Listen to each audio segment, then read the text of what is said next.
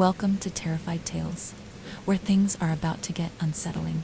Before we dive deeper into the darkness, make sure to like and subscribe. Let us know where you're listening from and what time it is. Are you brave enough to be here at night? Now, relax and let the fear take hold. Story 1. Alice and Thomas had never been superstitious, not even a little. They had always believed that the world was far more mundane than the stories told in hushed tones around campfires. Yet, there was something about the house that unsettled them from the moment they stepped through the door. The house was beautiful.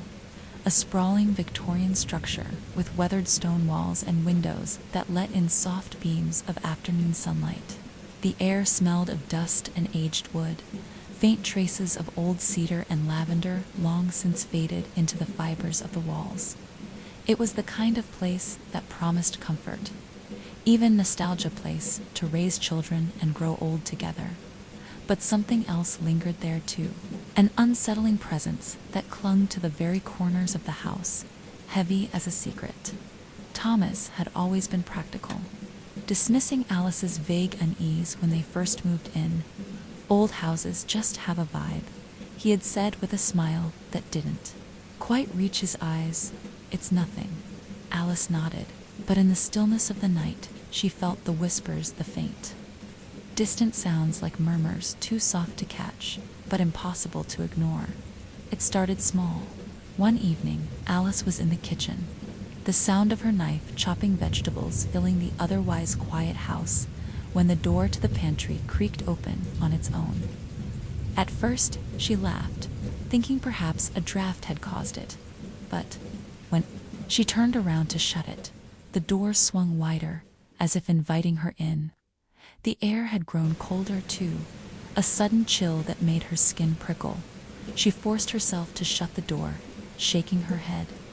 "It's nothing," she murmured, trying to calm her racing heart. Thomas was upstairs, no doubt immersed in whatever project had caught his attention. She didn't want to worry him with something so trivial. But even as she turned back to the vegetables, the house felt different. That night, as they lay in bed, a soft whisper skimmed across Alice's ears. It was a woman's voice, distant and too soft to understand, but unmistakably there. She froze, listening, but the whisper faded before she could grasp the words. Her breath caught in her chest as she turned to Thomas, his face peaceful in sleep, oblivious to the invisible presence in the room. The whisper returned each night after that, growing louder and clearer with each passing day. By the time they'd been in the house for a week, Alice found herself tiptoeing through the rooms, listening for any signs that the house was alive. She tried to ignore the feeling that someone was watching her. She tried to ignore the way the shadows seemed to stretch just a little too far in the corners of rooms. But the sense of being followed watch-tonely grew stronger. She didn't know what to do. How could she explain to Thomas that the house felt wrong? He'd only brush it off as nerves. But even he couldn't deny the small, unexplained things that began to happen.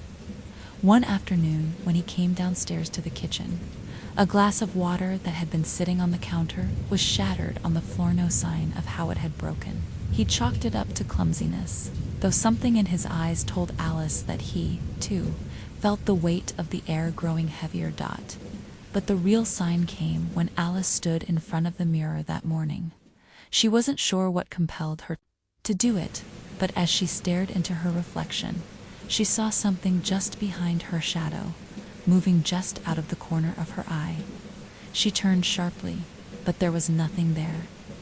Yet, when she looked back at the mirror, her own face was different.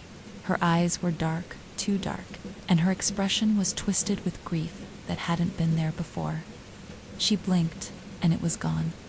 But the image lingered in her mind, a seed of doubt planting itself deep within her thoughts. That night, when Thomas went to bed, she stayed awake, lying in the dark. The house was still. Not a sound from the wind or the trees outside, just silence. But then, just as she was about to close her eyes, she heard it again. The whispered that time the words were clear. "I never left." It was a quiet evening, too quiet for Alice's taste. The kind of silence that makes the walls feel like they're closing in, pressing against your chest. Thomas had fallen asleep quickly, the comfort of the old bed soothing him into a deep slumber. Alice, on the other hand, lay wide awake, staring at the ceiling. The faint hum of the old house creaking and shifting in the cool night air seemed more pronounced than it had earlier in the day. The house was old, but in the comforting way that old things were supposed to be. It had a history, a charm, or so they thought. But every creak of the floorboards, every groan from the beams above, felt like something far more sinister than time simply passing. Alice rolled over onto her side, staring at the dim light spilling. Through the curtains, the streetlights outside cast long, distorted shadows that danced along the walls. She took in a slow breath, trying to relax, but the air seemed too thick, heavy with something unseen. The quiet was oppressive, and the whispering, there it was again, barely audible but unmistakable. A soft, feminine voice murmuring just beyond the edge of her hearing. She tried to tell herself it was just the house, the old pipes, or the wind. Anything but what she feared. The whisper wasn't normal, wasn't like the gentle sighs of the wind or the sound of the trees rustling outside. This was something else, something human, yet not. The voice came again, Alice, ... Her body stiffened, her heart racing, and she clutched the blanket to her chest, a chill creeping into her bones.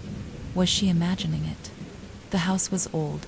After all, could the sounds be simply playing tricks on her mind? Her thoughts raced, grappling with rationality. But the cold dread that wrapped itself around her ribs wasn't something her mind could easily dismiss.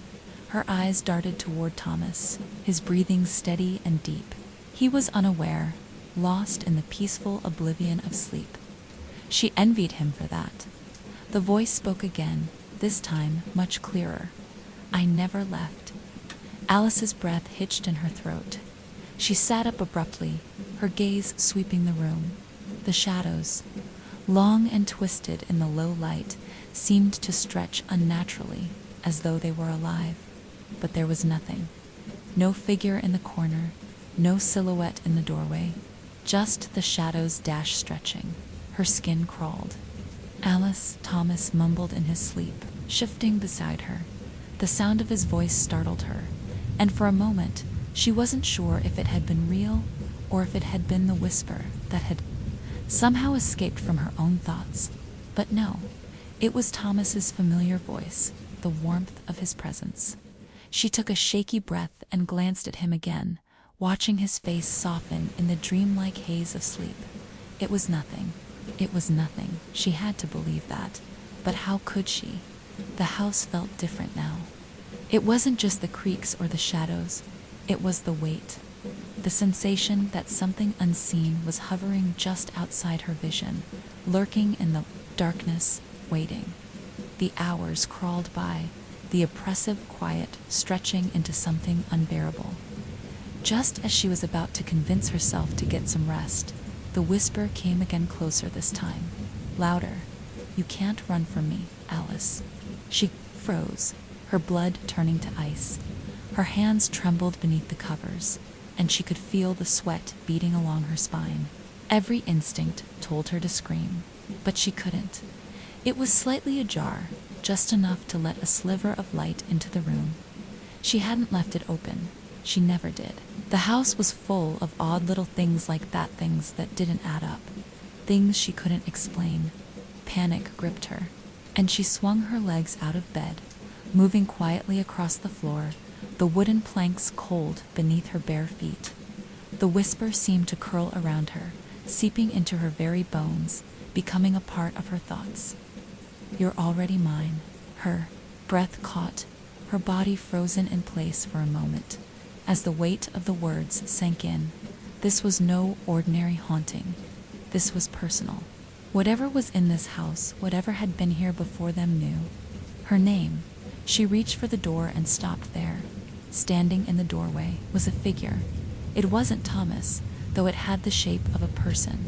The figure was tall and thin, wearing what looked like an old, tattered nightgown. Its face was obscured by shadows, the eyes hollow pits of darkness. For a heartbeat, Alice couldn't move, couldn't scream, couldn't even blink. She was paralyzed, held in place by the presence that radiated from the figure. Then, as though it had sensed her fear, the figure's head tilted at an unnatural angle, and Alice felt something cold crawl up her spine. It was as if the room had become smaller, the walls closing in on her, suffocating her. The figure stepped forward, and her body obeyed, moving on its own accord. She backed away slowly, the words tumbling from her lips in a frantic whisper. Thomas, Thomas, wake up, she cried, but her voice was weak, trembling. It felt like the room itself was swallowing her, each word absorbed before it could escape her mouth. The figure did not move. It only stood there, a silent sentinel in the doorway, watching her with an intensity that felt like it was boring into her very soul. And then, a faint whisper, again a voice that was not quite a voice, but an echo, a breath, a beckoning. Come closer. Alice's heart raced. Her thoughts fragmented, and in a single burst of panic, she turned and bolted toward the bed. Grabbing Thomas's arm, she shook him urgently. Thomas, wake up. Wake up now. But he didn't stir. His face was still peaceful, completely unaware of the terror that gripped her. Her hands shook as she tried to rouse him, and for a moment, it felt as though the house was closing in around her, trapping her in this nightmare of silence and shadows. She glanced toward the door again. The figure was gone. Alice's pulse was erratic now, her breath shallow. Was it real? She didn't know anymore. She wasn't sure if she had seen it at all, or if it had just been her imagination, her mind cracking under the weight of fear.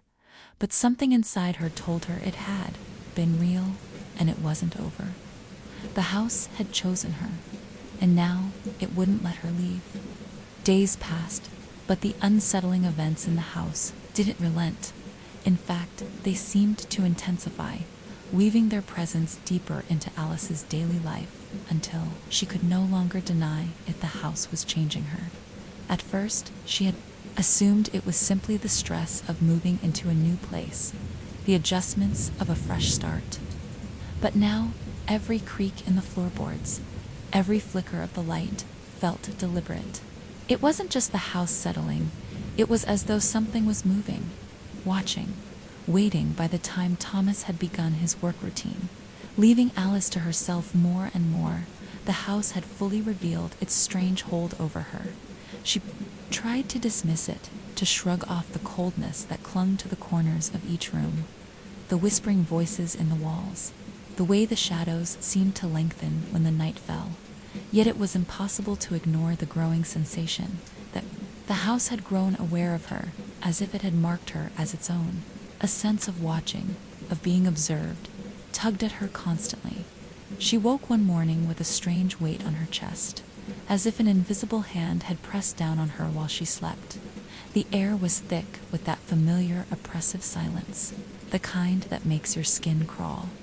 She tried to shake off the lingering sensation, but it wouldn't leave her. That morning, the house felt alive in a way that was far beyond the natural world. It felt as though it breathed with her, echoed with her every thought, and mirrored her every movement. The walls were closing in as Alice moved through the house that day. The atmosphere thickened. The silence was deafening, more suffocating than it had ever been before.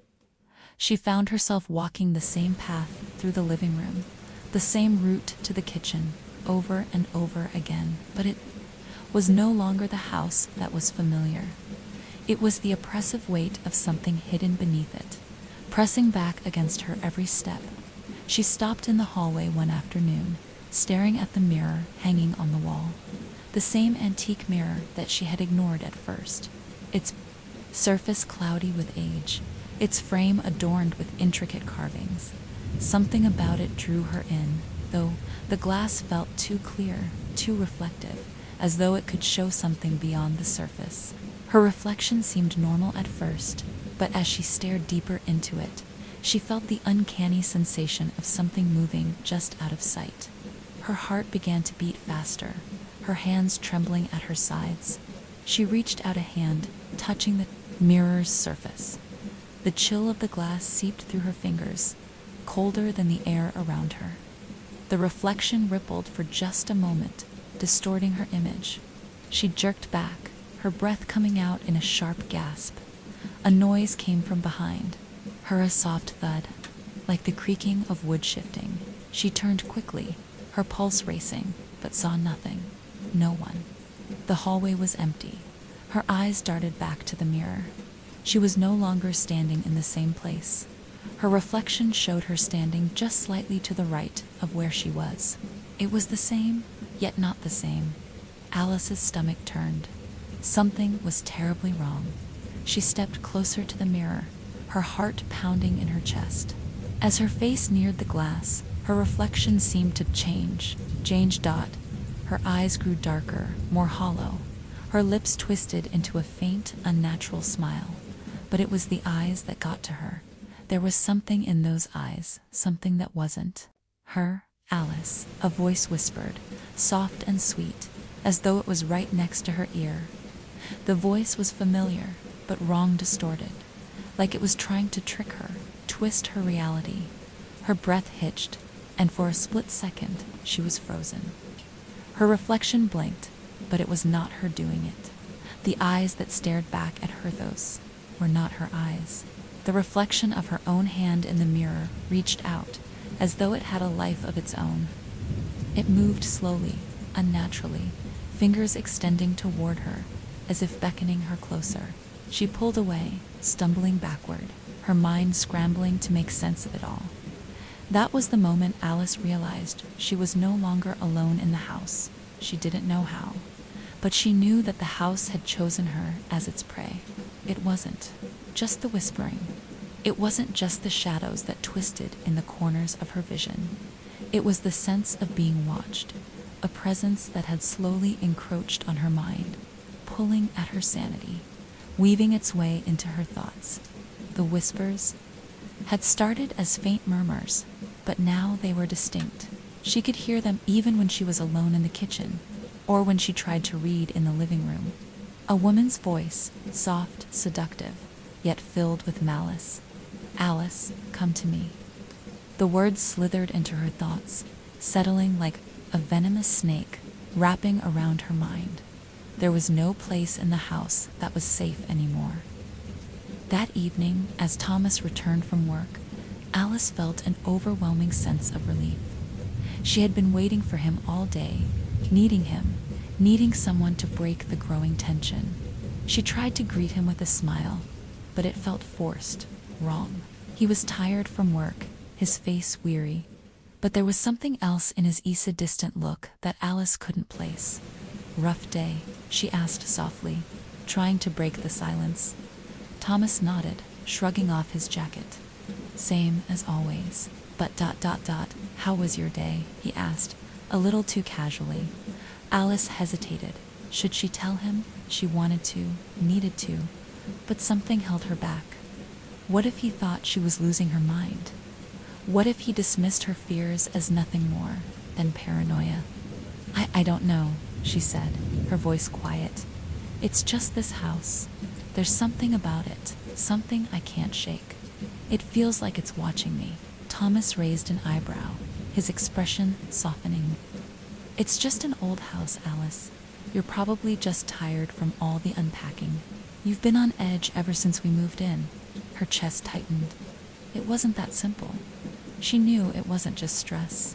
She knew it wasn't just the house settling. It was something else, something far worse. But Thomas didn't understand. Not yet. And maybe she couldn't blame him. How could she expect him to understand when she didn't fully understand herself?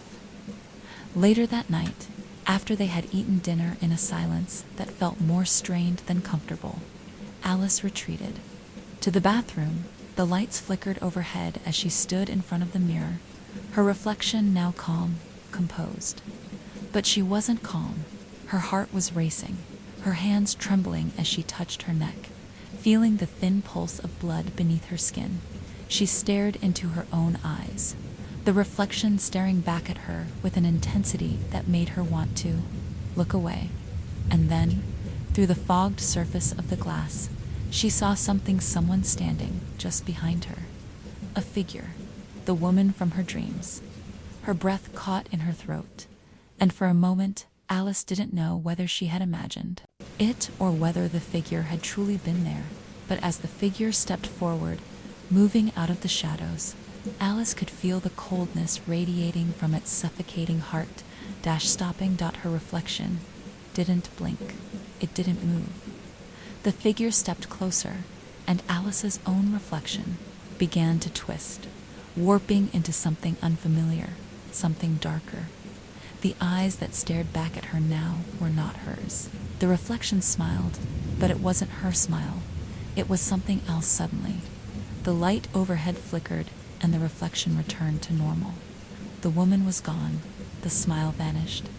Alice's pulse thundered in her ears, but the presence was still there, and it was growing stronger. The days that followed blurred together for Alice. Time seemed to warp inside the house, like the seconds and minutes were drawn out, suspended in an oppressive stillness. Every waking moment felt like a slow spiral downward, as though the house itself was pulling her deeper into its twisted web, thread by thread, inch by inch. It wasn't just the whispering anymore. It was the feeling of being watched hallways, watched hand, no matter where she went or how much she tried to block it out. The oppressive gaze of the house settled on her like a dark, heavy cloak. She couldn't shake it. To Thomas about the things she was experiencing, but each time his eyes would glaze over and he'd offer a tired smile. It's just the house, Alice. These old buildings have a way of playing tricks on your mind. You're probably just not getting enough sleep. You've been on edge for days now. His words meant to comfort only deepened the isolation Alice felt. She knew it wasn't just sleep deprivation or stress. It wasn't just an old house. It was something more. Something old, something ancient, something that had been waiting. For her, she started avoiding certain rooms, places where the air felt thicker, heavier. The upstairs hallway, for one, the mirror in the guest bathroom. Two, though she was never sure whether she feared the reflection more or the dark shape that often lurked just beyond her line of sight in that same mirror.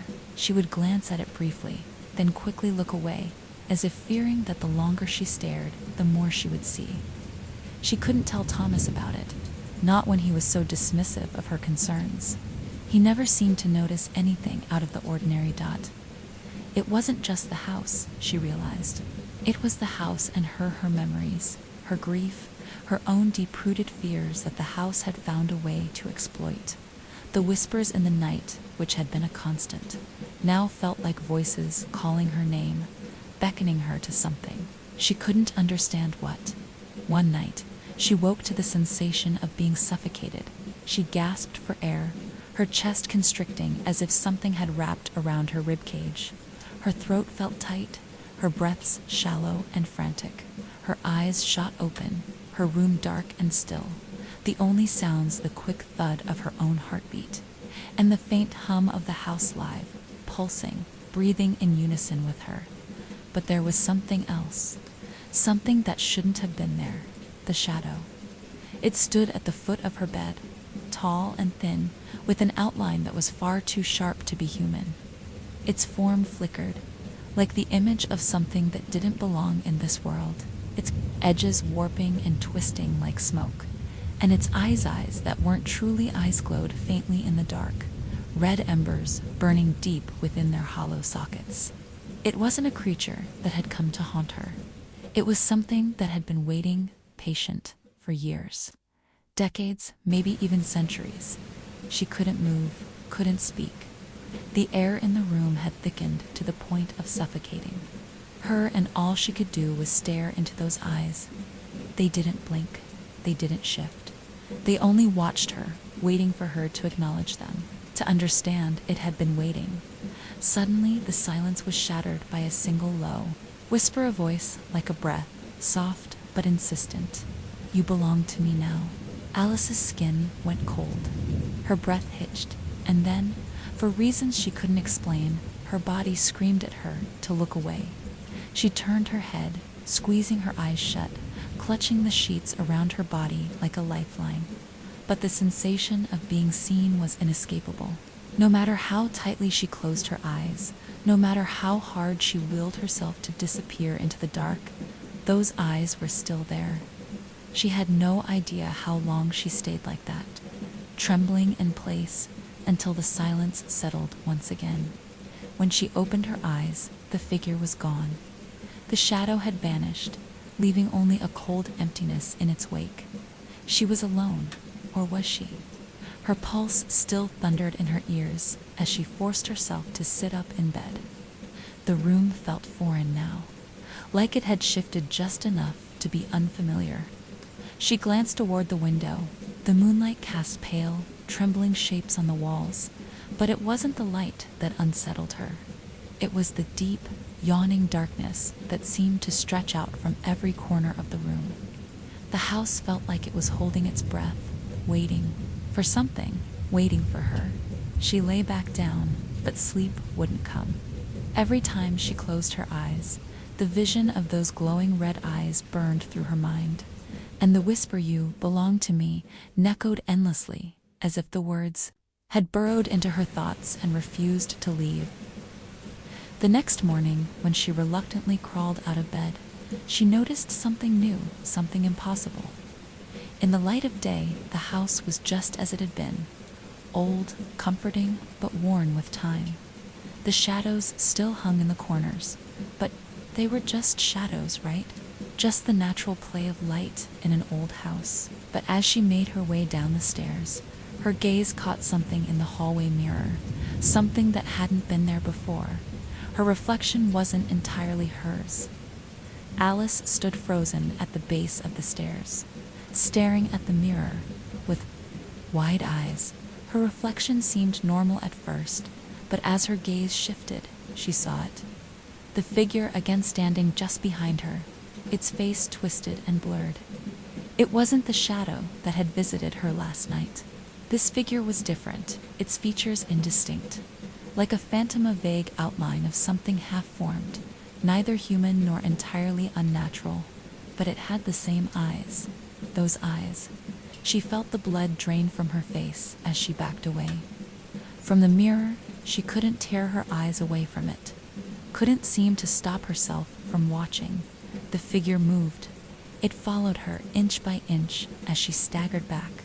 It leaned closer to the glass, its presence heavy, suffocating, until Alice's breath caught in her throat, and the mirror fogged up, the shape disappearing as the condensation settled. She couldn't breathe. She couldn't think. The whispering started again. This time, it was louder, clearer. "You're mine, Alice." It wasn't just a voice in her head anymore. It was a sound, deep and resonant, reverberating from the walls, from the very floors beneath her feet. The house was alive. It knew her name, it knew her fear, and it fed on it, drawing closer with each passing moment. She spun around, heart hammering in her chest. The house was no longer just a place. It had become something else, something that cradled her fear, fed off her vulnerability, nurtured her growing sense of dread. It had chosen her. Alice stumbled back into the living room, her heart pounding, her breath shallow and ragged. She needed Thomas. She needed him to understand. But how could she make him see what she was seeing? How could she convince him that this was real, that the house had become an extension of her nightmares? She thought of the shadowy figure, of the way it had stood there, watching her, waiting. And then she remembered the stories, the ones she had dismissed as folklore when they first moved in. The house had a history, one she had been too eager to overlook. They'd bought it on a whim, not considering the strange accounts that had surrounded it for years, the disappearances, the rumors of ghosts that haunted the halls, the whispers of a presence that lingered long after the last resident had died. She ran to the bookshelf, pulling down an old journal she had found hidden in the attic when they first moved in. The pages were yellowed, brittle with age. It was a woman's handwriting, faint and delicate, written long ago. Her hands trembled as she flipped through the pages, the faint scratching of the pen echoing in her mind. The last entry sent a cold shiver down her spine. It was dated the day before the woman had disappeared. It watches me. I see it in the mirrors. It follows me, waits for me to sleep. It is hungry. Her pulse raced. She slammed the journal shut, her mind reeling. The house had claimed its victims before. She wasn't the first. Days had passed. The house was closing in on Alice, suffocating her, wrapping its old bones around her like a shroud. The oppressive silence had become unbearable, and the whispers, which had once been subtle, now filled the air like a constant hum, ever present, pressing on her mind like a heavy hand. She couldn't sleep. She couldn't think.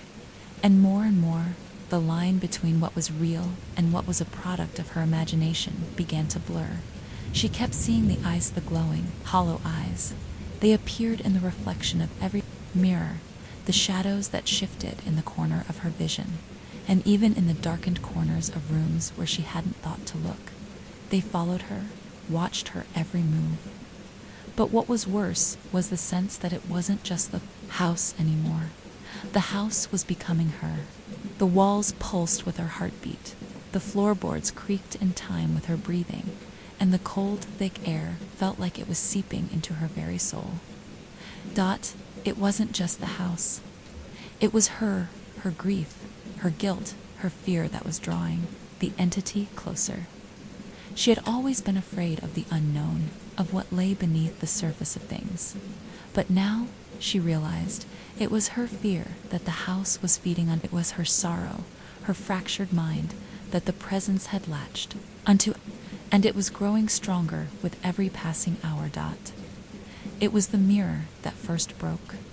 Her resolve, it had been another quiet evening to quiet, and Alice had found herself in front of the old bathroom mirror again, though she couldn't quite remember how she had gotten there. She stood, frozen, staring at the reflection of her own face, the hollowed eyes, the sunken cheeks. She looked wrong, like a ghost, a faded version of herself, someone who had been hollowed out from the inside. The woman she saw in the mirror was not the woman she thought she knew.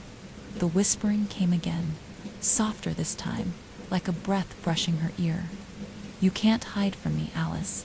You belong here. You were always meant to be here." And then, with a shock that made her knees tremble, the reflection in the mirror began to change. Slowly, the woman's face, her face twisted into a grin, a smile that didn't belong to her, but to someone, something else. It was as though the reflection was alive, twisting and pulling at her features until it wasn't her face at all. The figure in the mirror wore her face, but it wasn't her. With trembling hands, Alice reached toward the mirror, but before she could touch the surface, the reflection's smile widened impossibly, stretching like a grotesque caricature, and then it spoke loud, clear and chilling. "Come to me, Alice. You can't escape." Alice recoiled, stumbling backward. She was suffocating, her breath coming in ragged gasps. Her reflection was still there, watching her with those eyes, but the figure had begun to move on its own. It wasn't just a reflection anymore. It was something else, a part of the house, a part of the entity that had been waiting. A loud crash behind her snapped her out of the trance. She turned quickly, her heart pounding in her chest. The sound had come from the living room. She didn't want to go back in there. She didn't want to face whatever had broken the silence, but something urged her forward, a force beyond her control. She found Thomas in the living room, staring at the shattered pieces of the antique mirror they had hung on the wall. The once pristine glass lay in jagged fragments on the floor, but Thomas's expression was not one of surprise. It was one of recognition, as though he had been waiting for this moment, as though he had known this would happen. "Alice," he said, his voice low, strained. "It's starting. isn't it?" She nodded, her throat tightening with fear. She wanted to speak, to ask him what he meant, but the words were stuck in her chest. She looked at him, but he was no longer the man she had married. His eyes were vacant, hollow. There was something wrong with him, something that she couldn't explain. But she knew it wasn't just the house that had changed him. It was the entity that had claimed him too. "What's happening to us?" she whispered, her voice trembling. Thomas didn't answer immediately. He reached down, picking up a shard of the broken mirror. The jagged glass reflected the twisted image of his face, but he didn't seem to care. His eyes were fixed on the glass as if mesmerized by the distorted reflection. He smiled, then a twisted, knowing smile. "It's been here for so long," he said, his voice distant. "I can feel it inside me. It's waiting for you, Alice." Fear clawed at Alice's chest as she backed away, her pulse quickening. Thomas was changing, just like the house had changed. She had seen it in the way he moved, the way his eyes had started to grow darker, colder. Something had taken root in him. And it wasn't just the house, Thomas. "Please, we need to leave. We need to leave this house," she pleaded. But her voice was small, desperate. She couldn't understand it. He wasn't acting like the man she knew. He was slipping away. "I can't leave, Alice," he said softly. "This is where we belong now. You know that, don't you? We were always meant to be here. The house chose us. He stood up then, holding the shard of glass in his hand, the jagged edge catching the light. His face was blank, but his eyes gleamed with a terrible understanding. "Alice, we're part of it now." Alice felt the ground beneath her feet shift, as though the very house was changing shape, altering its foundation. The walls felt like they were closing in on her, and the air grew thick with the smell of damp earth and rot. Something was moving through the house, something she couldn't see but could feel like a weight pressing on her chest, suffocating her, pulling her down. She looked at Thomas one last time. The man she loved, the man who had always been so strong, was slipping away, and the worst part was that she was helpless to stop it. In the stillness that followed, Alice heard something else, something that sent a chill crawling down her spine. From deep within the house, a low, resonant hum began to rise. It was like the sound of a distant chant, a slow, hypnotic rhythm that seemed to resonate in the very air. It wasn't a sound she could hear with her ears alone. It was a sound she felt in her bones. In her very soul, the walls of the house groaned in response, and the hum grew louder, vibrating in the air until it became all-encompassing. The whispers joined in like a choir of voices, all speaking her name, all beckoning her into the dark, into the unknown. Alice felt her mind unraveling, her grip on reality slipping away as the house seemed to speak to her, promising her peace, offering her escape if only she would join it. Her eyes locked with Thomas's, and she could see it, the darkness. In his gaze he was lost, swallowed whole by whatever force had taken him. The man she loved was no more. The man before her was just a shell, empty and broken, a vessel for the thing that lurked within the walls. The house was not just a place. It was a living, breathing entity, and it was consuming them, piece by piece. "Alice," Thomas whispered, again his voice soft, almost tender. "It's not too late. Come with me. Join us." The figure in the mirror, the one with the glowing eyes, had returned in full force. It wasn't just in the reflection, now it was here, standing beside her, its form barely distinguishable from the shadows that now surrounded them both. Alice could feel its presence close, suffocating, pressing on her chest like a hand around her heart. It was the house. It was everything. It was the past, the future. The shadows of the living and the dead all twisted together into one insidious force. With a final, desperate sob, Alice turned away, stumbling toward the door. She couldn't stay. She had to leave. But the door wouldn't open. The walls seemed to bend inwards, closing in on her. The windows were dark, nothing more than black voids. The house was no longer just a house. It had become a prison, and she was its captive in the darkness. Alice heard the whisper once more, louder now, wrapping around her like a strangling vine. "You belong here, Alice." The doors slammed shut with a deafening crash. The house had claimed her. The world outside the house was nothing but a distant memory now. Alice could no longer distinguish between the world she had known and the one she was trapped in. Time, too, had ceased to exist. The days blurred together, and her once sense of reality dulled to the point of irrelevance. The walls, the floors, the very air it all felt like part of her now. The house had consumed her, and in return, she had become an unwilling part of its grotesque, decaying pulse. She had tried to leave, tried every way possible to escape, but it was useless.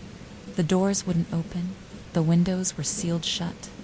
The house had grown aware of her attempts, had sensed her desire to break free, and it had tightened its grip. There was nowhere to run, nowhere to hide. She had stopped sleeping days ago, maybe. Longer, and when she closed her eyes, she saw only darkness. When she opened them, she saw only the twisted shape of the house, each room more alien and oppressive than the last. She wandered aimlessly through the halls, as though the house was guiding her, drawing her deeper into its haunted core. The echo of those whispered voices, soft and insistent, was ever present, tugging at her mind, beckoning her toward something that she couldn't name, but knew was waiting for her. The walls seemed to grow warmer, the air thicker, as though the house itself had come alive, its pulse mirroring her own quickening heartbeat. She hadn't spoken to Thomas in what felt like days, though she couldn't be sure. He had disappeared into the depths of the house as well, swallowed up by whatever dark force had taken hold of him. His eyes, those vacant, hollow eyes, no longer belonged to the man she had married.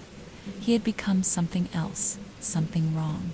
He would speak to her in hushed tones, offering cryptic words, and then disappear into the shadows again, leaving her to wander, confused and alone. Every time she tried to find him, the house seemed to shift, to bend reality itself so that she would always be just out of reach of him, as if the house was playing some cruel game with her.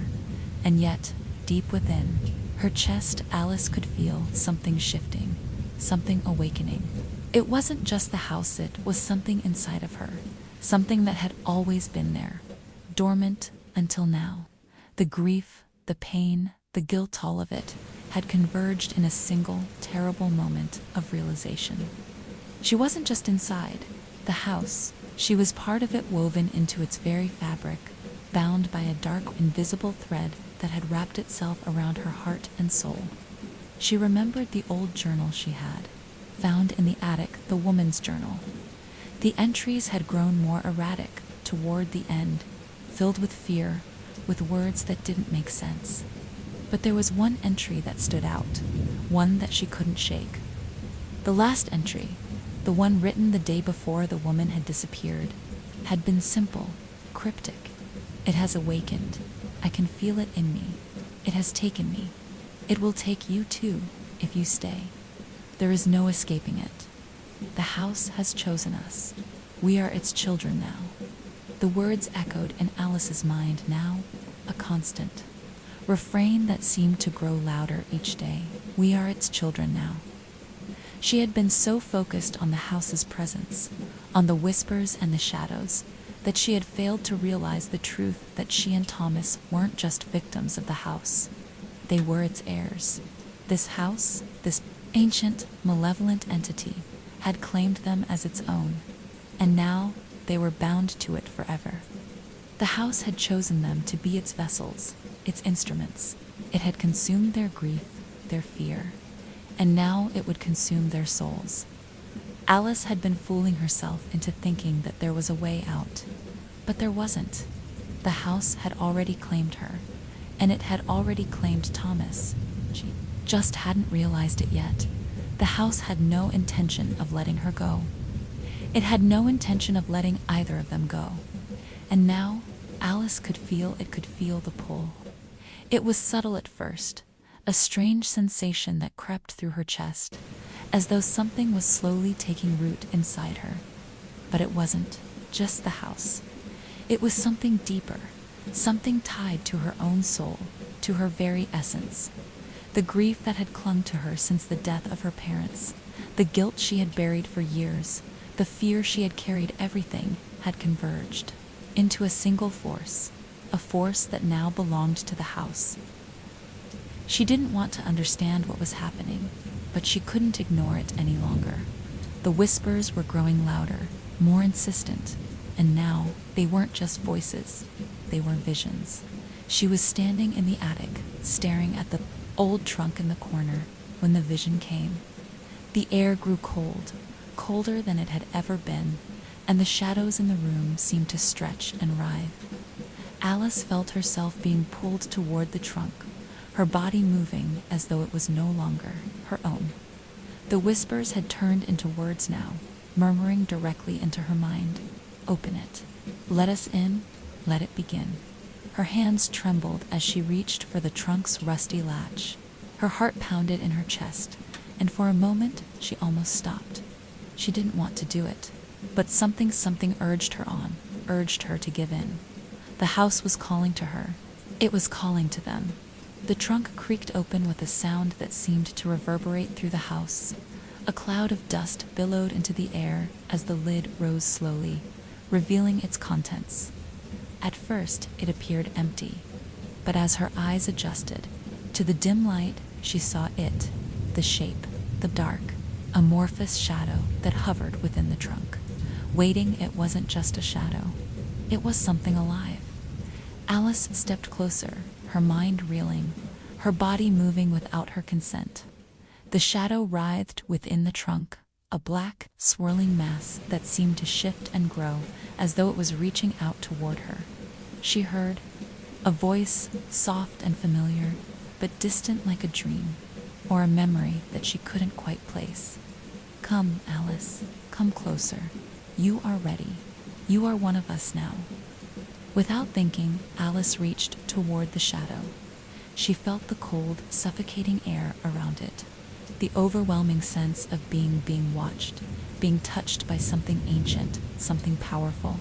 She could feel the weight of it pressing on her mind, on her very soul. It was in her, and it was pulling her in, drawing her toward the abyss. And then she saw it. It wasn't Thomas's. It was a face that had been there all along, hiding in the shadows, hiding in the mirrors. The face of the entity, the one who had been waiting all this time, the one who had been feeding off her fear and grief, the one who had chosen her. She had been chosen. She had always been chosen. The face smiled at her, its eyes glowing red, its mouth stretching impossibly wide. It was a grin that didn't belong to anything human. And as it reached out to her, its tendrils of darkness wrapping around her, Alice realized the truth. She wasn't just a prisoner in the house. She was the house. The house and its inhabitants, its whispers and its shadows, they were her, and she was them. And as the darkness closed in, swallowing her whole, Alice understood. There was no escaping this place. There never had been. The house had chosen her, and now it would never let her go. The house felt different now. Alice could feel it in her very bones, the slow pulse of the building, the way the walls seemed to breathe with her, as though it had always been this way, as though she had been here all along. But that feeling, the gnawing, relentless pressure, was different now. It wasn't just her mind unraveling anymore. It was the house. It was everything. The darkness had completely consumed the house, its every inch pulsing with that deep, unearthly rhythm. The shadows had grown thicker, darker, their twisted shapes more distinct and tangible. The whispers were louder, more persistent, a chorus of voices, all demanding something of her. Alice had begun to understand that this was her fate, that she had never truly had a choice. From the moment she had stepped inside, the house had claimed her just as it had claimed all those before her. And the ones who had come before her, Those whose memories clung to the house like mildew had known this too. They had known the price of being chosen. But what did that mean? What was the price? She had no answers. She had no more questions. She had no strength left to fight. It had all broken her will, her resolve, her heart. Grief had driven her. Here, grief and guilt. And it was that same grief that had made her weak, made her vulnerable. She couldn't escape it. She couldn't escape the house. The shadows in the corners of her vision had begun to take on a different shape now. A shape that felt all too familiar. As she moved through the house, she would catch glimpses of a figure, standing motionless, hidden just beyond the light. A figure in a long dark coat, its face obscured by the shadows, standing like a sentinel, watching her every move. At first, she thought it was just her mind playing tricks on her, but soon she realized it wasn't her mind at all. It was him, Thomas, but Thomas wasn't the same. He had changed. Too had become something beyond human, something bound to the house just as much as she was. His eyes, the once familiar brown that had held so much warmth, were now dark, unfathomable pits of blackness. His skin was pale, almost translucent, as if all life had drained from him, leaving only a husk. But it was his presence that terrified her most. There was nothing of the man she had loved left in him.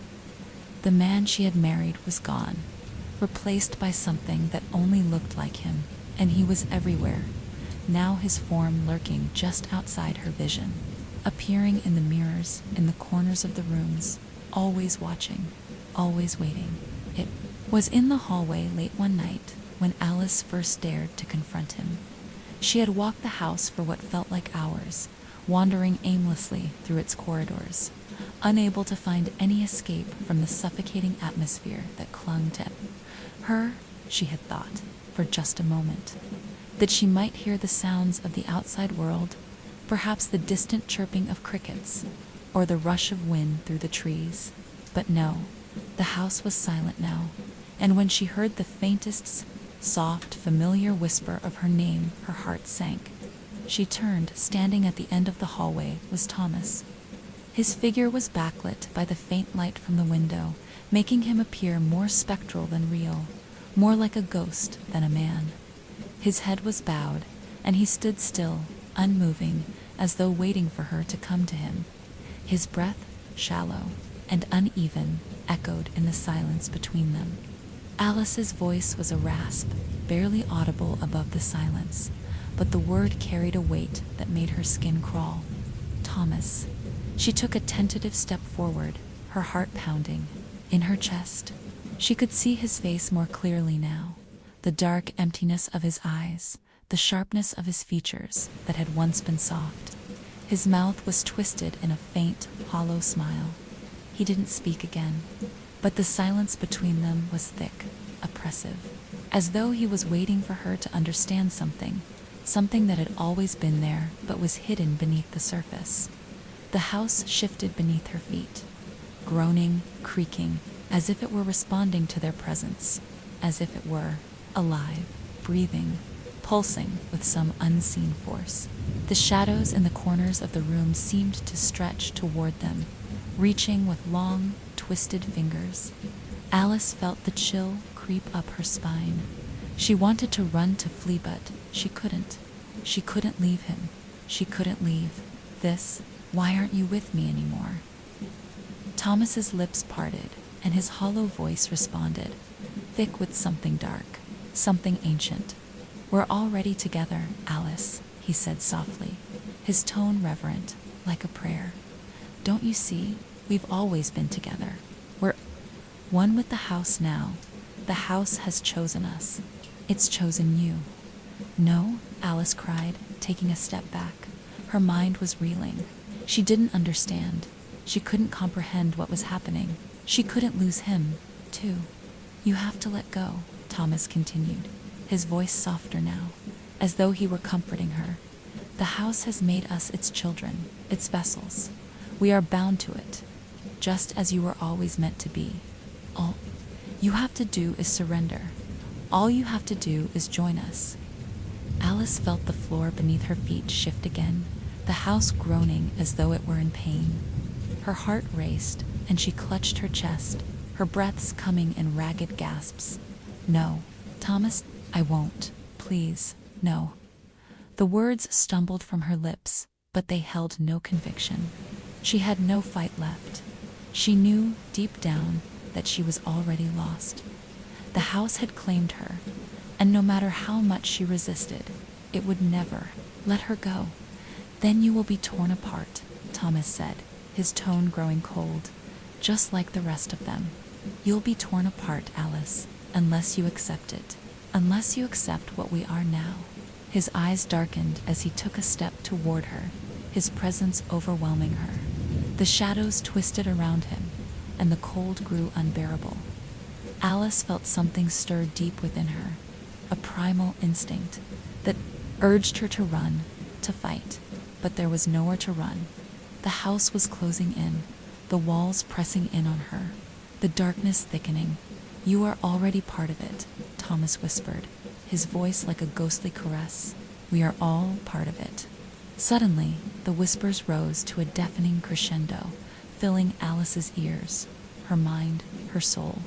They were everywhere now, voices of the past, the forgotten souls who had been claimed by the house, who had given themselves to it, just as she was being asked to do. They were no longer separate. They were all one. The house was them, and they were the house. And Alice understood. The sacrifice wasn't just her body, it was her soul. Her grief, her guilt, her fear had led her here. The house had fed on it, had used it to draw her in, and now it demanded everything. She could feel herself slipping away, her consciousness unraveling, as though the house was claiming not just her body, but her very essence. She turned her gaze toward Thomas, his hollow eyes fixed on her, waiting for her to make the choice. There was no more time. She knew what she had to do. The house had already claimed her. The shadows twisted around her, pulling her toward the darkness, pulling her into the waiting embrace of the house. She surrendered, and in that moment, as the last thread of her humanity was torn away, Alice became part of the house, part of the darkness that would never let her go. The house had claimed her, and she was no longer Alice. She was one of them. The house was alive in a way that Alice had never fully understood until now. It pulsed with an energy so ancient that it seemed to warp the very fabric of time itself. The walls vibrated with a low hum, a steady beat like the thrumming of an enormous heart, echoing through every corner of the house, every corridor and room. She could feel it inside her now, this pulse, this hunger that had taken root in her chest, filling the void left by her humanity.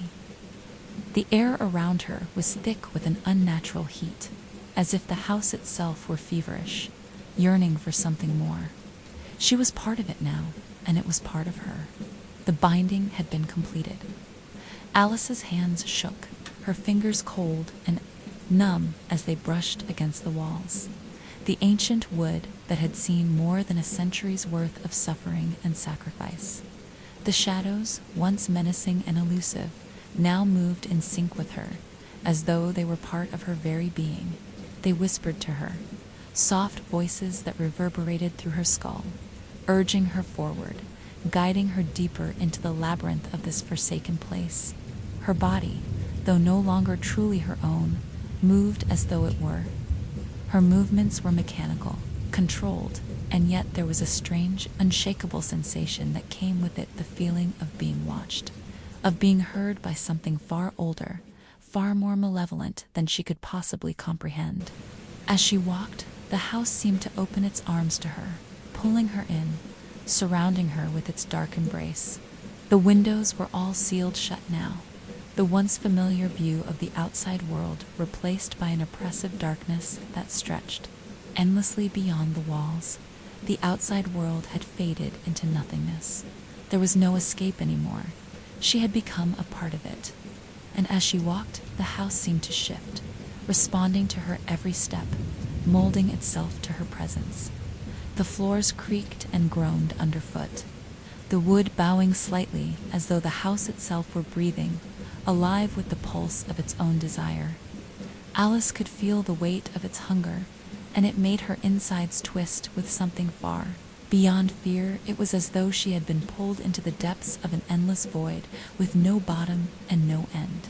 Time itself had become a haze, the hours stretching and collapsing, melding into one singular, unbroken moment. She had no memory of the days or nights of when she had last eaten or slept. The house had consumed all of her time, all of her thoughts, until there was nothing left but the overwhelming presence of the entity that now ruled her every sense. And Thomas Domus was here, somewhere in the darkness. She could feel him, his presence lingering in the corners of her mind like a distant echo. She had thought, at first, that the worst part had been the realization that she was trapped in a house that had claimed her.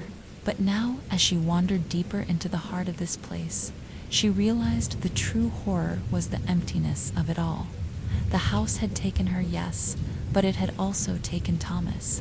It had twisted him into something unrecognizable, something not quite human, something bound to the very walls that now held her prisoner.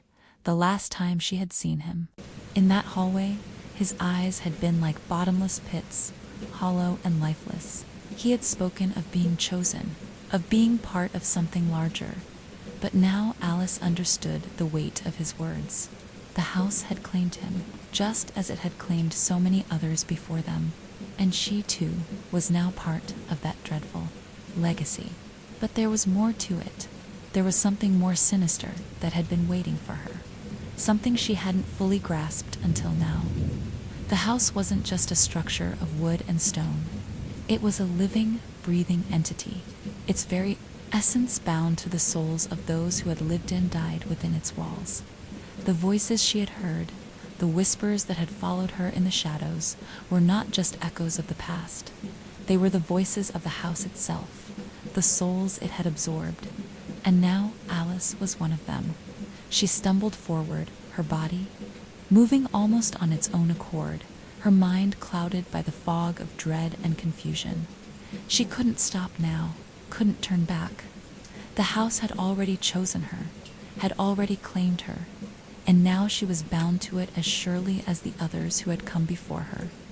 The hall stretched out before her, endless, the walls closing in on either side, the shadows thickening like a living thing. As she moved, the house seemed to respond to her presence, flickering lights above her, the creaking of the floorboards beneath her feet, the low, mournful groans that echoed through the rooms, as though the house were calling to her, beckoning her closer. The temperature dropped, a cold that seeped into her bones and made her shiver, but she kept walking. She couldn't stop now, and then, in the distance, she saw it. A door. The door that had always been there, but had never opened before. The door at the end of the hallway. The one that had been locked, sealed shut by an unknown force. But now it was standing ajar, just slightly, as though waiting for her to walk. Through it, Alice stopped in front of it, her breath catching in her throat. The door seemed to hum with energy, the very air around it vibrating with an unnatural power. The whispers had become louder, more insistent now, a choir of voices all speaking in unison, urging her on, urging her to enter. She hesitated, a cold sweat breaking out on the back of her neck. She had felt the pull before, the house drawing her toward it, but now the sensation was different. It was as though the door was a threshold, a point of no return. Behind that door was something she was meant to find, something that would make her understand the truth of what she had become. But even as she reached for the door, something deep within her rebelled. She had been chosen. She had been consumed. She had no place in this world anymore. The house had taken everything from her, and now it was asking for the final sacrifice. Her hand hovered over the door, her fingers trembling as she pushed it open. Inside was nothing but darkness. She stepped through the doorway, the shadows swallowing her whole. The air inside was thick, heavy with the weight of something she could not see, could not comprehend, but that she could feel all around her. The temperature had dropped even further, and she could see her breath misting in front of her, a cold that made her teeth chatter. The room was empty, save for a single chair in the center. It was an old wooden chair, worn and cracked with age, its surface smoothed by years of use. There was something familiar about it, something that pulled at the corners of her memory, and then she understood. The chair was for her. It was her final choice, the one she had been resisting, the one she had been running from. The house had demanded a sacrifice, her sacrifice. It had taken her mind, her heart, her very soul. But there was one thing left. The house demanded everything. And in that moment, Alice realized that the only way out was through. Her body moved on its own, guided by an invisible force as she sat in the chair, the cold wood biting into her skin. The shadows closed in around her, their whispers now a deafening chorus. Her pulse quickened, her breath shallow. The weight of everything that had happened, the grief, the guilt, the fear came crashing down on her. She closed her eyes. This is the end the house had claimed her, and now it would claim everything. The shadows enveloped her completely, the darkness pressing in from every side, the voices rising to a maddening crescendo. And then, as the final breath left her body, as she exhaled one last time, there was a stillness, a moment of perfect silence. And then Alice was gone. The house had taken her. The silence that followed Alice's disappearance was unlike anything that had come before. The house, its hunger temporarily sated, seemed to breathe more slowly now, its pulse less frantic, more languid, as if it had achieved some terrible satisfaction. The air was thick with a sense of finality, a heaviness that clung to every inch of the house, suffocating it. And yet, in some strange way, it was also the calm before the storm. The darkness didn't retreat. It waited outside. The world continued, oblivious to the horror unfolding within the crumbling walls of the house. No one knew. No one would ever know. Those who had gone before Alice had been forgotten, their stories swallowed up by time, their names erased by the relentless march of history. And now Alice, too, would fade into the shadowy embrace of the house, her story lost to the whispers that would forever echo in its halls. But the house, for all its hunger, was not satisfied. It wasn't just the flesh, the bones, or the soul it consumed. It needed something deeper, something more intangible. It needed the truth. It needed to know, to remember, to bind itself to the past and the future alike, to the ones who had walked its halls and left their mark on its walls. And now, as Alice sat bound in that chair, her essence melding with the house itself, a new truth began to unravel. In the darkness, her mind wandered, no longer fully tethered to the world she had once known. She was trapped within the walls of her own consciousness, unable to move, unable to escape. But she could feel the house, the way it reverberated around her, the way it knew her, knew everything about her. It had known her, after all, since the very first time she had stepped into its oppressive presence. The truth began to bleed through the cracks of her mind, slowly, like ink dripping through water. Alice hadn't been chosen randomly. She hadn't been a victim of mere circumstance. No, the house had known her before. It had known her grief, her loss, her every hesitation and desire. It had fed on her from the very moment she had walked through its door, and it had been waiting for this moment, for the final moment of surrender. The house was not just a place. It was a memory, a collection of memories. It held everything inside it, everything that had ever been, and everything that had ever been lost. It was an archive of suffering, of love, of regret. It had seen the birth of families and the death of them. It had witnessed the joy of children growing up and the sorrow of those left behind. The house was not just haunted by ghosts.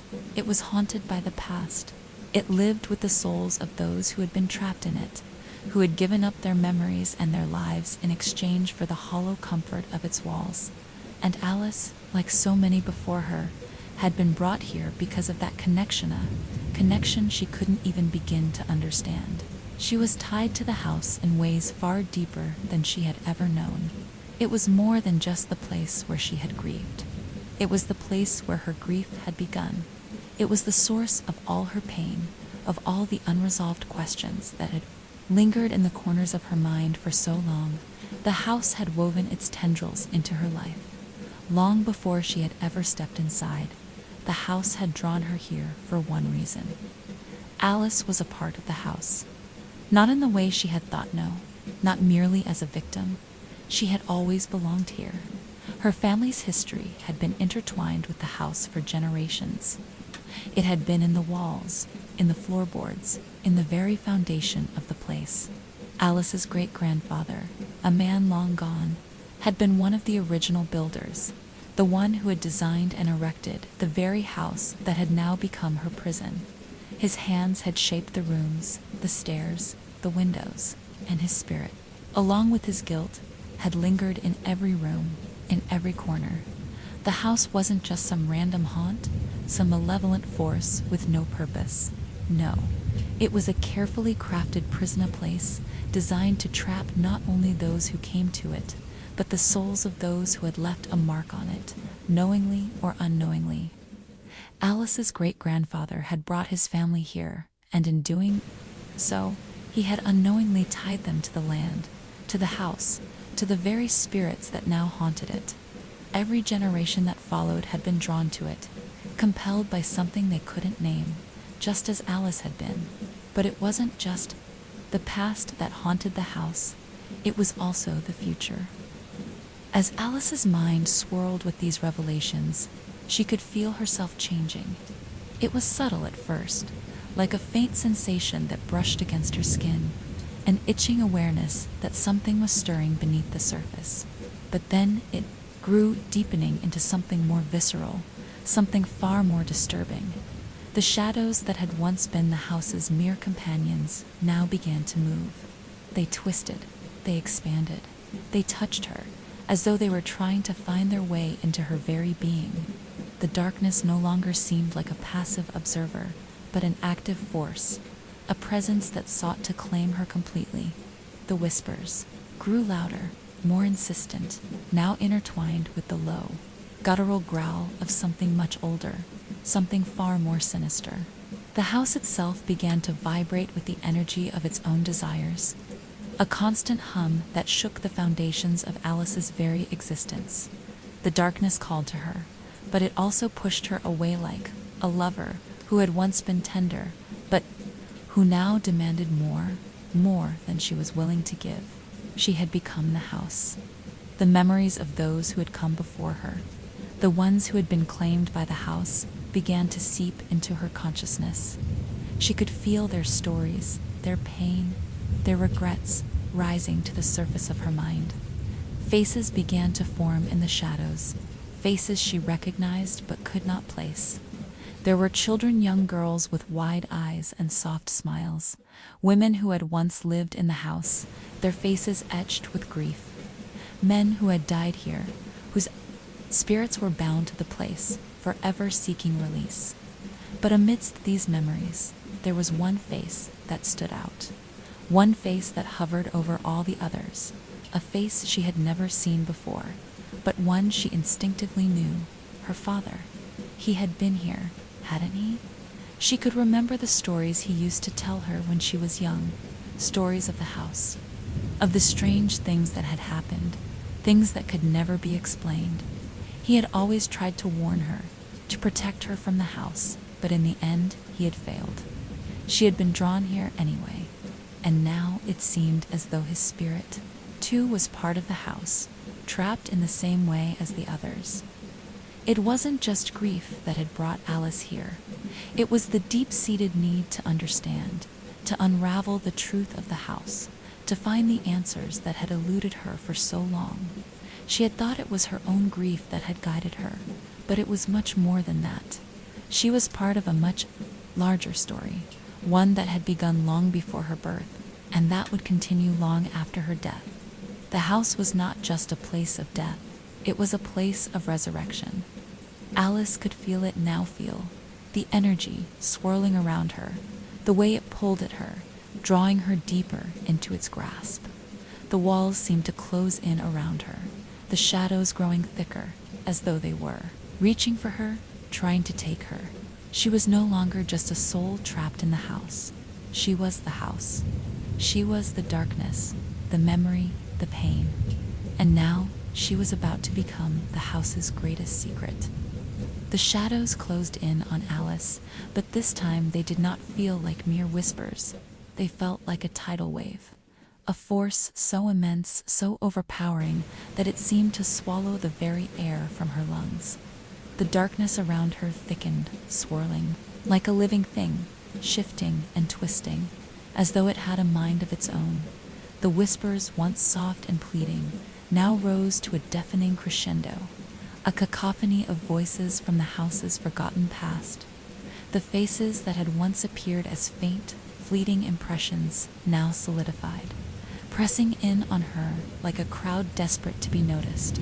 She stood in the heart of it all, her body locked in place, her eyes wide as she tried to make sense of what she was seeing. The room, once empty, was now alive with memories, horrible, fractured glimpses of those who had come before her. Children with hollow eyes, their skin pale as though drained of life, reached out to her from the walls, their fingers scraping the air in search of something they could never hold. A woman, her face twisted with pain, appeared in the corner, her voice echoing in Alice's mind, repeating one word over and over: help, help, help. But Alice could not help them. She could not save them, for they were not alive. They were bound here, trapped in the same web of time and space that had captured Alice herself. They were echoes of the past, souls that had been lost to the house, whose cries had been swallowed by its walls. And now Alice was one of them. The air grew heavier, pressing in on her from all sides. The cold, biting air wrapped around her like a vice, causing her to shiver uncontrollably. The voices grew louder still, their words now indistinguishable, a swirling storm of desperation. And then, amid the chaos, one voice rose above all the others, a voice she recognized, her father, Alice.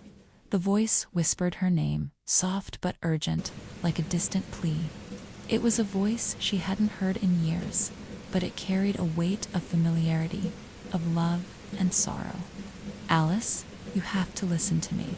Her heart lurched in her chest, and she turned, searching the darkness, her eyes frantically scanning the room, desperate for any sign of him. But the shadows swallowed him whole, and his voice faded into the overwhelming din of the others. Alice, you must choose. You must choose before it's too late. If you do not choose, it will be you who is lost forever. His words were sharp, cutting through the haze of fear and confusion, but they did not comfort her. Instead, they filled her with a sense of dread so profound that her stomach twisted with nausea. A choice. She had no idea what kind of choice she was being asked to make, nor did she understand what it meant for her. But the desperation in her father's voice made it clear that it was a choice of no return. And then, as if in answer to her confusion, the shadows parted before her, revealing something, or rather, someone standing in the center of the room. The figure was shrouded in a cloak of darkness, its features obscured, but its presence was undeniable. It was tall, towering over her, and there was an air of ancient power surrounding it, an energy so palpable that Alice could almost taste it. The figure reached out toward her with long, bony fingers, its presence so overwhelming that she could feel her breath catch in her throat. You've been here before? The voice was low, almost soothing, but there was a chilling finality to it. You've always been here. The words slid into Alice's mind, and she recoiled as though struck. She knew this voice, though she had never heard it before. She could feel it in her bones, a deep recognition that twisted her gut with a force she could not explain. "You were chosen long before you knew," the figure continued. "The house has always been yours. Your blood runs through its walls. And now it will claim you." The figure stepped forward, and Alice instinctively took a step back, her heart pounding in her chest. She wanted to scream, to run, to do anything to escape this awful truth, but her body wouldn't move. The house had routed her to the floor, had woven its essence into hers. The figure said again, this time more forcefully, "You must choose to remain here or to leave."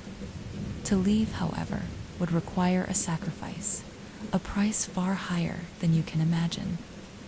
Alice's mind raced. Leave the house. But how? She could barely even understand what was happening. The room, the shadows, the voices, all of it felt so real yet so unreal. She didn't know what was real anymore. She didn't know what was her. And then another voice, one she hadn't expected, cut through the tension like a knife. Her own. "I don't want this," she whispered to the darkness. "I don't want to be here. I don't want to stay." Her words seemed to shake the air itself, causing the shadows to recoil slightly, as if surprised by her defiance. But the figure only laughed, a cold, hollow laugh that seemed to reverberate through her very soul. "None of you want this," it said, "but you have always wanted to understand, haven't you? To know the truth, to face the past. You, Alice, are no different than the others who came before you. They, too, sought the truth and paid the price." The house seemed to pulse again, this time with a more sinister rhythm, as though the very air itself were thickening around her, choking her with its suffocating weight. The figure stepped closer, its presence oppressive, almost suffocating. "Your father," it began, its voice heavy with meaning. "Your father knew this house.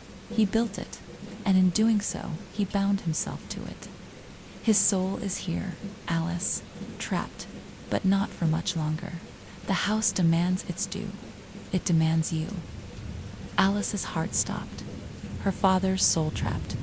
She had always wondered what had happened to him after his death, but this was too much. She hadn't wanted to believe it. She couldn't.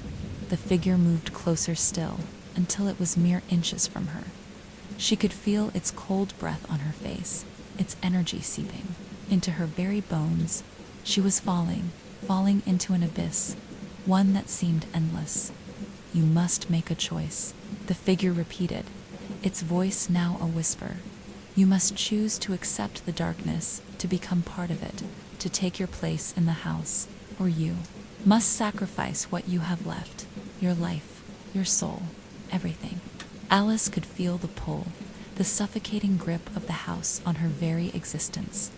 It was offering her two choices, but neither of them felt like freedom.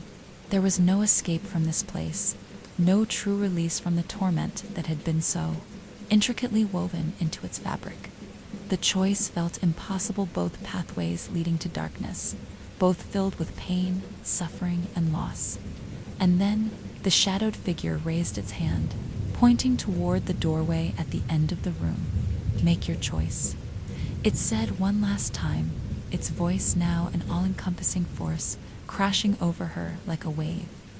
Alice stood there, frozen, as the weight of the decision pressed down on her. She had spent her entire life running from the truth, running from grief, from loss, from the knowledge that she would never be the same. But this was something different. This was something she could no longer run from. The house waited for her answer, and as the room closed in around her, and her mind spiraled deeper into the abyss, Alice realized there was no turning back. There had never been a choice to begin with. Alice's body trembled, but her mind had gone still, as if her very essence had been split between two worlds. One foot was anchored in the grim reality of the house, its oppressive walls, its creeping shadows, its cries from the past. The other floated in a disembodied limbo, caught between the present and the memories that the house so eagerly offered. Her breaths came in shallow gasps, and the pulsating energy of the house seemed to beat with every thudding pulse of her heart, as though it were attuned to her every thought, every fear. The figure, the dark presence that loomed before her, hadn't moved, but its power, its pressure on her soul, had only increased. The suffocating coldness that radiated from it wrapped around her like a vice, squeezing the breath from her lungs. Every part of her being screamed to escape, to find freedom, to break away from the haunting, suffocating grip of the house. But her body, still bound by invisible forces, would not obey. It was as though the house itself was feeding on her indecision, her hesitation. She could feel the floor beneath her vibrate, the shadows grow denser, the air thick with malice. The house was alive in a way that no ordinary building could ever be. It was more than just bricks and wood, more than just the echo of footsteps or the ghosts of those who had died within it. It was a living thing, a predator, and its hunger was insatiable. You understand now, don't you? The voice of the figure was no longer distant, no longer a whisper in the background. It was inside her head, inside her very thoughts, weaving through her mind like threads of darkness. You are part of this house, Alice. It has claimed you, as it has claimed all who have come before. You are not merely trapped in its walls. You are bound to it, woven into its fabric, just as your father was before you. The truth felt like a blow to her chest, and her knees nearly buckled beneath her. Her father, ... He had been part of this.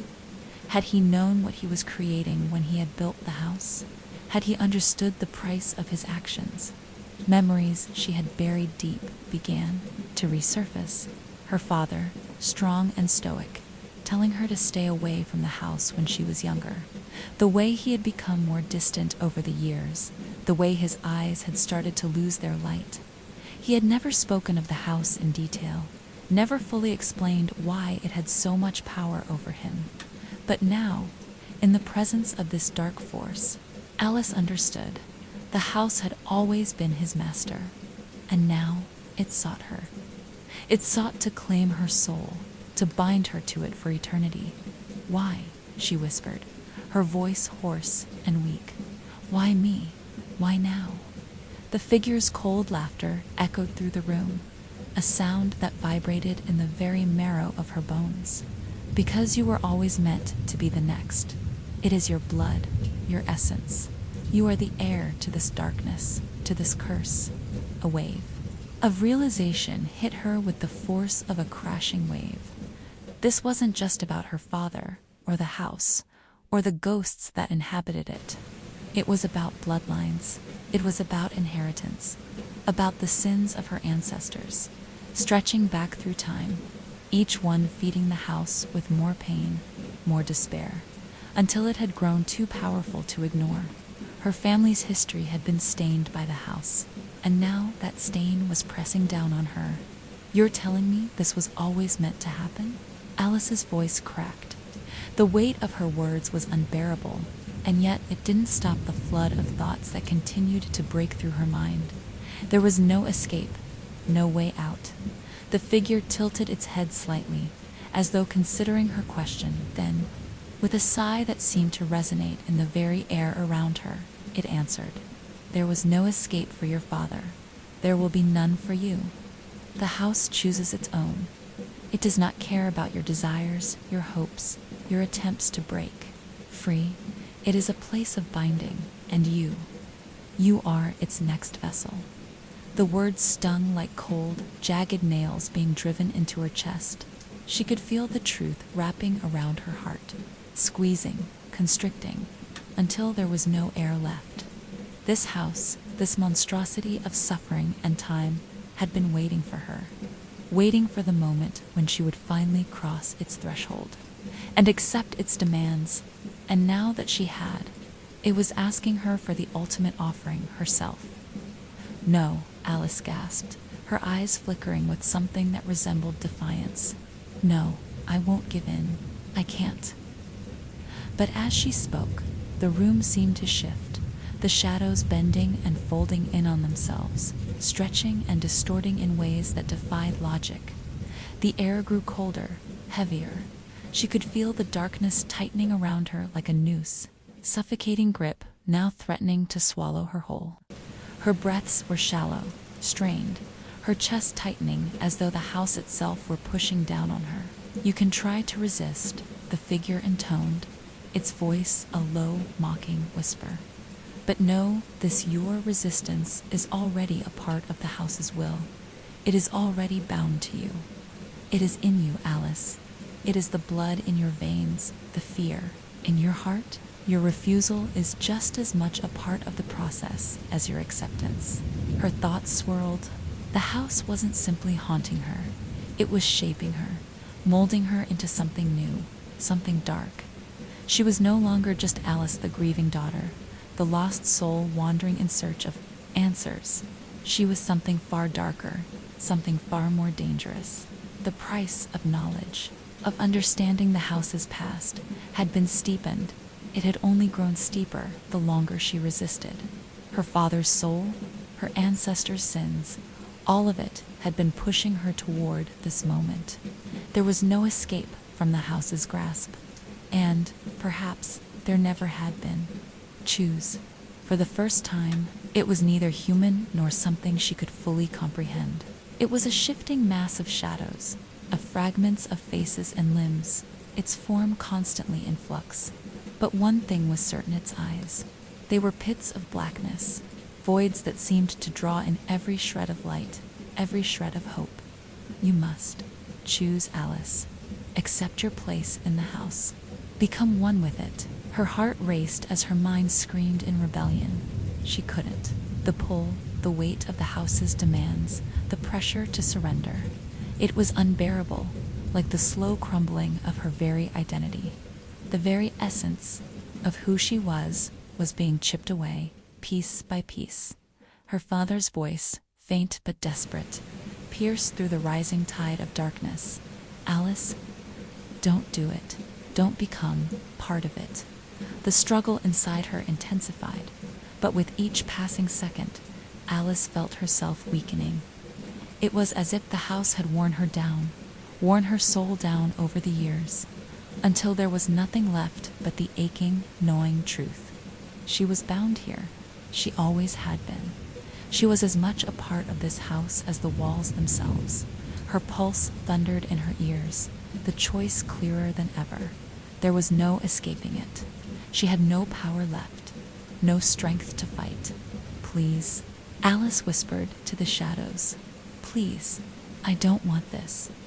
But the house heard nothing, only the relentless hum of darkness pulling her in, and as Alice stood on the precipice of despair, her own voice, trembling and breaking, escaped her lips once more. "I choose." The words that slipped from Alice's lips reverberated through the house, hanging in the air like a dreadful omen. "I choose." Her voice cracked with defeat, the weight of the sentence more unbearable than anything she had ever known. She didn't even need to finish the sentence. Her very surrender had already been understood by the dark presence that loomed over her, its cold energy tightening around her like a noose dot. In that moment, the world seemed to pause. The shadows, the voices, the oppressive chillal of it, stilled, frozen in the instant of her choice. Her heart pounded violently in her chest as the figure before her slowly reached forward, its form growing more tangible, more distinct with each passing second. The shadows that had once been nebulous, swirling specters were now formed of twisted limbs and distorted faces of the lost souls, who had given up their lives to the house, their bodies stretched and contorted, never to know peace again. Alice tried to look away, but she couldn't. It was as if their eyes were glued to her, their hollow gazes seeping into her soul. Her pulse quickened, terror clawing at her throat, but she couldn't stop herself from staring at them. The realization hit her like a slap. These people had made their own choices long ago, and now their fates were hers to inherit the figure. Its form, still shifting between the known and the unknowable, took another step toward her. The air seemed to grow heavier with each movement it made, the space around Alice warping, distorting. She could feel the house pressing in on her from all sides, the very walls alive with an ancient hunger that seemed to surge like a tidal wave, rising higher, reaching deeper. You chose. The figure rasped, its voice a twisted blend of sorrow and satisfaction. It wasn't speaking to her anymore, but through her, as though every word it uttered were being burned into her very being. You chose to stay, to accept your place. Your blood runs through these walls now, as it always was meant to. Alice could barely comprehend the words. The darkness surrounding her was becoming too thick, too oppressive. She couldn't breathe, couldn't think clearly, as if her very mind were being suffocated by the weight of the decision she had made. And yet, deep inside, there was a quiet voice, a whisper, barely audible, that told her there was no going back. This was the end. This was the price. No, she whispered hoarsely, her body trembling as her legs threatened to buckle beneath her. I don't want this. I didn't know what I was choosing. The figure's laugh was cold, cruel, echoing through the air, sending a chill down her spine. No one does. That is why the house binds them. It seduces. It tricks you into believing that you can escape, that you can survive the horrors. But in the end, the house claims all who enter. It has claimed your father, and now it claims you, her father. She had always known that the house had been more than just a building to him, that something dark had drawn him in, but she had never understood its true power until now. He had warned her, kept her at arm's length. Had he known all along what was happening to him? Had he known that the house would demand this? Her eyes burned with tears she could no longer hold back. She wanted to scream, to lash out, but there was nothing left in her, no strength to fight, no power to escape. She had chosen, and now she was bound to the house's will. And then the shadows began to move, not just around her, but within her. It started at the back of her mind, a whisper that slithered through her thoughts, curling around her fears, her doubts, her regrets. It wasn't just the house trying to claim her anymore. It was the house inside her, crawling through the very fibers of her being. A wave of cold washed over her, seeping into her bones, into her soul, and she gasped for air, feeling as though she were drowning in the vast emptiness. She stumbled back, her hands reaching out to steady herself, but there was nothing to hold on to. The floor beneath her shifted, warping like liquid, as though the very foundations of the house were shifting and twisting beneath her feet. And then the whispers started, soft at first, like the wind rustling through the trees, but soon growing louder, more insistent. The voices of the house, the voices of those who had been claimed by it, now filled her mind with their demands, their pain, their cries. Help us, they pleaded, their voices raw with sorrow. Release us. But Alice knew there was no release. There was no escape. And then, from the corner of the room, she saw at the doorway that had once been an exit, now an uninviting void. The figure in front of her, its form shifting and distorting like smoke, extended a hand toward it. Walk, it commanded, its voice low and reverberating through her chest, without thinking. Alice's legs moved, her body no longer her own, as if some unseen force had taken control of her movements. Her feet carried her toward the doorway, the sounds of the house's whispers growing louder, more insistent, urging her to continue. The darkness seemed to stretch endlessly before her, the door looming like an abyss, beckoning her to cross the threshold. As she crossed it, something deep inside her, something primal. She wanted to scream, wanted to tear herself free, but the more she resisted, the tighter the house's grip became. It wasn't just pulling her, it was merging with her, fusing its dark essence with hers. There was no way back. The world shifted, again the air thickening with the stench of decay, and Alice found herself no longer in the house at all, but in a new space, a place that was both familiar and alien. It was like a reflection of the house, but stretched into a distorted, twisted version of reality. She stood in a long hallway, its walls covered with peeling wallpaper, its floors warped with age, and at the end of the hallway, she saw it her father. His form was a shadow, his features indistinct, his body bent and twisted, as if it had been through centuries of suffering. His eyes, once full of warmth and love, were now empty, hollow, staring at her with an unbearable sadness. "Father, ... Alice whispered, her voice shaking, but the figure did not speak. It simply reached out a hand, the skin gray and cracked, its fingers long and bony. The air around her grew colder, and Alice instinctively took a step forward. But as she moved closer, she realized something that made her blood run cold. The closer she got to him, the more she could see the truth behind his eyes, the truth of his torment. He was not alive. He was not alive at all. He had been claimed. He was another shadow, another lost soul within the house. Father, Alice repeated, this time with an aching plea. "What happened? What did you do?" But there was no answer. Only the soft, distant cry of the house, as though it were speaking directly to her now, as though it were claiming her fully.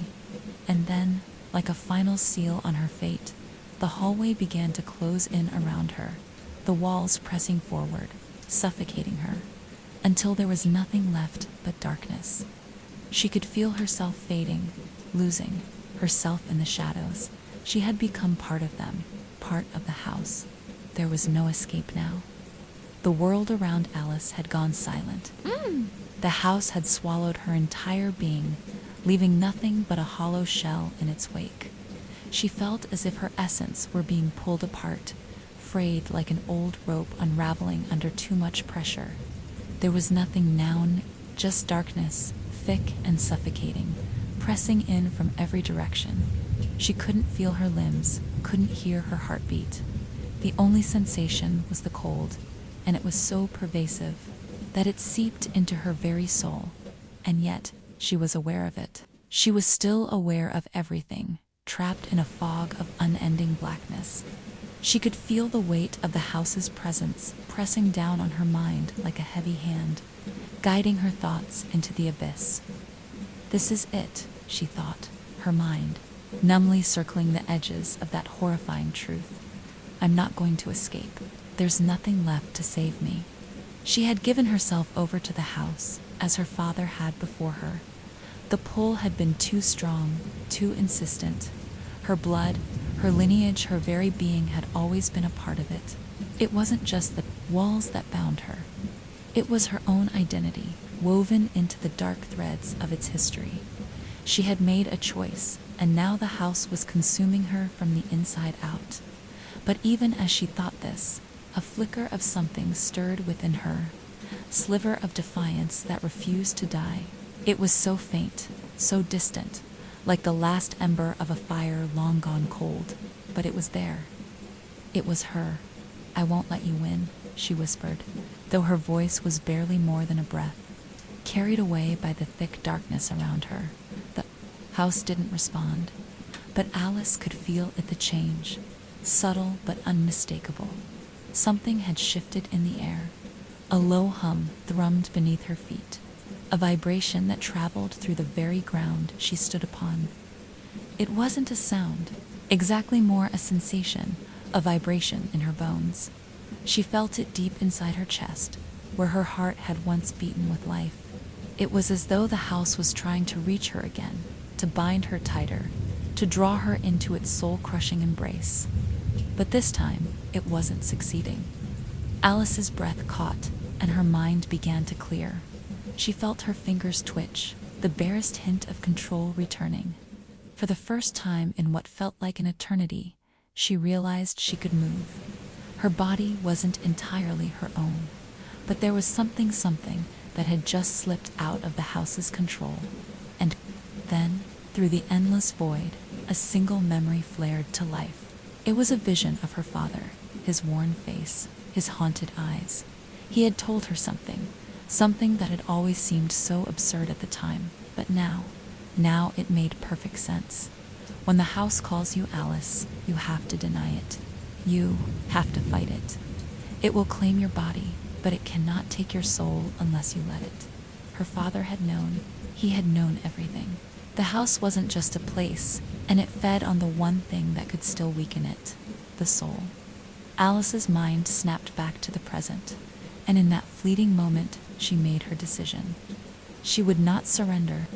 She would not let the house have her. But the house wasn't done with her. The blackness around her began to shift once again. No longer passive, it grew angry, rippling like an ocean of shadows. She could feel it reaching for her, twisting through the fabric of her thoughts, clawing at the edges of her consciousness, desperate to reclaim control. Its whispers grew louder, more insistent, a cacophony of voices urging her to give in. It promised her peace. It promised her an end to the endless struggle. You are nothing without us. Come to us. Embrace the darkness. The pressure mounted in her skull, and for a moment, Alice thought she might lose herself completely. The darkness seemed to press in from all sides, suffocating her, drowning her in its vast, empty void. The shadows filled her lungs, crawled beneath her skin. She could feel the house's hunger, its need to consume her until there was nothing left but a hollow shell of a person, an empty vessel. But through the agony, she heard it again, her father's voice, weak, fragile, yet unmistakable. You have to fight, Alice. Don't let them have your soul. Alice's eyes snapped open, though she wasn't sure where she was or if her eyes even existed anymore. She could feel her father's presence, no longer a ghostly memory, but something far more real, more tangible. It was as if his spirit had reached through the blackness, pulling her back from the edge. She drew in a breath so sharp, the cold that had filled her body receded just slightly, as if her will, her refusal to yield, had created a small fissure in the house's grip. The shadows shuddered, recoiling from the force of her defiance, but they quickly regrouped, attacking from all sides. But Alice fought back. She could feel her spirit, that ember of strength that had never quite died, flaring to life once more. The house could claim her body. It could take her mind and twist it into something unrecognizable. But it would not take her soul, she pressed, her hands to her chest, drawing upon the energy that had always been inside her, something she hadn't realized she had until now. The darkness tried to snuff it out, to drown it in shadows, but she pushed harder, her entire being straining against the weight of the house. And then, as if something inside her had finally clicked, the air around her trembled. The coldness that had clung to her skin began to recede. The darkness seemed to flicker, retreating just slightly, as though unsure of how to deal with her newfound strength. Alice wasn't sure what had just happened. It was as though she had cracked open a door she hadn't known existed, until now, but there was no time to dwell on it. The house, the shadows, it would not stop. It would not let her go, but she could feel it. She was different. The house had underestimated her, had assumed that her defeat was inevitable, but the darkness hadn't broken her. It had awakened something in her dot, and with that spark, Alice's defiance became a roaring fire.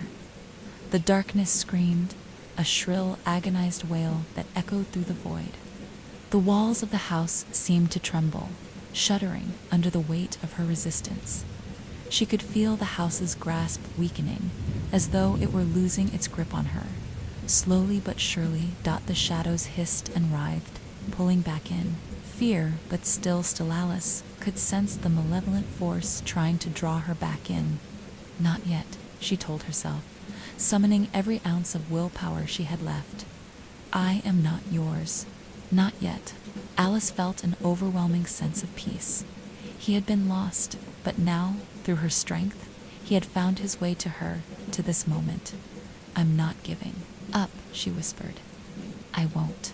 The house howled in fury, but Alice's spirit, her soul, had already begun to rise. She was not yet free, but she was fighting. Alice felt herself drawn further into the darkness, though she was no longer the same person who had stumbled into it so hopelessly before. The shadows, once oppressive and suffocating, now seemed to recoil from her presence, as if they too recognized that she was no longer a helpless victim. The cold that had wrapped itself around her body, like a suffocating blanket, seemed to shudder, retreating slightly as though the house were unsure of what to make of her newfound strength. Her breath came in shallow gasps, but her mind was clearer than it had been in days, perhaps even longer. The voices of the lost souls still swirled in the periphery of her thoughts, but they no longer had the same grip on her. She could hear them crying out for release, begging for salvation, but their pleas no longer paralyzed her. Help us, release us.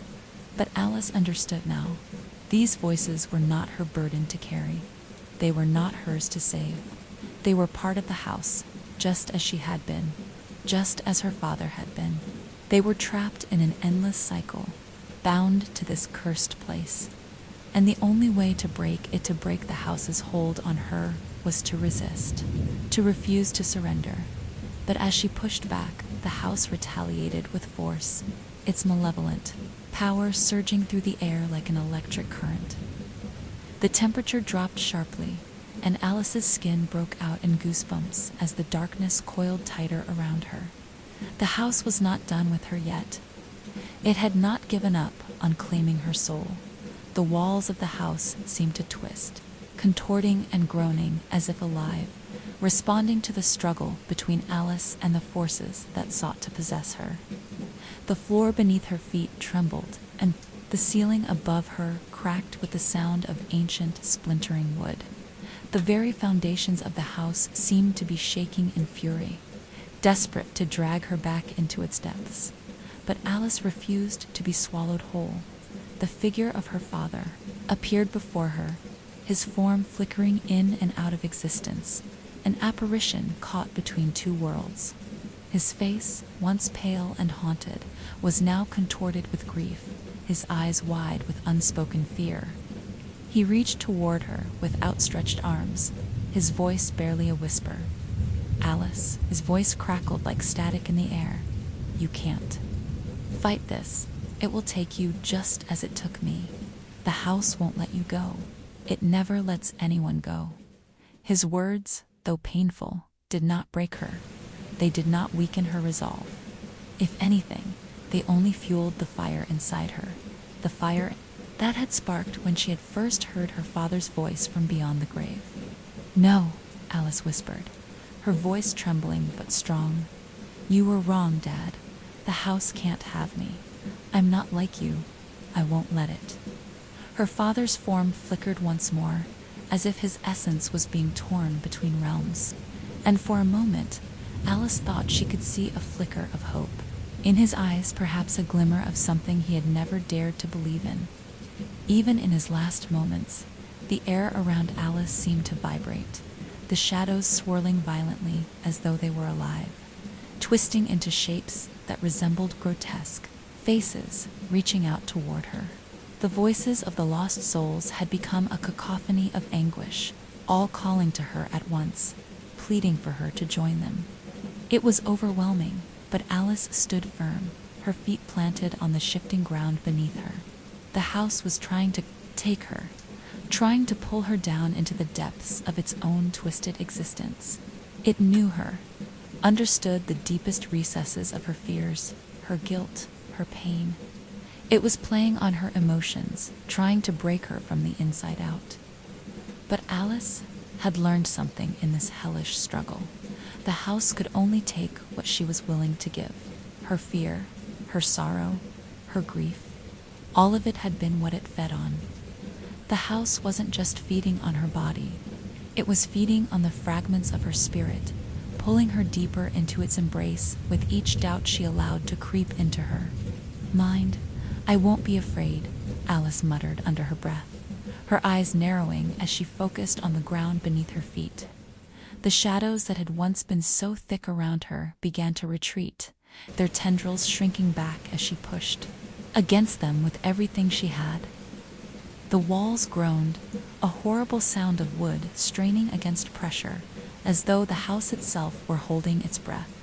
The atmosphere was thick with tension, but Alice felt a strange sense of control, as though she had finally begun to reclaim something that had always been her own. With a sudden force, she slammed her palms against the floor beneath her, and a sharp crack reverberated through the room. A sound like shattering glass dot, and then something extraordinary happened. The house reacted. It wasn't just the walls trembling anymore. The very air around her began to ripple, distorting like water disturbed by a stone. The shadows writhed violently, as if they had been set aflame.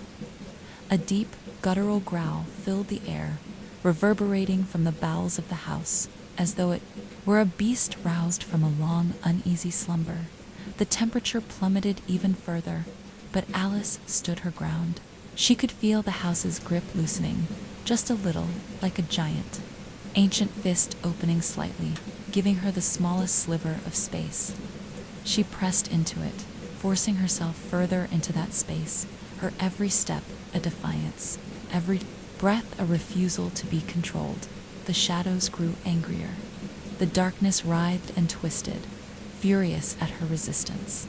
The ground beneath her cracked open, revealing a deep, yawning chasm of blackness. The house was now not only trying to pull her into its heart, it was shattering before her. "You can't have me," she said again, this time louder, her voice ringing with a strength she hadn't realized she possessed.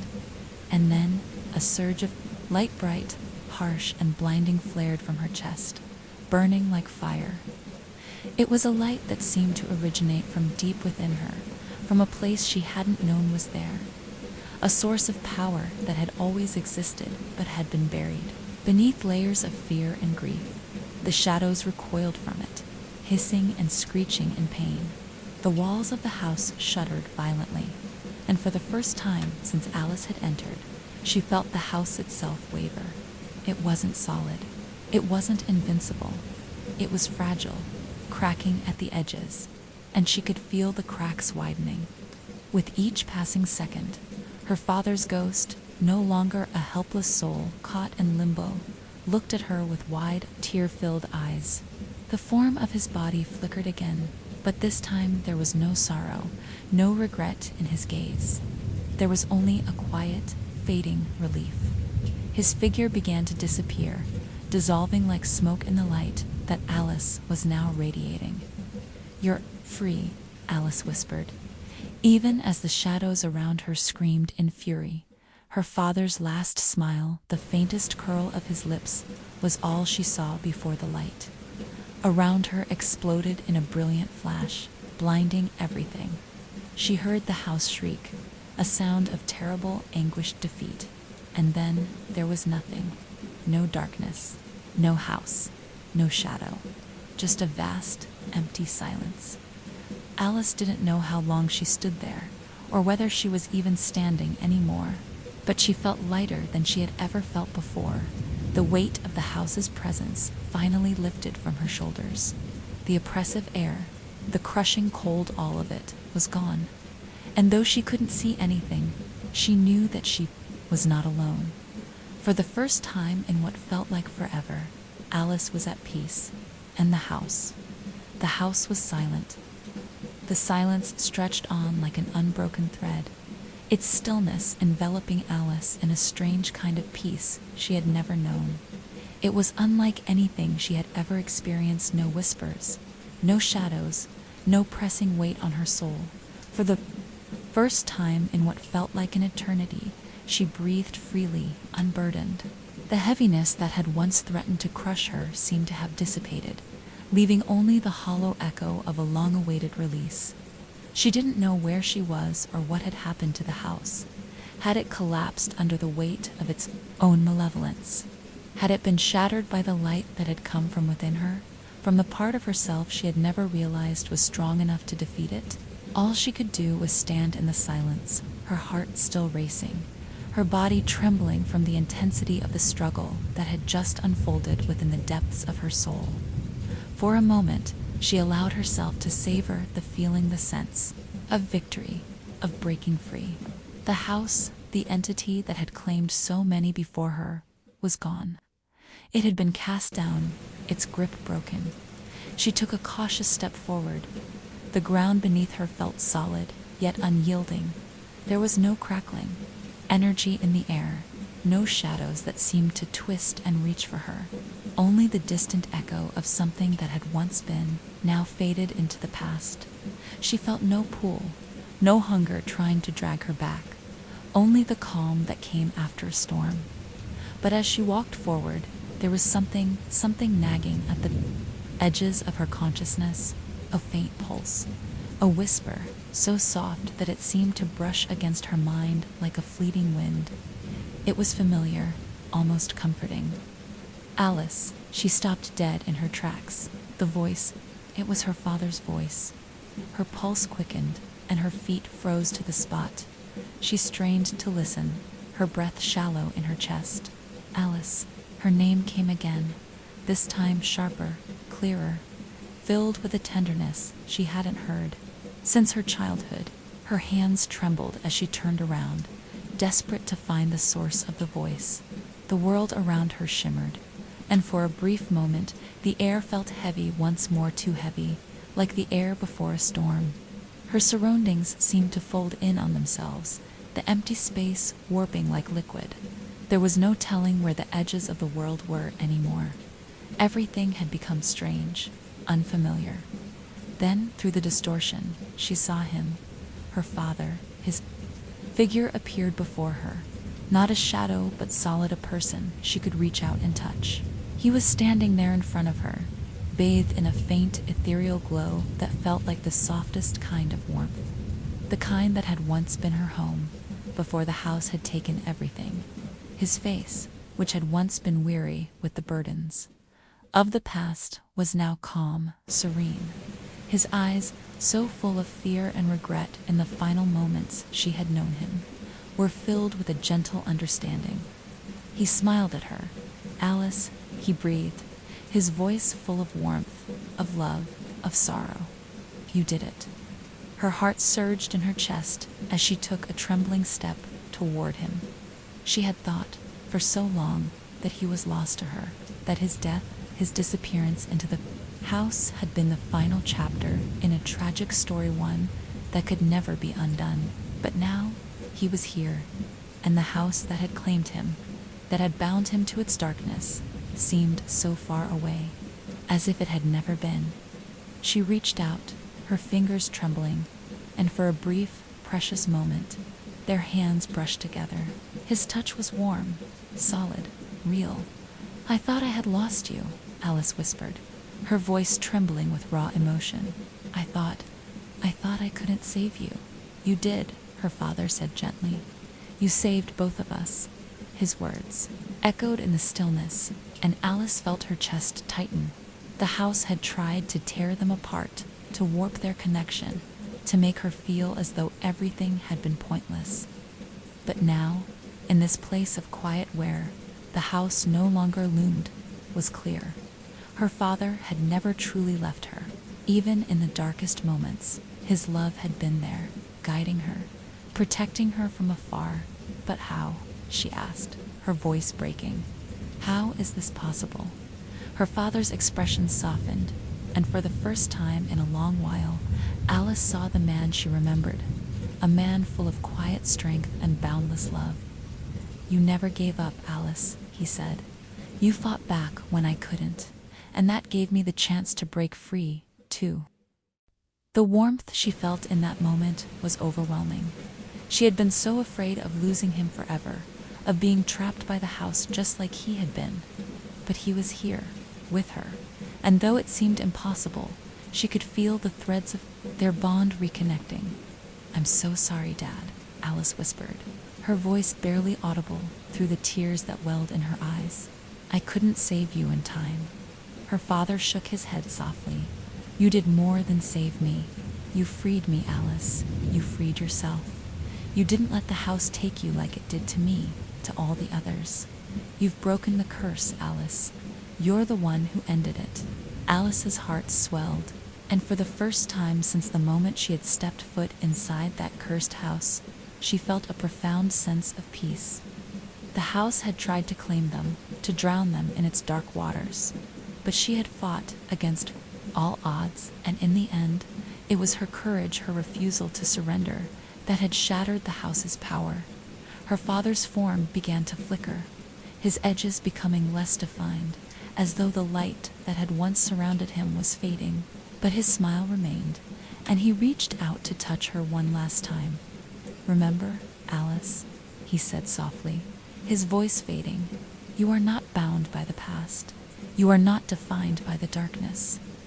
Alice nodded, tears streaming down her face. She didn't want to let go, didn't want to say goodbye to him again, but she knew that she had to. Her journey had brought her here, to this moment, where the weight of all her fears, all her grief, had finally been released. "Goodbye, Alice," her father whispered, and as he did, his form became translucent, fading slowly into the light. "I love you," Alice whispered back, her heart aching with the finality of the moment. The space around her grew still once again. The last trace of her father's spirit dissipated, leaving her standing alone in the vast, empty silence. The weight of his presence lingered, but the house was gone. There was no more darkness, no more torment, no more hunger. Alice closed her eyes, feeling the weight of the years fall away. She was free, truly free. The house had been defeated, and with it, the curse that had bound her family for generations. When she opened her eyes again, she was no longer in the house. The oppressive You're deep into the story now, and the horrors are only escalating. If you're still with us, don't forget to like and subscribe. Tell us where you're listening from in the comments. Who else is staying up late to face this nightmare? Settle in, the terror continues. Story 2. The house was silent, save for the low hum of the refrigerator in the kitchen and the occasional creak of the wooden floors beneath her feet. Lena sat on the edge of her bed, staring at her laptop screen. The soft glow illuminated her tired face, casting long shadows against the walls of the dimly lit room. It was later than she realized, the hours slipping away while she scrolled through the pages of a forum she'd stumbled upon hours ago. She'd always been curious about the darker corners of the internet, the hidden places that whispered of things better left undiscovered. Tonight, she had found a link. An obscure thread buried deep beneath layers of posts that seemed too strange, too unsettling to ignore. The title, the invitation, had beckoned her with a pull she couldn't explain. Curiosity, or perhaps a deeper sense of unease, had urged her to click. The page loaded, a minimalist design with nothing but a black background and a single line of text in stark white. "You've been chosen," she laughed nervously. It was obviously a joke, a prank, maybe some kind of viral marketing or a bizarre art project. But even as she thought that, her eyes lingered on the words. There was something ... personal about it. She leaned closer, as if the screen might reveal more than the words on it. The text changed, shifting into another message that had been waiting for her. "To learn the truth, you must first accept the invitation. Enter your name below." Her pulse quickened. She hovered the mouse over the blank box beneath the words, hesitating for a moment. Her breath caught in her throat as she thought about it. It felt wrong, like opening a door to a room she couldn't unsee. But curiosity won just this once, she told herself. It wasn't like she believed in any of this. She wasn't even sure why she was still on this page. She typed her name. "Welcome, Lena." The page refreshed almost instantly. A new line of text appeared, though this one was different. It was the kind of thing you read late at night, alone, in the quietest part of your house, when the wind outside whistled just enough to make you look over your shoulder. "We've been waiting for you." The hairs on the back of her neck stood on end before she could click away. A notification popped up in the corner of the screen, and alert from a messenger app. She had forgotten she even had it installed. Her heart skipped when she saw the message from an unknown user. The message was simple, chilling. You should not have done that. Her fingers hovered above the keyboard, a cold sweat beating on her forehead. The room around her felt suddenly oppressive, the shadows crawling across the walls like something alive. She wanted to close the laptop, wanted to end it all right there, but she couldn't move. A sound, a whisper, a voice just on the edge of her hearing slithered into the room. Too late, she slammed the laptop shut. Lena sat in the silence that followed, her hands trembling in her lap. The room was suffocating, the air thick and heavy. She had closed the laptop too quickly, but she couldn't bear to look at it again, not after that message. You should not have done that. Those words echoed in her mind like a broken record, each repetition making her feel more uneasy, more exposed. She glanced at the clock on her nightstand. It was well past 2 a.m. Her entire body felt tight, coiled, like something was winding around her chest, squeezing the air from her lungs. The room, once comforting and familiar, had transformed into something strange, something foreign. The shadows, long and unnatural, seemed to stretch further than they should, their edges wavering like smoke. The laptop was still there, sitting innocently on her desk, its dark screen reflecting only the faint glow of her bedside lamp. Her instincts screamed at her to turn it off, to disconnect, to forget it all. But the strange pull, the unexplainable curiosity that had led her this far, kept her from walking away. She needed answers. She needed to know what was happening. What this was. She stood up, her legs stiff, and crossed the room, moving slowly as if the air itself had turned dense, as if each step required more effort than the last. When she reached the desk, she paused, staring at the laptop for a long moment. Her fingers twitched as they hovered above the power button, but instead of turning it off, she found herself opening the lid once more. The screen lit up, its glow, cold and sterile in the dim light of the room. A moment passed, nothing, just the normal desktop with its folders, icons, and apps. No sign of the strange website she had been on earlier. Her heart sank with a flicker of relief. Maybe it had all been some kind of dream, a hallucination brought on by exhaustion. But then her mouse moved on its own, like it had a mind of its own, and hovered over one of the icons in the corner of the screen, an icon she didn't recognize. It was a small black square with a cryptic symbol on it, two intersecting lines, with a spiral in the center. She clicked it without thinking. The screen flickered once, twice, before the image of the website from before appeared again. This time, not in a simple text box, but as a full page, an elaborate interface designed with an unsettling elegance. Dark, curling script danced across the screen as if alive, moving and shifting in ways that were not possible for mere code. Welcome back, Lena. Her heart dropped into her stomach. The message was different. This time, longer, more detailed. The website itself had changed. It was no longer just a simple page, but a complex network of threads, links, and images that scrolled by too quickly to be comprehended. She could hear a faint hum now, a strange vibration coming from the speakers, low and deep, as if the website itself was trying to communicate with her. But the words, the ones she could make out, were clear. "We have watched you." The hairs on the back of her neck stood on end, as the room around her seemed to warp and twist, the edges of her vision blurring for just a moment before snapping back into focus. The sound, that strange, almost imperceptible hum, grew louder, like something ancient waking in the distance. It felt as though it was coming from inside her own skull. Her breathing quickened. She wanted to shut the laptop, to run, to leave the room and never return. But the same pull, that same force she had felt before, anchored her to the chair. She couldn't look away. It felt as though the screen had become a window to something vast and deep, something alive, watching. A new message appeared, this time in bold letters. "This is only the beginning." The words burned themselves into her mind, their meaning twisting in her gut. Something was wrong. Her instinct screamed at her to disconnect, to get out. But she clicked the message. She didn't know why, but she did. It opened into another page. This one was different.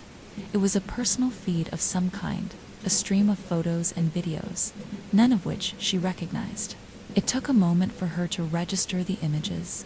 They were her images. Photos she had never taken. Videos of her, shot in her own home, but at times when she hadn't been aware of the camera. Her reflection in a mirror she'd never seen before, sitting alone in a park she didn't recognize, walking down a street with a man she didn't know. She gasped, her hands trembling as she pulled the laptop closer to her face, desperate to make sense of what she was seeing. "We've been with you, Lena, watching." The page changed again. This time, there was no message, just an image, a still photograph. It was grainy, like an old, poorly lit surveillance shot.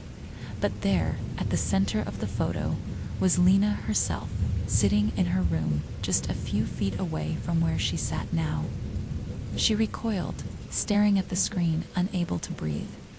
How was this possible? She had never seen this photo before. She had never posed for it. Her phone buzzed on the desk next to her, a sharp, jarring sound that made her jump. She grabbed it, quickly, desperate for a distraction. But when she looked at the screen, there was nothing there. No text message, no notifications, just the name of a contact. Unknown dot. Her hand shook as she swiped open the message. The text was short, the words, cold and precise, "You should have listened." The room seemed to close in on her as a wave of nausea hit. The message vanished almost immediately, leaving her staring at the empty screen, her heart pounding, her mind raced. Her eyes flicked back to the laptop. The page was changing again. This time there was no cryptic message, no strange images. The page was filled with one thing only, an address, 45.7559N, 73.1247W. The coordinates were followed by another short message. "Your time has come." Lena felt a sharp pang of fear deep in her chest. The address, she recognized it. She didn't know how, but she did. It was a place she had never been, yet it was somehow familiar, too familiar. Her mind raced, pulling at strings she couldn't follow. The address was in Montreal, a city she had visited only once, in passing, a trip she had never really wanted to take. She had been there with someone who had disappeared. The hum from the speakers grew louder, deeper. It was no longer just a noise, it was a presence, surrounding her, pressing against her eardrums. The walls felt too close now, suffocating. The shadows seemed to stretch further, drawing in on her. It was like the room itself had grown darker, the space around her somehow thinner. The air was colder. The floor beneath her feet creaked. Lena pushed the laptop away, but she couldn't stand. Her body felt like lead, as if it were anchored. The chair, she closed her eyes for a moment, taking slow, shuddering breaths. She needed to think. She needed to act. But when she opened her eyes again, the laptop screen flickered once. Her phone buzzed again, .unknown. This time, she didn't have to open the message. She could already hear the words in her head. "You're too late." She slammed the phone down on the desk and scrambled to stand, heart racing. Something was happening, something she couldn't explain. The room was darkening, the shadows lengthening unnaturally. The walls felt as though they were closing in. Suddenly, a loud knock came from the door. Her breath caught in her throat. There was no one else in the house. The knock came again, louder this time. Bang, bang. A voice, faint and distorted, leaked through the door. It sounded like it was coming from the other side, like it was almost ... inside her head. "Come and find me." Lena froze, her blood turning cold. And then the knocking stopped. The silence that followed was so deep, so complete, it felt like the air itself had been drained from the room. The darkness pressed in, closer, tighter, until it felt like the Walls had disappeared altogether. Her phone buzzed again. I'm waiting. And then the screen went dark. Lena stood frozen in the silence, her heart hammering in her chest, as if it wanted to escape her body entirely. The knock on the door had been so loud, so deliberate, but there was no one there. She could feel it, the unnatural pressure in the room, a sense that something was watching her from the darkness. The chill was back, thicker this time, crawling beneath her skin. The shadows seemed to shift, as though they were no longer just reflections of the dim light, but active, moving. Things of their own. Her legs felt like lead, yet they still carried her forward, step by slow step, toward the door. She reached for the doorknob, but her fingers stopped just before making contact. It felt like a violation, an act that would bring her closer to something she couldn't control. Her mind raced. Should she open it? Should she confront whatever was on the other side? The fear was suffocating, paralyzing. Her breath caught in her throat. Knock. Lena, single quotes, has stifled a scream. It was louder now, more urgent, like a demand for her to listen. She knew no one was on the other side, but something was there. She could feel it. She could feel its presence crawling along her skin, deep into her bones. Her entire body trembled, but she forced herself to take a step back, away from the door, away from whatever lay beyond it. The room seemed smaller now. She turned to look at the shadows, but they weren't quite right. The corners of the room stretched farther than they should, and the air seemed to hum with a low, almost inaudible vibration. It was as if the walls themselves were alive, breathing, shifting. She moved toward the desk again, her pulse still racing. The laptop was closed, but it seemed to pulse with an unnatural rhythm, a heartbeat she could feel in the pit of her stomach. She opened it slowly, as if expecting it to bite her. The screen flickered to life, revealing the same cryptic page from before, with the same chilling message. You're too late. Lena felt a cold sweat break out across her skin. Her hands hovered over the keyboard, but she couldn't bring herself to type anything. The words were taunting her now, mocking her. Too late. How could it already be too late? What had she done? The flicker of movement at the edge of her vision made her head snap to the left. For a moment, she thought she saw something dark, something shifting in the shadows. Her pulse quickened, her eyes darting toward the corner of the room, but there was nothing. Just the shadows, deep and thick, pressing against the walls. A sudden sound made her jump like a breath. Deep and hollow, exhaled from somewhere close by. Her eyes snapped to the ceiling, then to the floor, searching for the source. The room was still, too still. She looked back at the screen. The page had changed again. Now a new message was displayed, one that wasn't there before.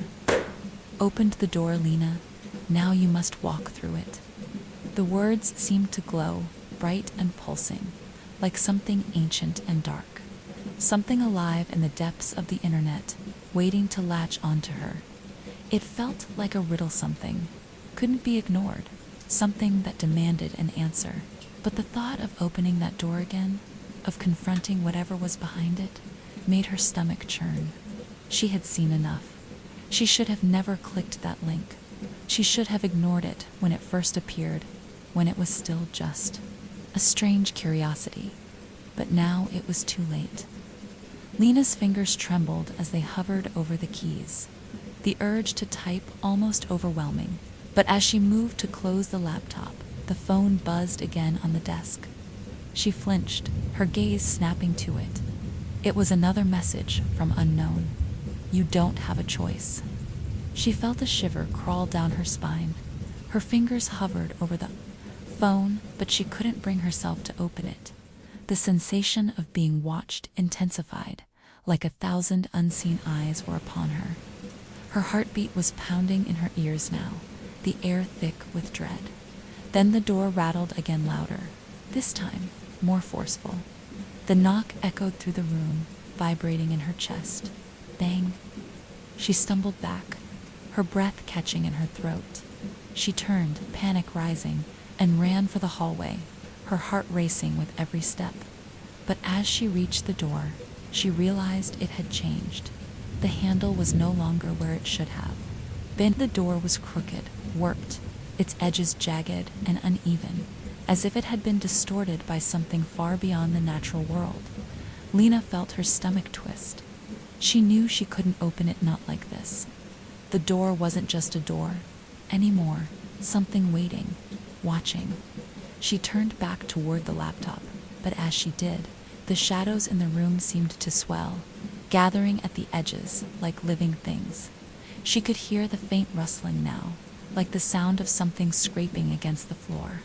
The air felt heavy, pressing down on her chest, as though the room itself was shrinking, collapsing around her. The lights flickered. Once, twice, her mind raced as she tried to make sense of what was happening. The messages, the strange feelings, the oppressive weight of the room. It was all connected.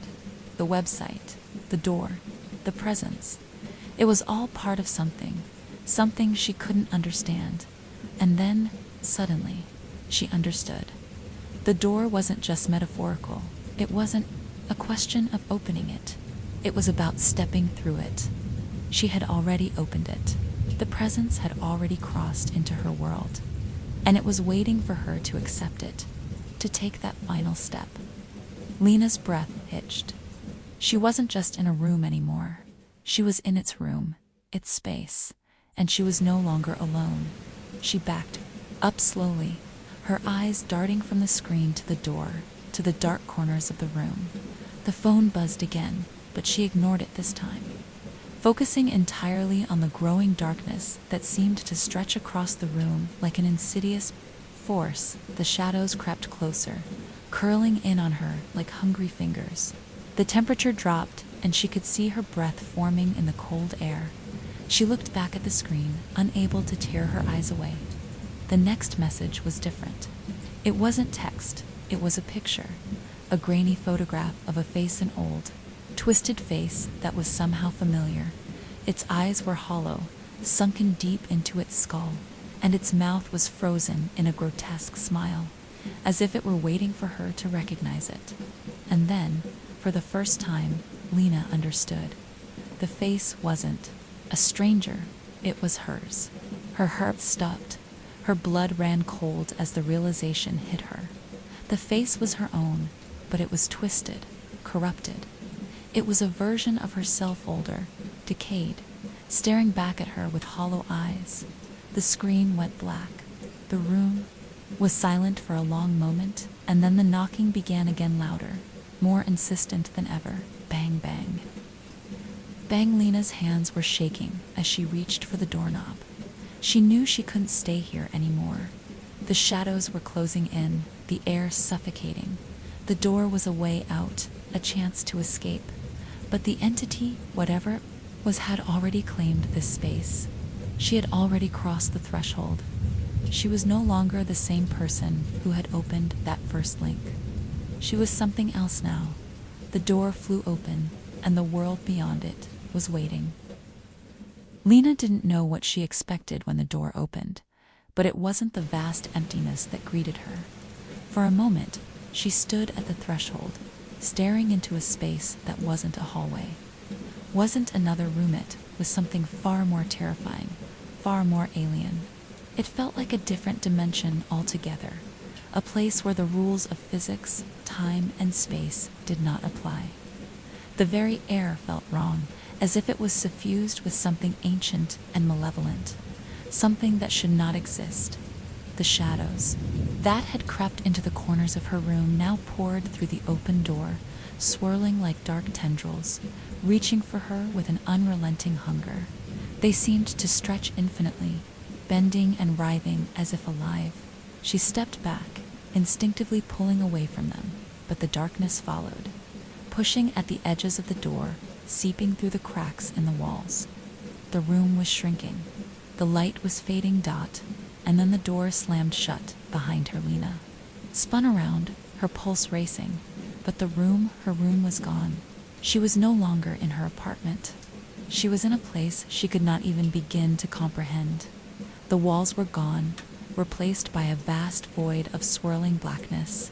The ground beneath her feet was solid, but it was slick, like glass, reflecting the faintest glimmers of light. It was like standing on the edge of a precipice, looking into a chasm that stretched endlessly in every direction. Her breath hitched.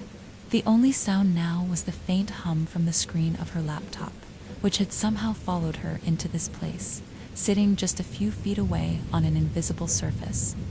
It was open, its eerie glow lighting up the void, displaying nothing but a single line of text. "You're here now." Lena's hands shook as she looked around, trying to make sense of her surroundings, but there was nothing to anchor her. Nothing but the darkness that pressed in on all sides. The hum from the laptop grew louder, vibrating in her chest, making her skin crawl. It felt as though the very air was alive with a low, sinister pulse. Something was watching her. Something was waiting, and then it spoke. The voice was soft at first, a low whisper that seemed to come from all around her, surrounding her, suffusing the very air. Lena, her body froze. She knew that voice. It was the same voice she had heard on the website, the one that had whispered her name. It was a voice she recognized, a voice that felt both familiar and alien at the same time. It sent a cold shiver down her spine, making her blood run cold. "You've opened the door." Lena's heart pounded in her ears. She wanted to scream, to run, but there was nowhere to go. The darkness was closing in, pressing tighter with every passing second, and the hum from the laptop was growing louder, more oppressive. The air was thick with it now, the sound like a living thing, a presence that filled the empty space around her. "Do you know what you've done?" The voice was closer now, its tone more insistent, more demanding. Lena could feel it vibrating in her skull, each word like a jab of cold steel. She closed her eyes, trying to block it out, but the words kept coming, the voice wrapping around her like a chain, pulling her deeper into this place. "You've become part of something, Lena, something bigger than you can comprehend." Her chest tightened. She opened her eyes, but she couldn't see anything. There was only darkness, no walls, no ceiling, no ground, just an infinite void. The shadows seemed to twist and writhe, as if they were alive, moving in strange, unnatural ways, reaching out toward her.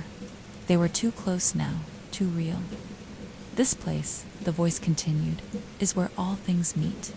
The past, the present, the future, the dead and the living. The ones who have come before and those who will come after. You are part of it now, Lena." She shook her head, backing away, her legs unsteady, her heart racing. "No, I don't understand. What do you want from me? What are you?" Her voice cracked. The hum intensified, turning into a deafening roar. The shadows surged forward, coalescing into something more tangible, more solid. She saw a figure materialize from the darkness, a tall, slender shape, its outline jagged, like a person made of smoke and shadows, its edges constantly shifting. It moved toward her, its presence filling the void, its form shifting and distorting, as if it were made from the very air itself. And then it spoke. "We are the ones who watch." Lena's knees buckled beneath her, but she didn't fall. It was as if the ground had disappeared altogether, leaving her suspended in the void, weightless, but trapped. The figure's voice echoed around her, reverberating through the darkness. "We have always watched." The figure extended a hand toward her, its fingers long and spindly, stretching unnaturally, like reaching tendrils made of shadow. She tried to move, to retreat, but the darkness around her pressed in tighter, like a force she couldn't escape. The hand was now inches from her face. She could feel its coldness, a chill that cut through her skin deep into her bones. The voice spoke. Again, softer now, almost like a whisper, but still, it echoed in her mind. "You think you've opened a door, Lena, but it was never a door to begin with. Her pulse thudded in her temples. She was trembling now, unable to tear her eyes from the figure. It was so close she could feel the darkness emanating from it, suffocating her, making her chest feel heavy, as if the air was thickening with every passing moment. "You've opened a window," Lena gasped. Her mind reeled. She didn't understand. It was too much, too fast. The words felt like they were carving into her thoughts, replacing everything she thought she knew.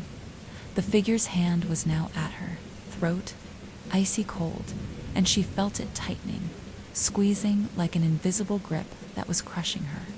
The air left her lungs, her vision blurred, the edges of everything dimming. She tried to scream, but the sound was trapped in her chest, unable to escape. The figure leaned in, its presence overwhelming, its form shifting in ways that defied logic. She could feel its breath, if it could even be called that, a cold gust of wind against her face.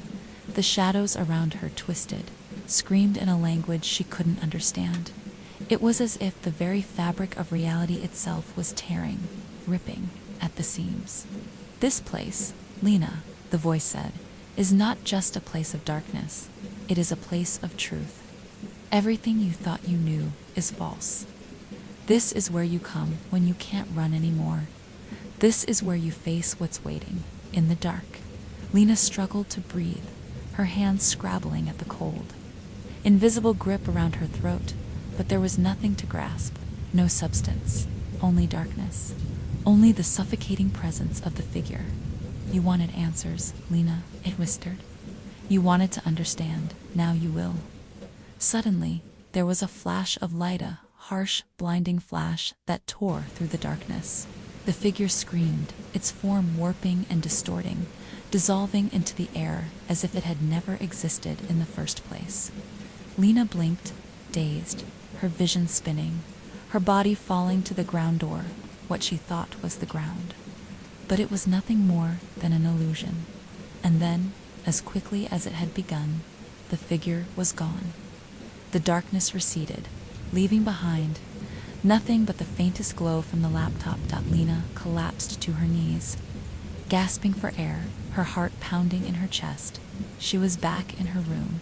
The walls, the ceiling, the floor, everything was normal again.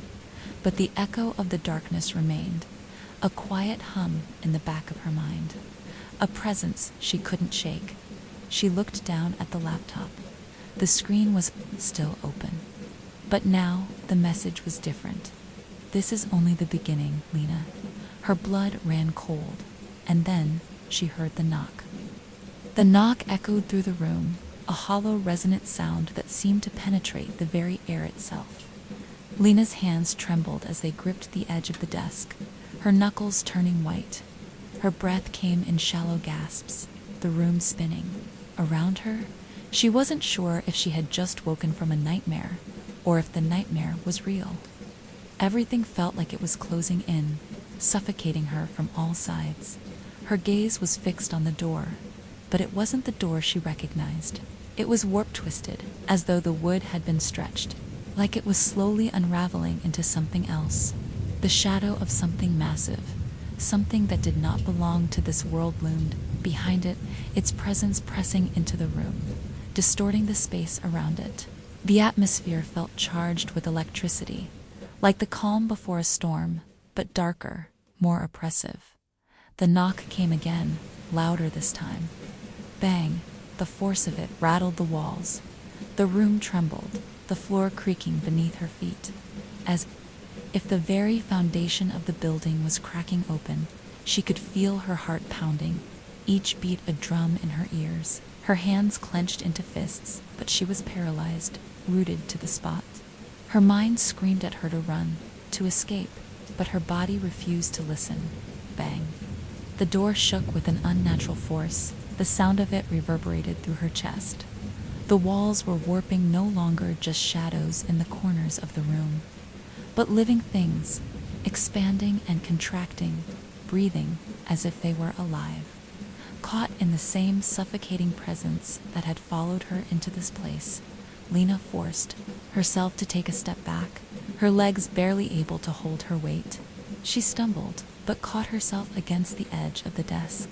The laptop was still open, the screen glowing with that eerie, otherworldly light. She didn't need to look at it. She already knew what it would say. She had seen it too many times. Before this is the end, Lena, the words burned into her mind, sinking deep into her thoughts like a poison. The door rattled again, this time with a terrible force, as though something was trying to break through from the other side. She felt the vibrations in her bones, in her very soul. It wasn't a knock anymore. It was a demand. Lena's breath caught in her throat. She turned away from the door, her eyes darting frantically around the room. The shadows were closer now. She could feel them crawling toward her, slithering through the corners, writhing at the edges of her vision.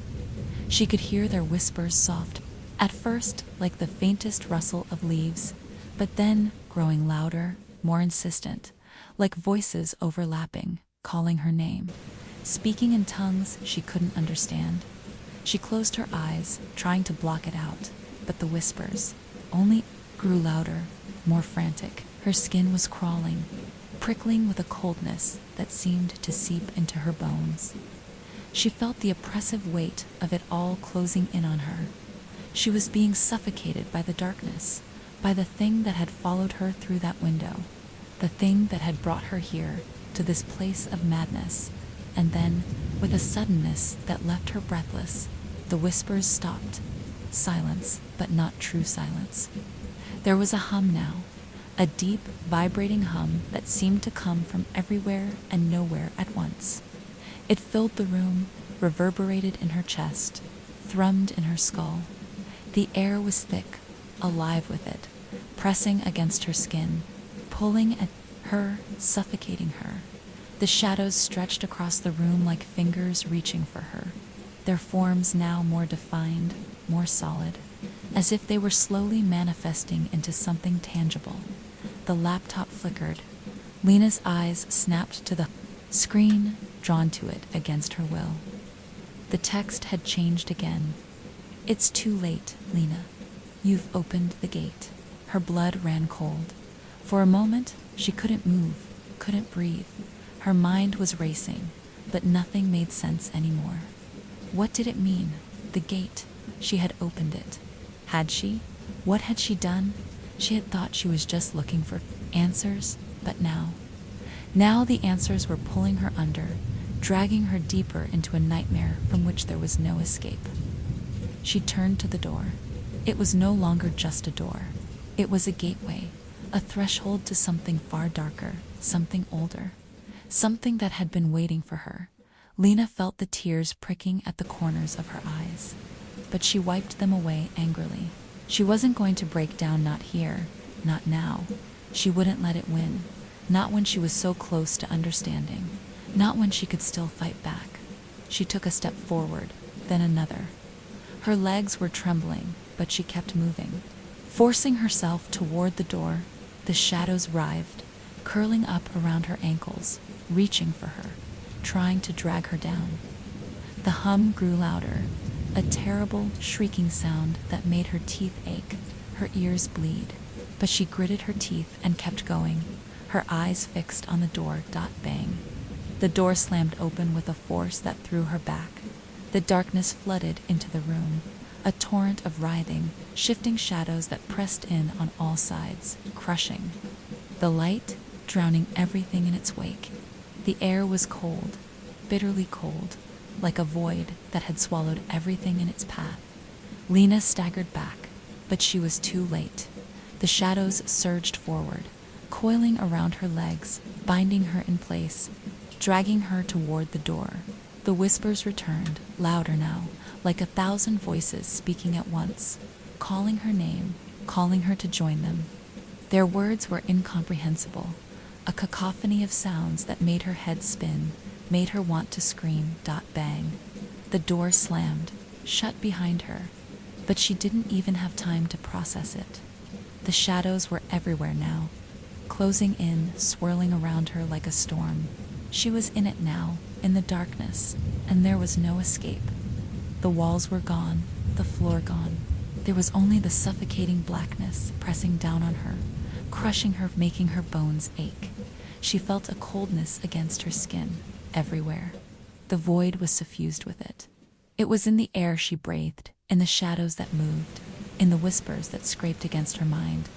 The presence, the thing, was here, and it was far worse than she had ever imagined. It spoke. Again, "You've come too far, Lena." The voice was everywhere, all around her, inside her mind, in the very marrow of her bones. It was the voice of the shadows, the voice of the abyss, and it knew her name. It had known her name before she even stepped through the door. It had been waiting, watching. "This is where we exist." The voice was softer now, more intimate, almost kind. "This is the place where we feed, where we become real." Lena's vision blurred, her thoughts slipping away like grains of sand in the wind. She couldn't think, she couldn't breathe. The darkness was inside her now. "Do you feel it? It's always been there, Lena. It's always been you." Her body shuddered as the shadows twisted around her, tightening, pulling at her skin, tearing at her thoughts. She wanted to scream, but her mouth wouldn't work. The words wouldn't come. The darkness was in her throat, choking her. This is the end of the beginning. And then there was no more air, no more room, just the darkness. Lena's world had ceased to exist. There was no light, no up or down, no sense of direction. The shadows that once slithered in the corners of her room now consumed her entirely, folding in on themselves like a living, breathing thing. She was weightless, floating in an abyss where the very concept of time had fractured into oblivion. The darkness pressed against her, suffocating her with the gravity of its endless depth. She had no mouth, no voice. Her thoughts were smothered by the overwhelming pressure, an all-consuming presence that filled every inch of her being. The shadows weren't just around her anymore. They were her, entangled in her, seeping into her soul. The last vestiges of her reality, the familiar world she had once known, were slipping away, replaced by something colder, darker, and far more ancient. There was no escape in the midst of the infinite black. Lena felt something shift, a subtle tug, a whisper, barely audible, that seemed to pierce through the endless silence. Her mind reached for it like a lifeline, the whispering voice, the one that had been speaking to her from the very beginning. But now it was clearer. No longer a mere murmur, it spoke directly to her. "Lena, ... The voice was familiar. It wasn't just the voice of the entity that had brought her here. It was something more, something personal. A memory buried deep within her, rising to the surface like a forgotten dream. "Do you remember me?" The question cut through the darkness like a blade, and she gasped, her body suddenly heavy again. It felt as though 1,000 invisible hands were pressing against her chest, holding her in place. She knew this voice. It was hers. Her heartbeat thundered in her ears. She blinked, struggling to focus. The blackness that had been so thick, so suffocating, began to shift, distorting into vague shapes. The shadows pulled away, stretching and folding into a form that was eerily familiar, a mirror image of herself, standing before her face to face. But it wasn't just her. It was something else. The reflection in the shadows was Rongit's, face twisted, pale, empty. Its eyes were hollow, black pools that seemed to absorb every ounce of light. The figure wore a smile that was too wide, too unnatural, its mouth stretching from one ear to the other, jagged teeth gleaming in the dark. The darkness around Lena churned violently, and the reflection of herself tilted its head, the smile widening as it whispered her name again. Lena. The voice now was hers, but warp-fractured. It sounded like the echoes of her own guilt, her grief, her darkest thoughts made flesh. Her breath caught in her throat. The smile deepened as the reflection took a step forward. Its movements unnervingly fluid, like a shadow that had taken physical form. It was her, but it wasn't. "You wanted answers, didn't you?" The reflection's voice had a chilling calmness. To it, almost like it was savoring every word. You thought you could control the darkness. You thought you could understand it, manipulate it, but you were wrong. You're just like the rest of us. Lena shook her head in disbelief, trying to back away. The reflection stepped closer, its every movement exaggerated and unnatural. It wasn't right. It was too perfect in its wrongness, like a doll twisted and reanimated by some malevolent force. You opened the door, Lena, it continued. But you didn't know what you were unlocking. You thought you were safe. You thought you were looking for something more, but you found it, didn't you? The truth. The truth. Lena's head swam as the words hit her, and the realization began to flood back. She had thought it was just a game. The dark web, the research, the secret forums, the messages, they were all connected. It had been more than curiosity. She had been chasing something, chasing answers, but now she could see, with horrifying clarity, that it wasn't answers she had been seeking. She had been searching for a way out, but there was no escape. Do you feel it? The reflection's voice taunted her, growing sharper, more insistent. The darkness, it's a part of you. You're the one who invited it in. You opened the window. Now you're a part of it, forever. Lena gasped for air, her chest constricting, her head spinning. The reflection's words tore into her, shredding her sanity. But even through the chaos, something in the back of her mind stirred. This wasn't right. This wasn't just about the darkness or the entity. It was something more. She had always known, on some level, that this moment was coming.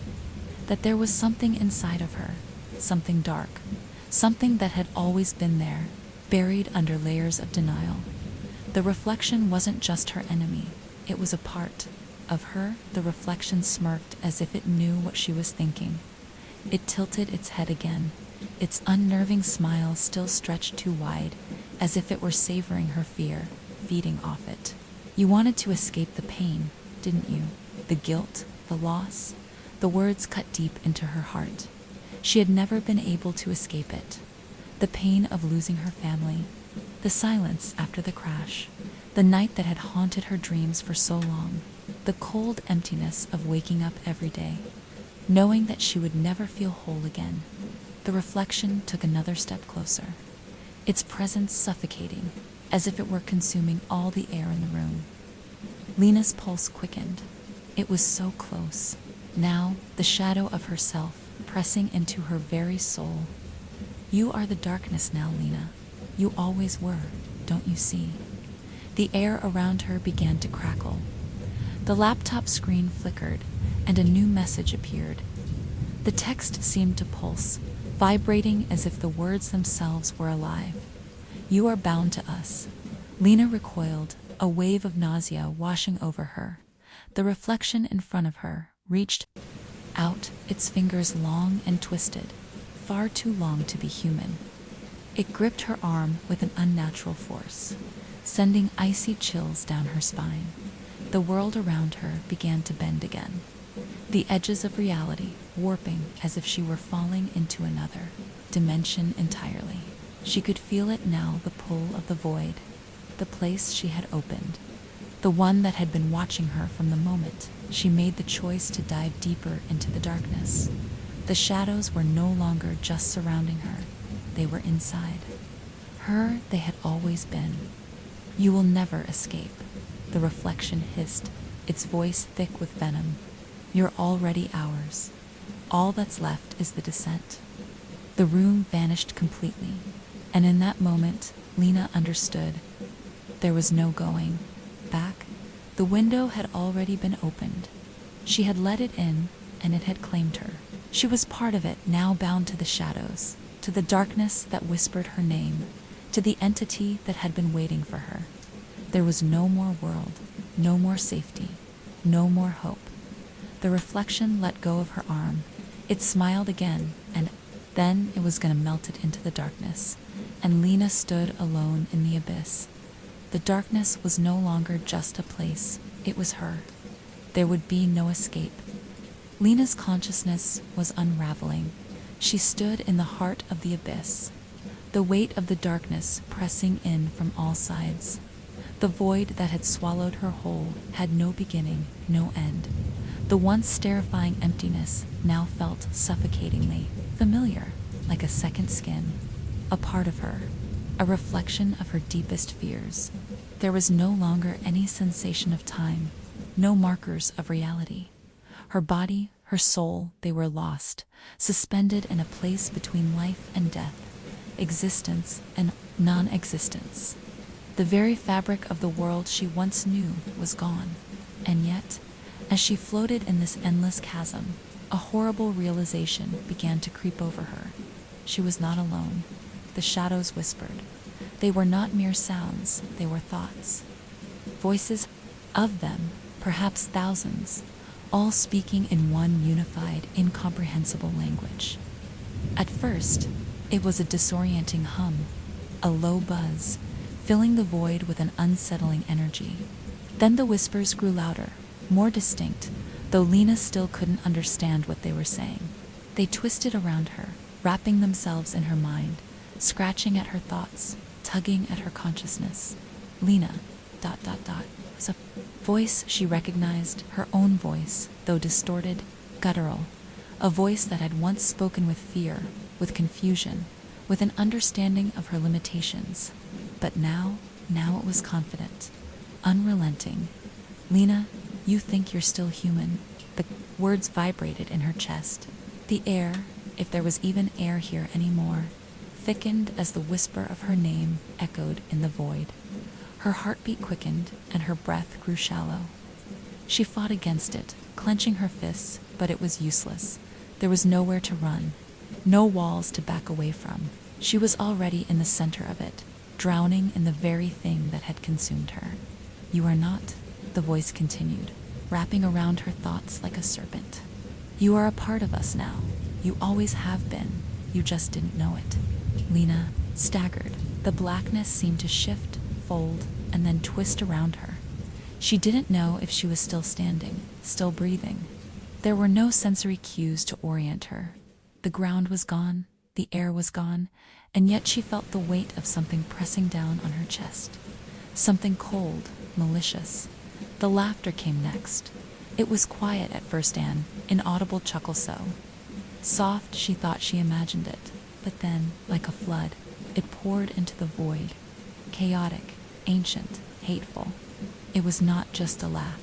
It was a cackle, raw and primal, like something that had existed for eternity and would exist for eternity more. The sound twisted, growing louder and louder until it felt like it was tearing at her mind. Her ears felt like they would burst. Her chest clenched, as if something invisible were choking the air from her lungs. You thought you could leave. The voice's tone shifted, turning from mocking to something darker, something far older. It felt cold, so cold. Lena could feel her insides freeze, a creeping, numbing sensation taking over her limbs. She wanted to scream, to fight back, but the words stuck in her throat. You can never leave, the voice crooned, drawing the words out slowly, savagely. The window has been opened. Your hours now, Lena.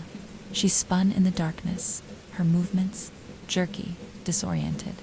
The words echoed endlessly. Your hours, your hours. But it wasn't just a voice. There was something else. Something in the distance. Something moving toward her, shifting in the dark. It had no form, no shape. It was pure, raw energy.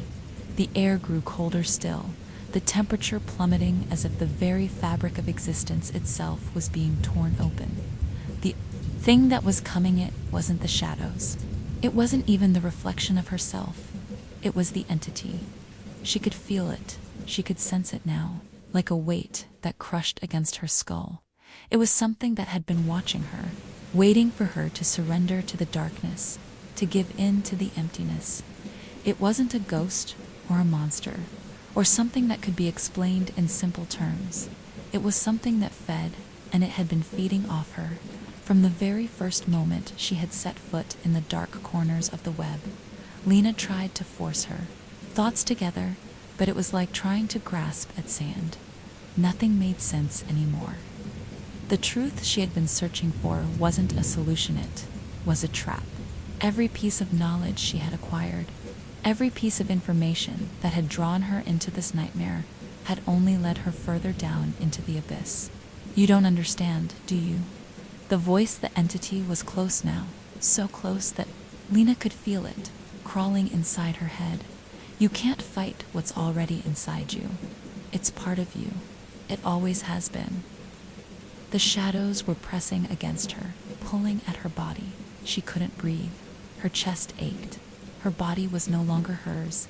It was being twisted, reshaped. The cold burned through her skin like 1,000 needles. She closed her eyes, squeezing them shut, trying to focus. The darkness around her shifted again. It was like the world itself was rearranging. She could feel it now, the truth, the reflection, the entity, the darkness. They were all connected. It wasn't just some force from beyond. It wasn't an outside terror. It was her. Her pulse thundered in her ears. She could feel it now. She could feel the darkness inside of her, like a deep wound festering, infecting her soul. It had always been there, lurking beneath the surface, feeding on her grief, her guilt, her fear. And when she opened that door, that window, she had let it in willingly, and now it owned her. Lena fell to her knees. The pressure in her chest became unbearable. She gasped for air, but there was none to be found. You opened the gate, the voice murmured almost tenderly, as if caressing her. You called me here. You gave me permission to take you. The laughter rose again, louder, deafening. And then there was silence, a deafening, suffocating silence. Lena could no longer tell if she was alive. She had no body. She was just a fragment of thought, adrift in an endless, consuming void. But something shifted in the distance, a spark. It was faint at first, barely noticeable, but it was there. A light, a hope. Her mind, though fractured, latched onto it. She was aware, more than ever, that this was not her end. Not yet. The laughter dulled, the whispers grew quieter. And in that silence, Lena understood something deep inside her. The entity might have her, but it didn't have her will. Not yet. With all the strength she could summon, Lena reached out, her mind scraping, clawing against the suffocating pull of the darkness. She couldn't fight it with strength alone. She had to use what she had left, her defiance. A violent shockwave ripped through the void. The shadows recoiled, their presence weakening, slipping into the corners of her mind like smoke. The whispers faltered. The entity's hold over her began to fray. But Lena was far from free. As the darkness ebbed, the spark intensified, a brilliant, blinding light that pushed against the black, fighting for dominance. The light felt warm, comforting, familiar, but there was something dangerous about it. Something that hinted at a cost. She could hear it again. The laughter, louder now. The entity was angry, and now it wanted to destroy her. Lena's mind was splintering. The pressure of the darkness had once again returned, heavier than ever. The light that had sparked in her consciousness, that glimmer of defiance, flickered like a dying flame. Struggling to survive in the oppressive void, it was fleeting, like a brief respite before the storm. And the storm was coming. It was coming. She could feel it. She could feel its rage. The entity, the shadow that had once been nothing but a whisper, was now a force, a crushing weight, pressing down on every atom of her being.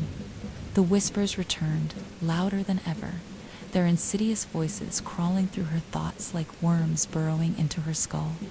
They were not just words anymore. They were commands, demands. It wanted her submission. It wanted her surrender. You think you can escape. The voice was no longer distorted, no longer a whisper in the dark. It was real, loud, deep. It was a guttural sound, like the growl of a beast, and it filled every corner of the void. You can't. You are mine, forever. Her breath quickened, but there was no air to breathe. no ground to stand on, only the crushing weight of the darkness that had grown even more solid, more tangible. The shadows weren't just around her anymore, were inside her. The entity had seeped into her very core, twisting her, reshaping her. She could feel it coursing through her veins, filling her lungs, pushing against her chest like a 100-ton boulder. There's nowhere to run. The words were like knives, stabbing into her thoughts, making her tremble. She wanted to scream, to beg for mercy, but her voice had long been stolen. There was no escape, no way to fight. The entity had her. It had her soul. She was no longer a person. She was a Vicella, hollow shell, a host for its terrible power. But the light, the faint, flickering light, was still there, like a tiny, defiant ember, hidden deep within her. Lena's mind clawed at it, pushing past the crushing darkness, reaching for the spark that still burned. It was fragile, so fragile, but it was the last part of her that remained untouched by the void. The last part that was still fighting, and in that moment she realized something that had been buried deep in her subconscious. The entity was not just trying to break her, it was trying to consume her. It wanted her entirely. It was no longer satisfied with feeding off her grief and fear. It wanted to absorb the real Lena. It wanted to erase her existence, to take everything that made her human and turn her into itself. It was the true abyss, devouring all who dared to enter. But Lena wasn't ready to die, not yet. She reached for the light again, this time with everything she had. Every last ounce of willpower, every last shred of her broken soul. She had to find a way to fight, to push back. She couldn't give up. Not yet. As her mind latched onto the spark, the void seemed to tremble. The darkness around her rippled and recoiled, as though something unseen, something inside the abyss was stirring. For a moment, the crushing pressure lightened and the entity's voice faltered, its power wavering.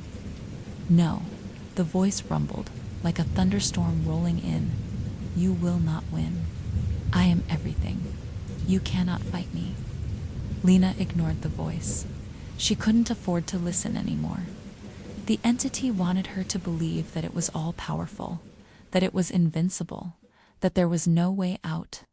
But she knew deep down, she knew that this wasn't the truth. There was something more than the shadows, something beyond the darkness, that the entity couldn't control. Something she still had the power to touch. The light pulsed again, stronger now. It was growing, but as it did, the void around her seemed to buckle. The shadows writhed, twisting violently, as though reacting to the resistance. Struggling against the force she was summoning, Lena's heart pounded. The walls of the abyss seemed to close in tighter.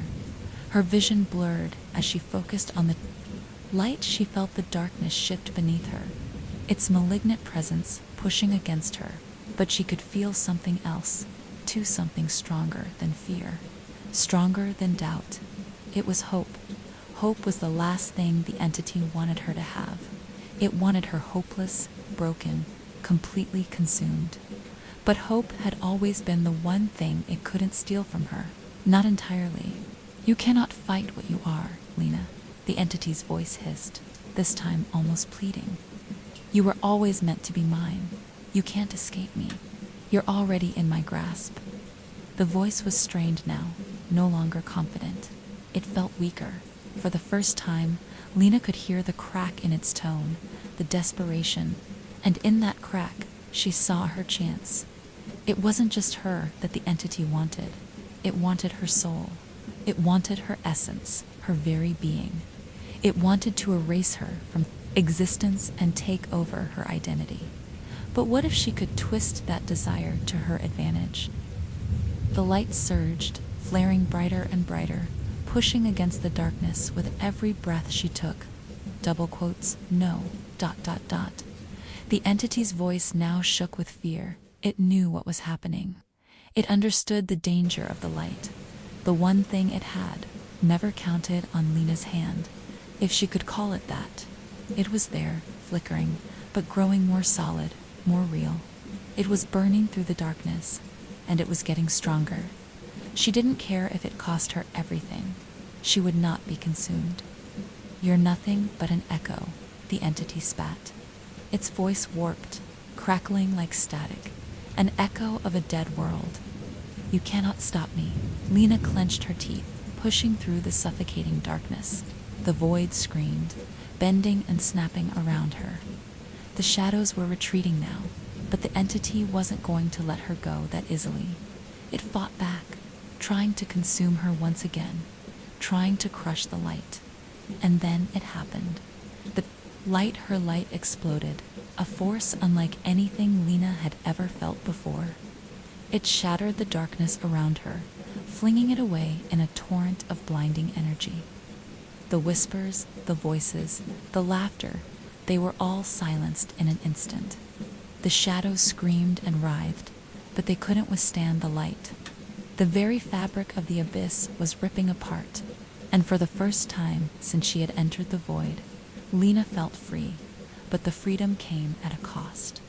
The entity was howling in rage, in pain, but as the light surged through the void, Lena felt herself being pulled in two directions. Her body, her mind was splitting apart. The light had filled her to the brim, but now it was threatening to tear her apart from the inside. She could feel the strain on her very being. She wasn't just fighting the entity anymore. She was becoming it, the light, the void. The entity, all of it, was inside her now, and it was taking everything. The last remnants of her human self were fading away.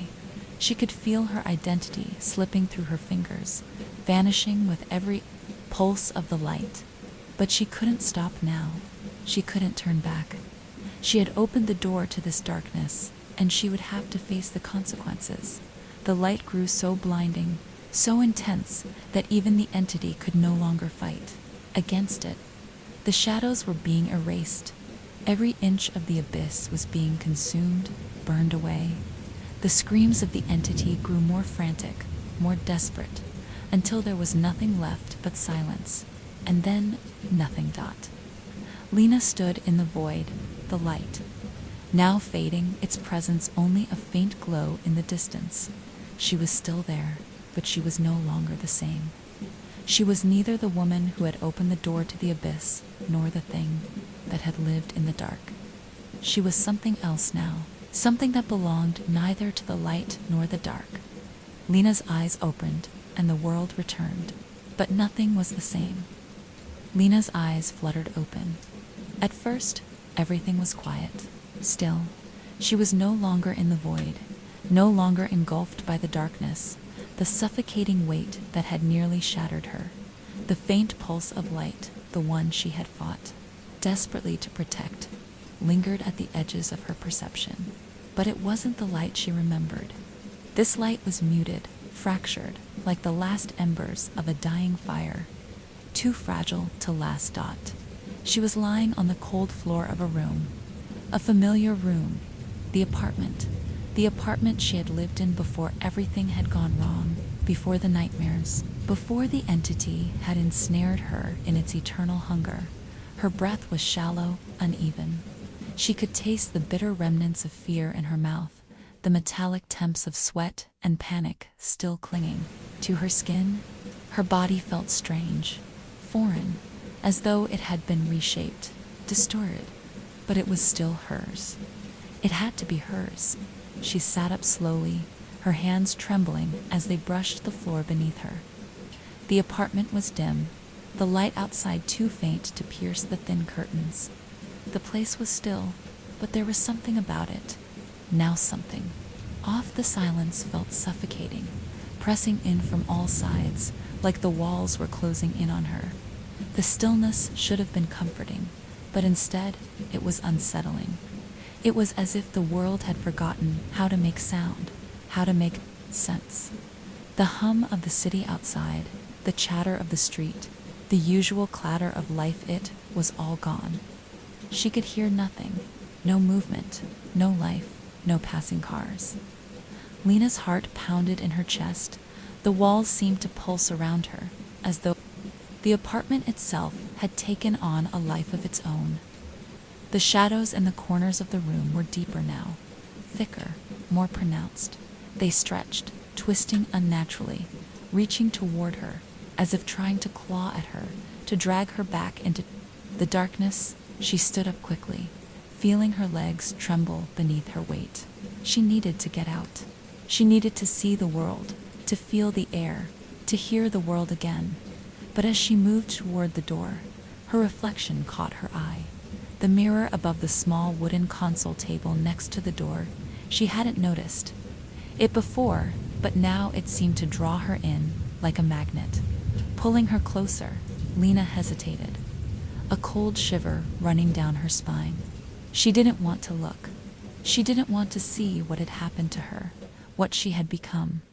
But the pull was undeniable, a force that seemed to come from deep within her. Slowly, reluctantly, she turned and stepped toward the mirror. Her reflection was ... wrong. The woman staring back at her wasn't the same one she remembered.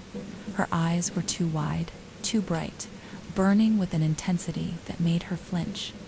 They gleamed with something darker now, something that wasn't quite human.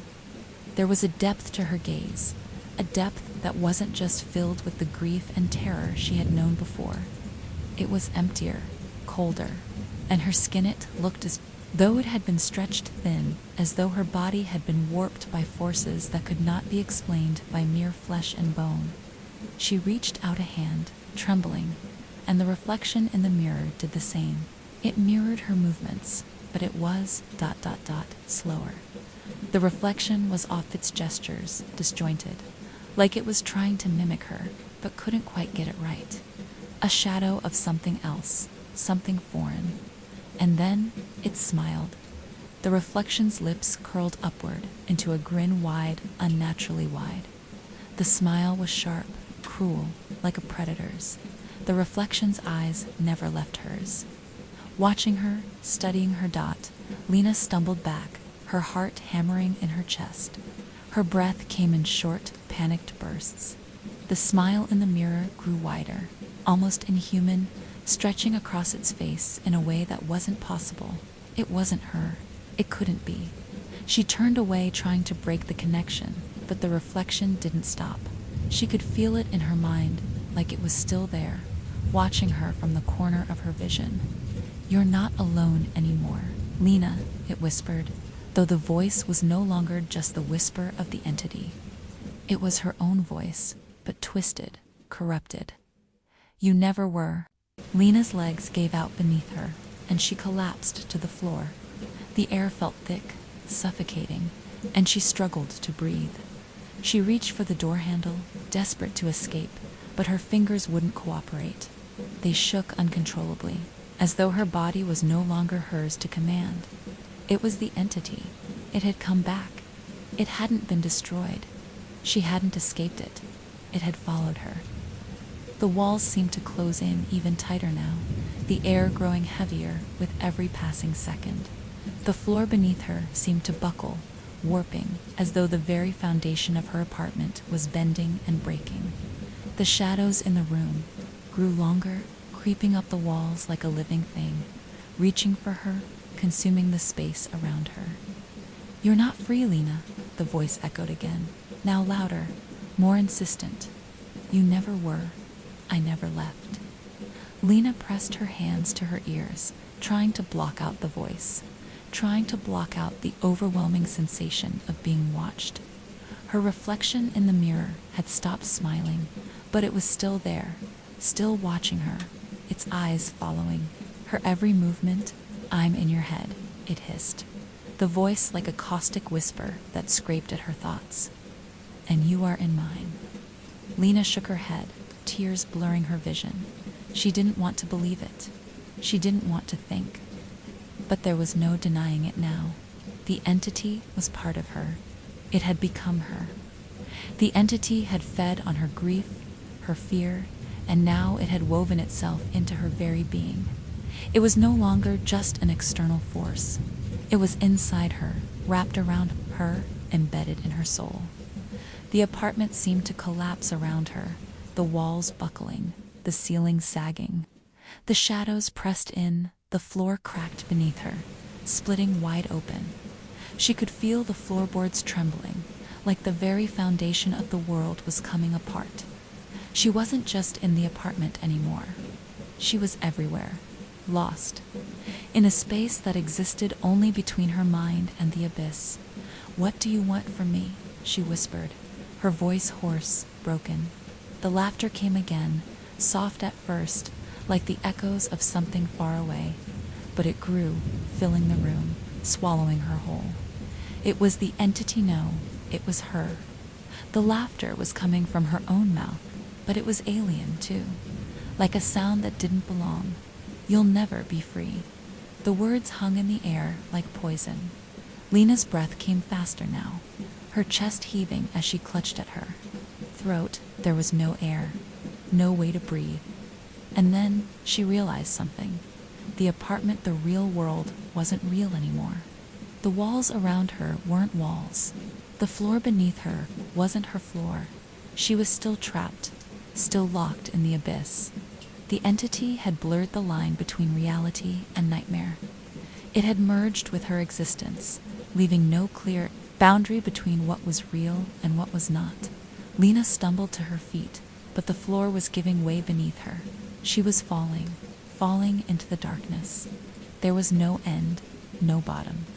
The shadows were everywhere, reaching for her, trying to drag her back into the place she had fought so hard to escape.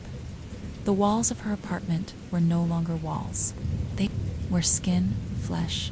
The apartment was her body, and she was the entity, bound together, intertwined in an endless cycle of torment. And then there was a final, devastating truth. She wasn't alone. Not anymore. She had become the darkness, and it had become her.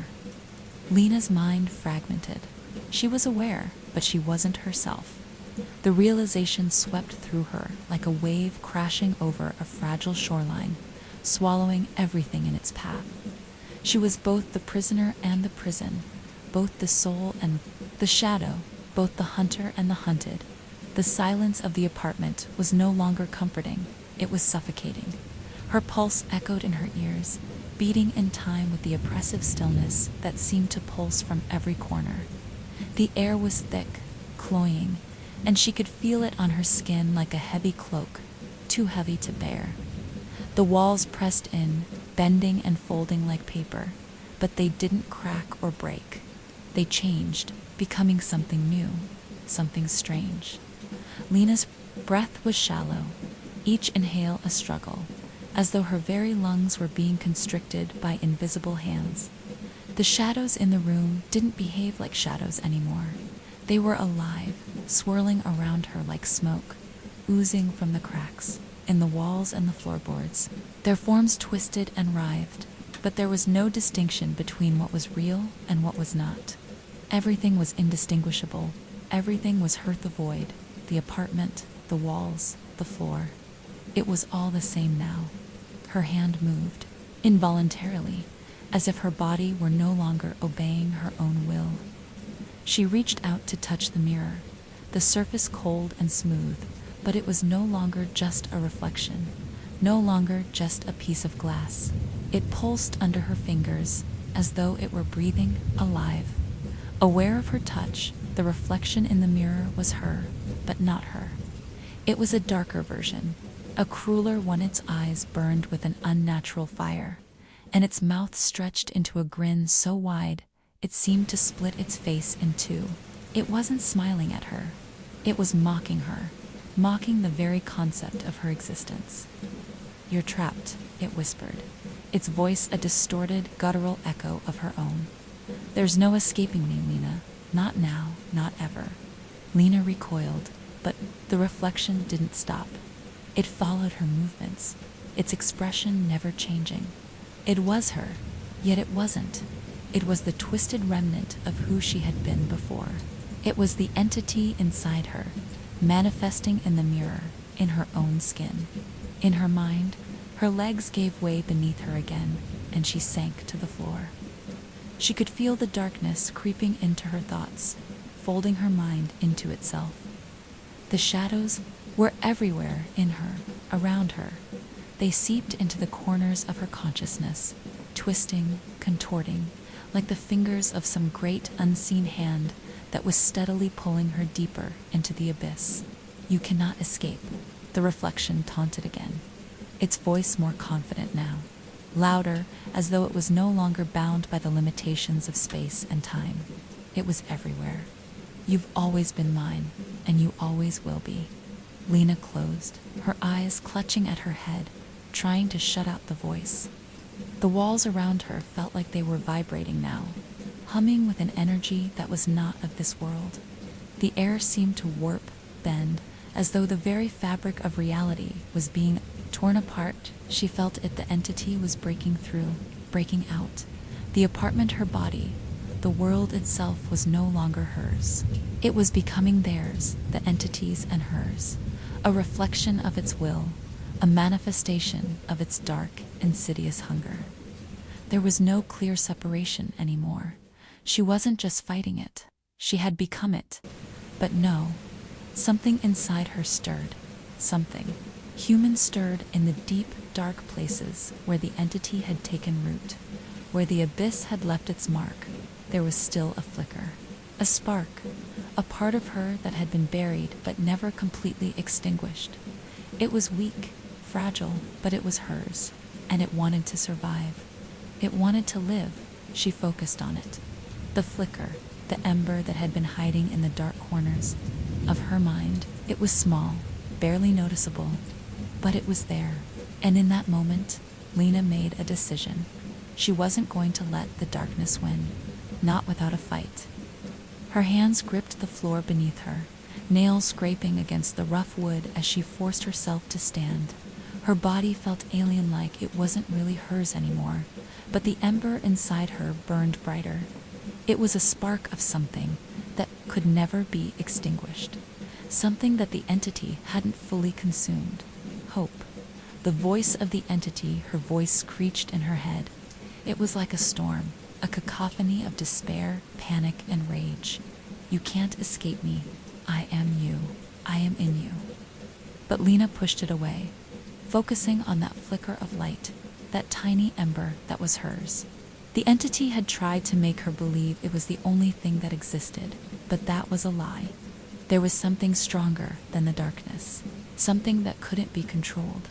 The entity raged, its voice shaking the very walls, its fury now directed at the one thing it could never truly control, Lena's will. "You are nothing. You are mine." The words tore through her mind like a whirlwind, but she refused to listen. She didn't know how she was doing it, but she was doing it. She was fighting back. Every part of her body, every inch of her mind, every shred of her soul was engaged in the battle. It felt like she was splitting into one part of her fighting the entity with every ounce of her strength, the other part succumbing to the darkness, to the abyss, to the endless pull of the void. And then there was a moment of stillness. It was as if the entire world had paused, holding its breath. The shadows, the walls, the very air around her froze, and in that silence, Lena realized something. The entity wasn't invincible. It was a part of her, yes, but it wasn't all of her. It had tried to consume her, to turn her into nothing but a hollow vessel for its endless hunger. But there was still something inside her that it couldn't touch. It had always been there. Even in the darkest moments, her humanity, it had been buried beneath the shadows, suffocated by grief and fear, but it had never fully died.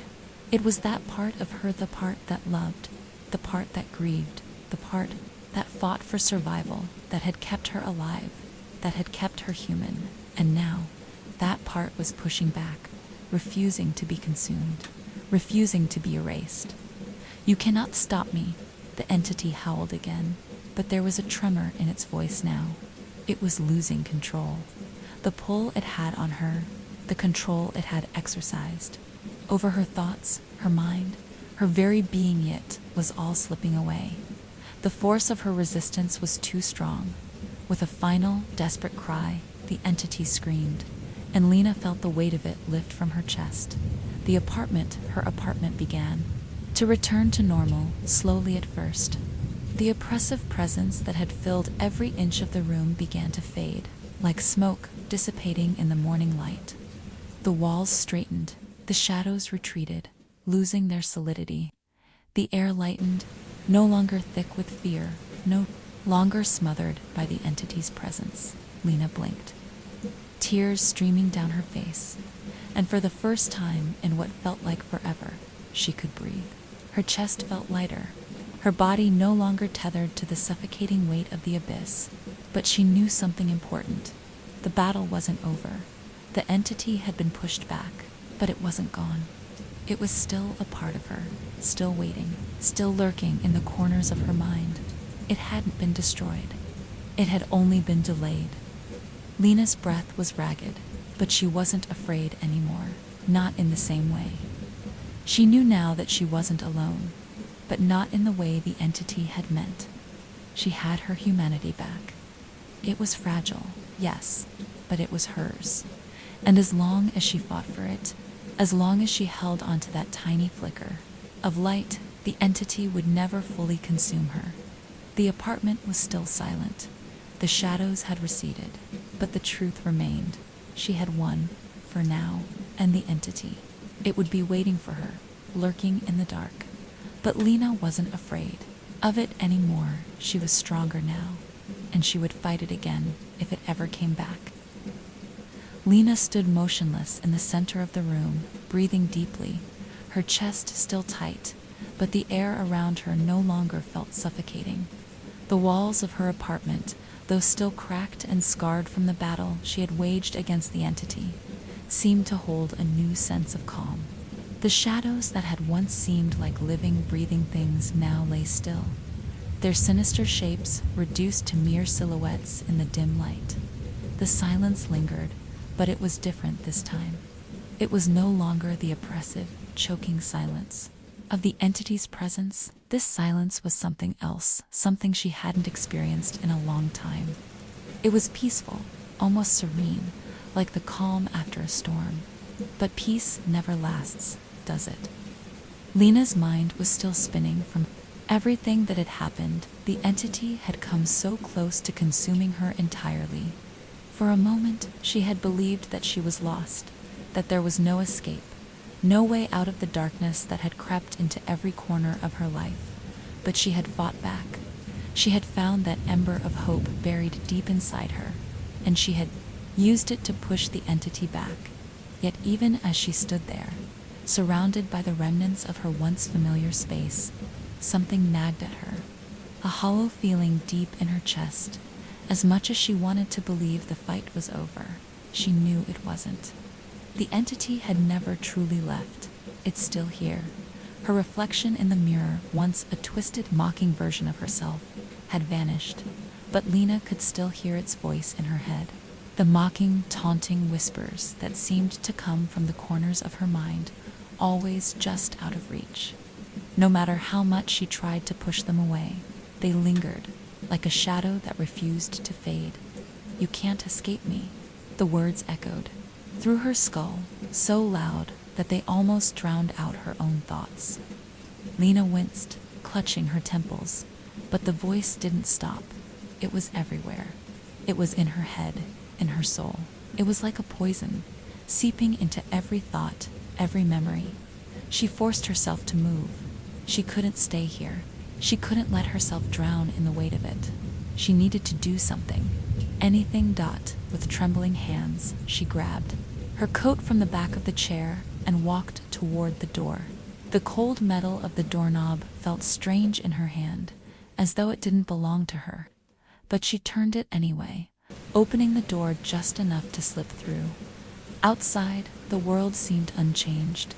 The streets were bathed in the muted light of the early morning, the same quiet hum of the city that Lena had known for years. She walked down the hall, her footsteps heavy on the old wooden floorboards. Every sound was amplified in the silence that enveloped her. Each footfall a reminder that she was still here, still alive. But as she passed the other apartments, something caught her eye. A door cracked slightly open, beckoning her. It was The apartment directly across the hall from hers. The door hadn't been opened the night before, she was certain of that. It had been locked, just like every other door in the building.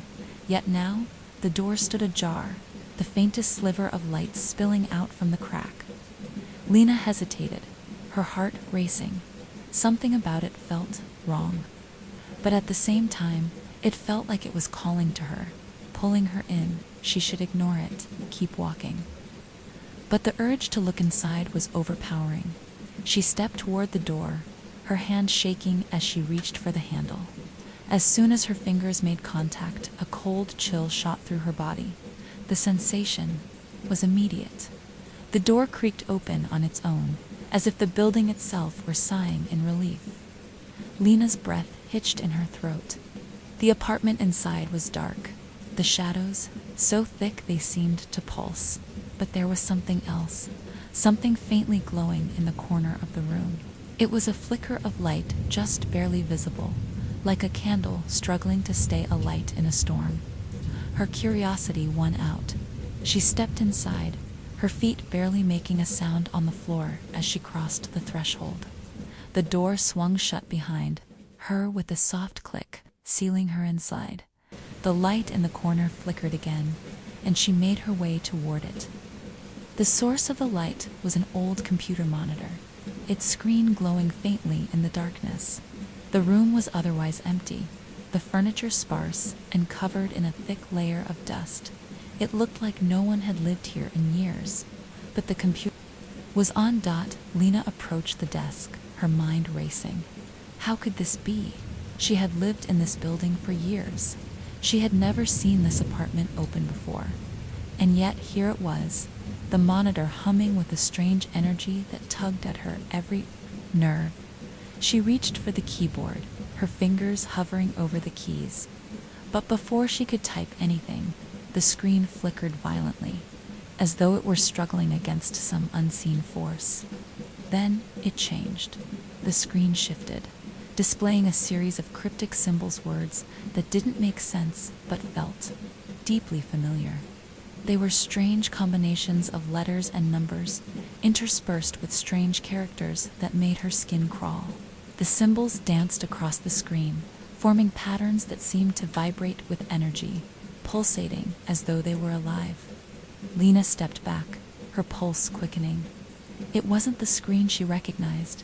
This wasn't just a random glitch or a malfunctioning computer. The symbols seemed to watch her, shifting in the periphery of her vision, whispering secrets she wasn't ready to hear. Her fingers twitched involuntarily, and before she could stop herself, she typed out a single phrase, "Where are you?" The screen flickered again, faster this time, as though the computer were trying to answer her, trying to respond. The words on the screen twisted into a single sentence. "You've already met me." Lena froze. Her blood ran cold. She didn't want to believe it, didn't want to understand, but the words had already burrowed deep into her mind, carving their way through her thoughts, echoing with the same voice that had taunted her in the mirror. The entity, it was here too. It had never left. She felt a presence, not in the room, but inside her. The flicker of light on the screen began to grow brighter, more intense, and the symbols blurred, melding together into something else, something more tangible, more real. And then, as quickly as it had appeared, the screen went black. Lena's heart stopped, her breath caught in her throat as the monitor buzzed and hummed. She backed away, her eyes wide with terror. The room felt smaller now, the walls closing in, the air thickening. She wasn't alone, not here, not in the building. The entity had found her again. It had infiltrated the screen, the computer, the very fabric of her life. It had followed her beyond the walls of her apartment, beyond the boundaries of her mind. "You can't escape me," it whispered, this time not from the screen, but from every direction.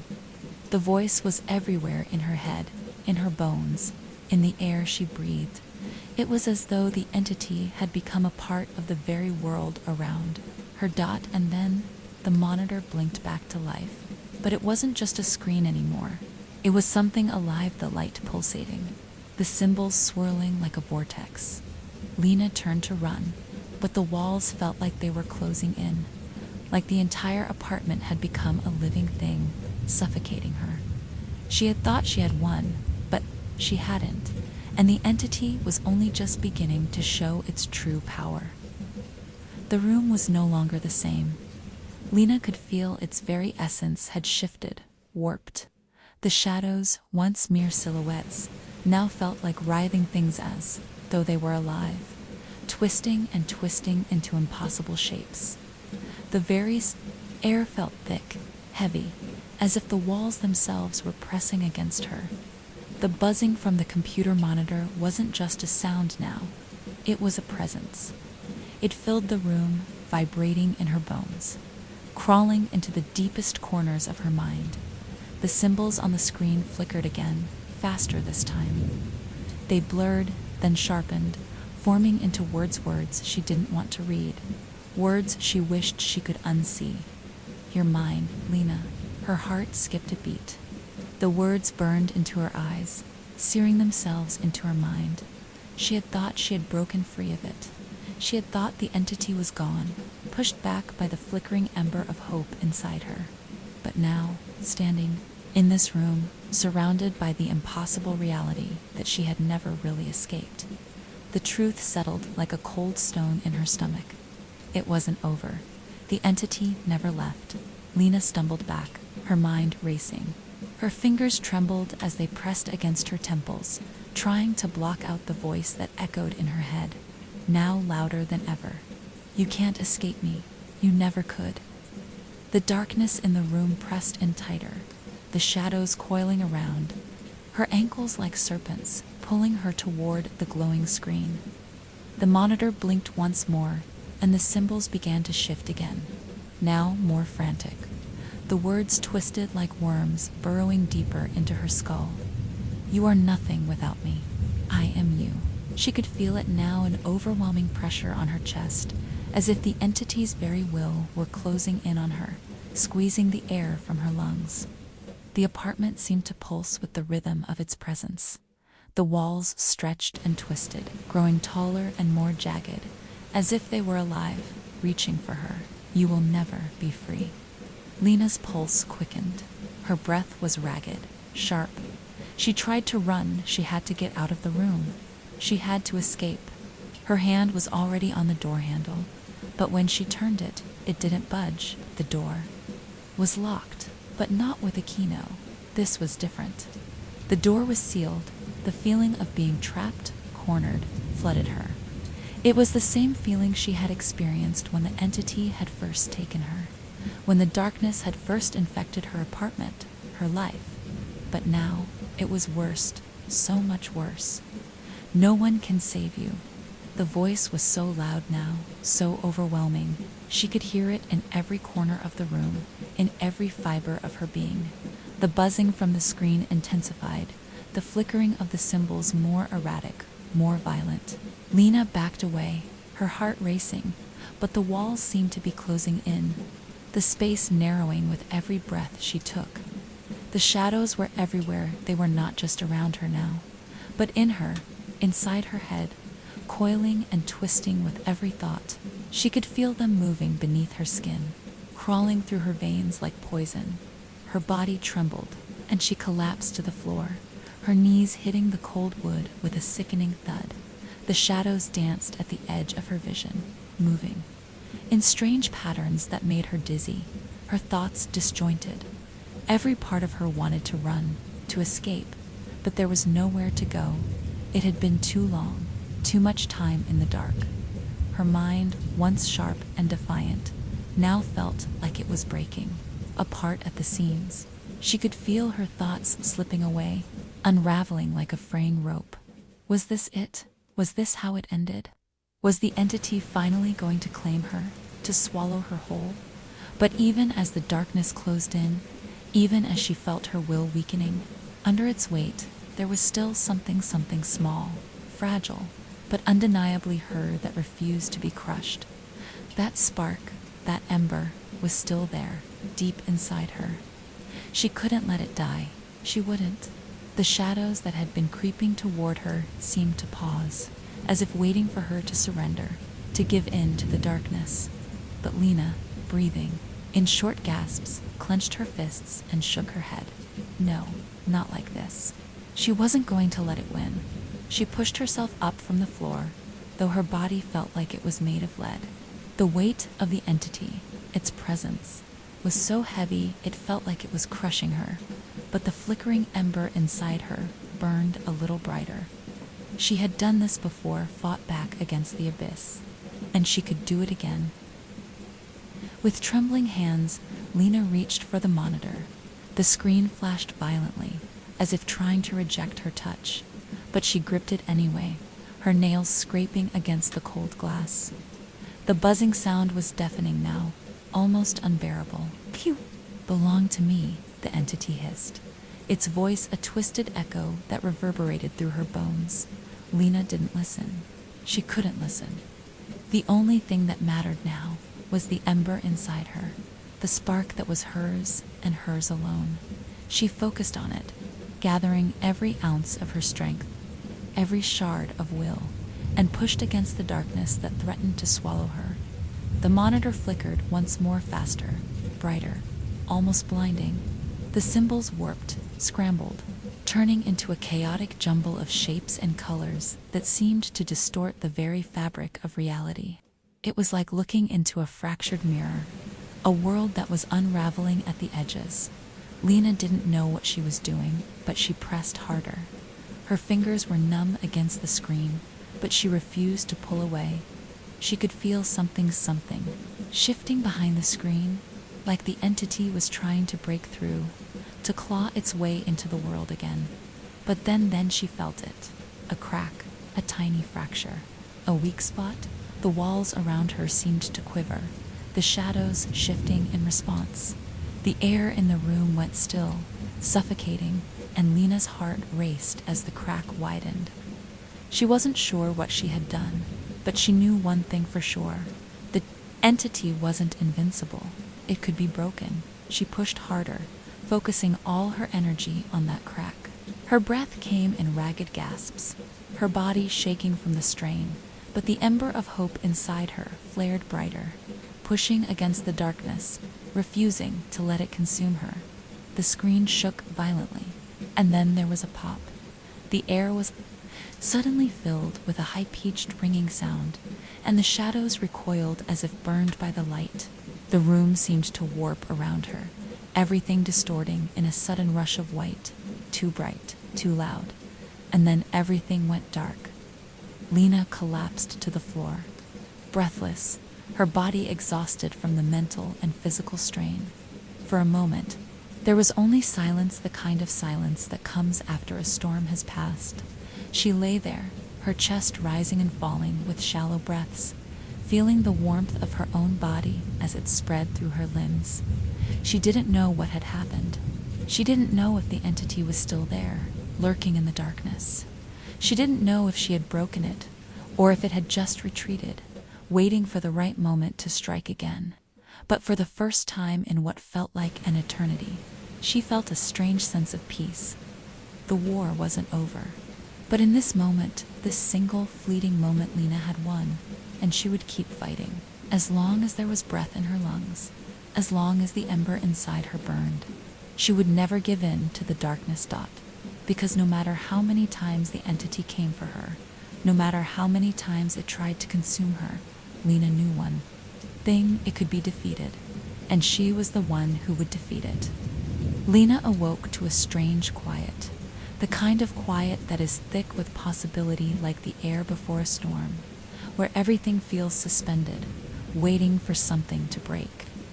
She lay there, her body still on the cold floor of the abandoned apartment, her mind foggy and disoriented, as if she had just emerged from the depths of a nightmare too real to be called a dream.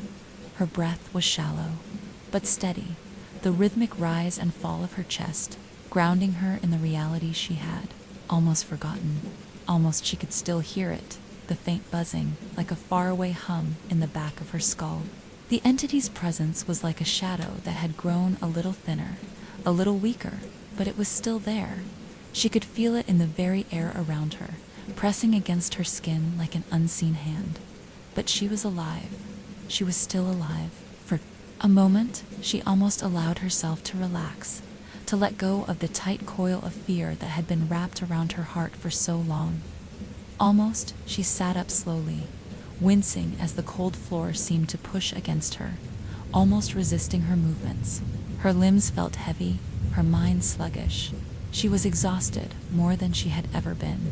But there was a sharp clarity in her chest, like a knife edge of awareness cutting through the fog of exhaustion.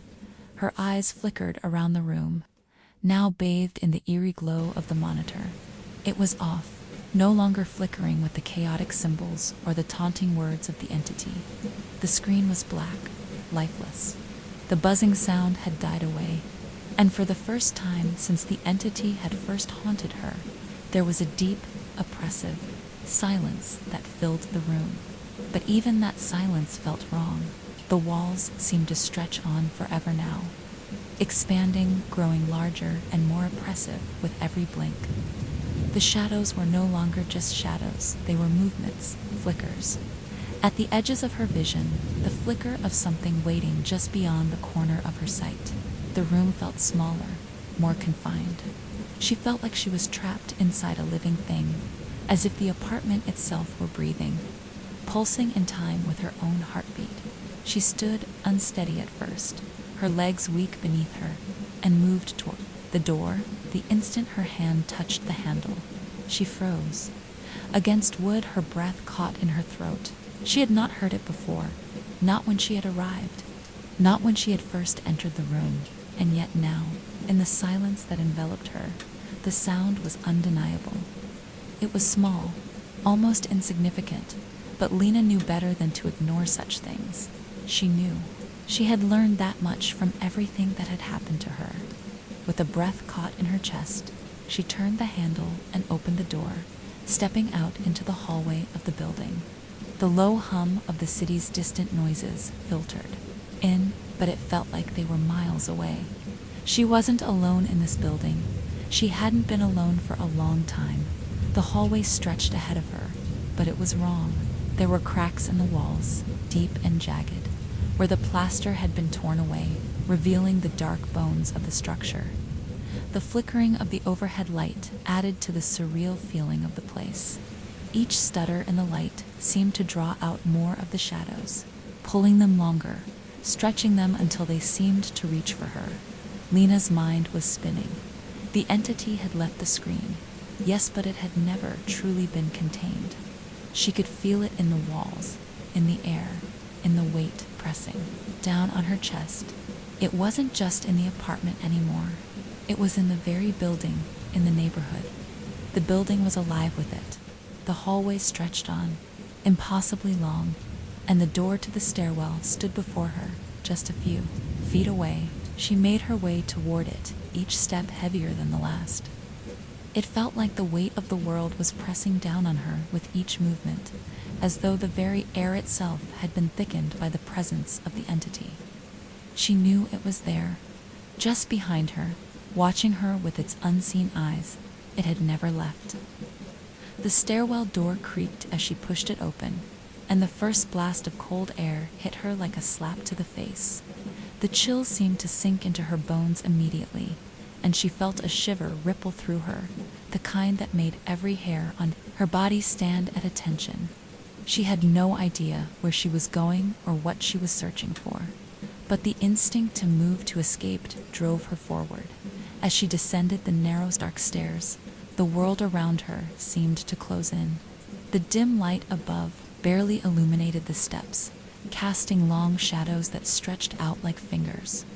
Every time she glanced over her shoulder, the space behind her seemed to grow larger, as though the shadows were swelling, pulling everything into a bottomless pit. She had to leave. She had to get out, but the door at the bottom of the stairs led to a hallway that she didn't recognize. It was wrong. She was sure of it. Lena hesitated for only a moment before she walked through the door.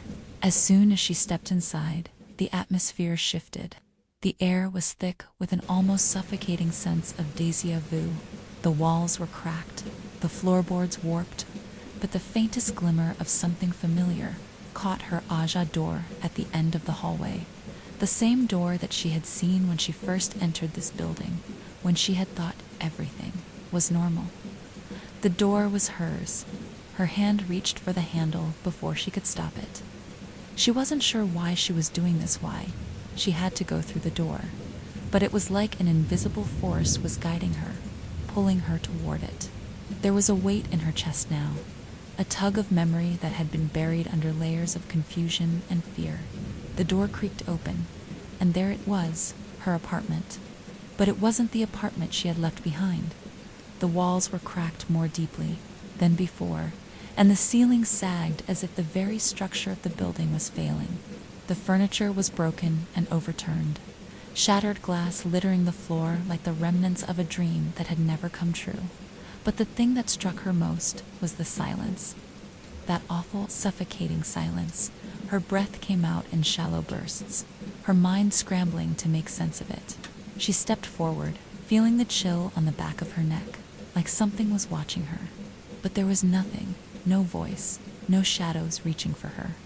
The apartment was cold, desolate, abandoned. Her own reflection stared back at her, from the cracked mirror on the far wall. And that's when she realized she wasn't alone. Her reflection wasn't hers. It was wrong. It was distorted, twisted, its eyes hollow, its mouth stretched wide in a grin that could only be described as grotesque. The figure in the mirror moved, not in sync with her own motions, but with its own life, twisting its limbs unnaturally, stretching and contorting with a fluidity that could only be described as unnatural. "You shouldn't have come back," the reflection whispered. Lena's pulse raced, and for a moment she couldn't move. The voice was a rasp, dark and echoing, but familiar tutu, familiar no. This wasn't her. This wasn't her reflection. Her reflection was the entity. It was already here. It had followed her from the screen, from the room, from the apartment. It had been hiding in the corners of her mind, in the cracks of her reality, waiting for her to return. It had never truly left, and now it was in the mirror, in the very space she thought she could control. The air grew colder, the shadows darker, and the reflection's grin stretched impossibly wide. "You'll never leave. You'll never be free." It taunted. Lena felt her breath catch in her throat, panic rising like a tidal wave, but she couldn't look away. She had looked before, and that had been her mistake. "I am you." Lena's heart pounded so hard against her chest that it felt like it might break free. The words whispered from the twisted reflection seemed to echo in her mind, reverberating through every corner of her soul. "I am you." The reflection's grin widened, a grotesque, contorted smile that stretched far beyond the realm of natural possibility. Its is empty, hollow, sunken, locked onto hers with a predatory gleam. It knew her fears, her darkest secrets, every single scar she had carried since the entity first took hold of her. It knew everything she had tried to bury. It knew her vulnerability, her weakness. Lena staggered backward, her breath shallow and ragged. Her legs trembled beneath her, threatening to give way. She couldn't tear her eyes away from the mirror. The reflection's movements were unnerving, slow, deliberate, as though it was savoring each moment of torment. It mimicked her movements, but only for a heartbeat. And then it began to move independently, twisting and contorting in unnatural ways. The reflection twisted its arm at an impossible angle, its neck bending in a way that made Lena's stomach churn. "You're mine," the reflection growled, in a voice that was both hers and not hers, layered with an unnatural distortion, a rasping echo that burrowed deep into her mind. The room around her seemed to darken, the light dimming, as if the very atmosphere of the apartment was bowing to the entity. The shadows writhed and undulated, becoming tangible, slipping through the cracks in the walls, spreading through every crevice, every inch of air. Lena felt the walls closing in, suffocating her, pressing against her chest. She couldn't breathe. She had been fighting so long, She had thought she had broken free. But now she was standing in the presence of something far worse than she had ever imagined. The thing that had tormented her was not simply an entity. It was an echo of her deepest fears, her darkest desires, her shame, her guilt. It had always been part of her. The entity had merely been a catalyst that brought everything that was broken and hidden inside her to the surface. Not real, Lena whispered, her voice hoarse, barely audible. But the reflection only laughed, its distorted lips twisting with cruel amusement. I'm more real than you can ever understand. The room began to pulse in time with the beating of Lena's heart. The walls seemed to warp, the floor shifting beneath her feet. She was no longer in her apartment. The boundaries between reality and the abyss had blurred. She was somewhere else now, somewhere dark and oppressive, where the very concept of time seemed to twist and stretch. The apartment was nothing but a memory, a fleeting illusion. Lena's knees buckled. She collapsed to the floor, her hands gripping her head as the pressure around her mind intensified. What was happening? The reflection wasn't just in the mirror anymore, it was inside her head. Its voice curling around her thoughts, drowning her in a tide of memories she had tried to forget. You can't run from me, it said, its voice a whispering serpent that slithered into the very core of her being. You can't hide from the truth. You are mine. You've always been mine. Lena pressed her palms against her ears, trying to block out the voice, the suffocating whispers that were eating away at her sanity. She closed her eyes tightly, squeezing until the darkness behind her eyelids became sharp, jagged, impossible. You left me once. You left me behind. But you can't. Leave me again. I'm in you. I'm inside you. I am your truth. The reflection's voice distorted further, turning from the guttural rasp into something much worse, an exhale, a hiss that filled her entire body, leaving her cold. The room around her seemed to warp once again, the walls bending like they were, made of rubber. The apartment was fading, twisting, and everything she knew seemed to dissolve into a deep, suffocating abyss. It was here, it was inside her, Lena gasped, her body trembling with a visceral panic that threatened to consume her. This was no longer just a haunting. This was a transformation, an unraveling of everything she had once known. The entity wasn't just some external force trying to break her, it was her. It had always been inside her, feeding off her grief, her guilt, her deepest fears. The apartment, the shadows, the buzzing of the screen, everything had been a reflection of herself. The entity had been born from her own brokenness, from her own inability to reconcile with the darkness inside. The room started to fade. The apartment melted away, and Lena felt herself falling deeper and deeper into a void she couldn't escape. The world was shifting, twisting, and all she could do was fall, for what felt like an eternity. There was nothing but a cold, vast emptiness. And then, in the distance, she saw it. A light dot at first. It was faint, a glimmer on the horizon, small but growing. Her chest tightened. The light felt familiar, almost too familiar. But as she moved closer, it became clearer. It was the same glow that had once come from the monitor, the one that had taunted her with its impossible symbols. It was the same light that had pulled her in, the same one that had made her believe she could escape. But this time, it was different. This time, it was inside her. Lena's eyes shot open, and she gasped for breath. The apartment was gone, replaced by a vast, empty void. But in the distance, the flickering, glowing screen, the one she had spent days, weeks fighting to shut down, to escape from Dot, it was still there. But now it wasn't a window into the entity, it was a door. Lena's heart beat faster. She understood now. The entity wasn't just trying to destroy her. It had been trying to consume her, yes. But more than that, it wanted to make her believe that it was her, that she was nothing without it. It had twisted her perception, warped everything she knew to fit its narrative. And now she was at the edge of the abyss. She could go toward the light. She could step into the screen, let it consume her entirely, become one with the darkness. She could surrender and let everything that had haunted her, every broken piece of herself, be swallowed up by the void. But as she stood at the edge of the chasm, her hands trembling, Lena remembered something. She wasn't just broken, she was whole. She had always been whole. She had survived everything it had thrown at her. She had fought through the suffocating fear, the guilt, the grief. She had resisted the entity's pull for so long, and no matter how much it tried to twist her, to make her believe that she was nothing without it, she had never been alone. And now it was time to face the truth, not the one the entity had tried to impose on her, but her own. She wasn't a victim of the entity. She was its undoing. Lena took a step forward, her breath steadying, the shadows retreating in the distance as she walked toward the light.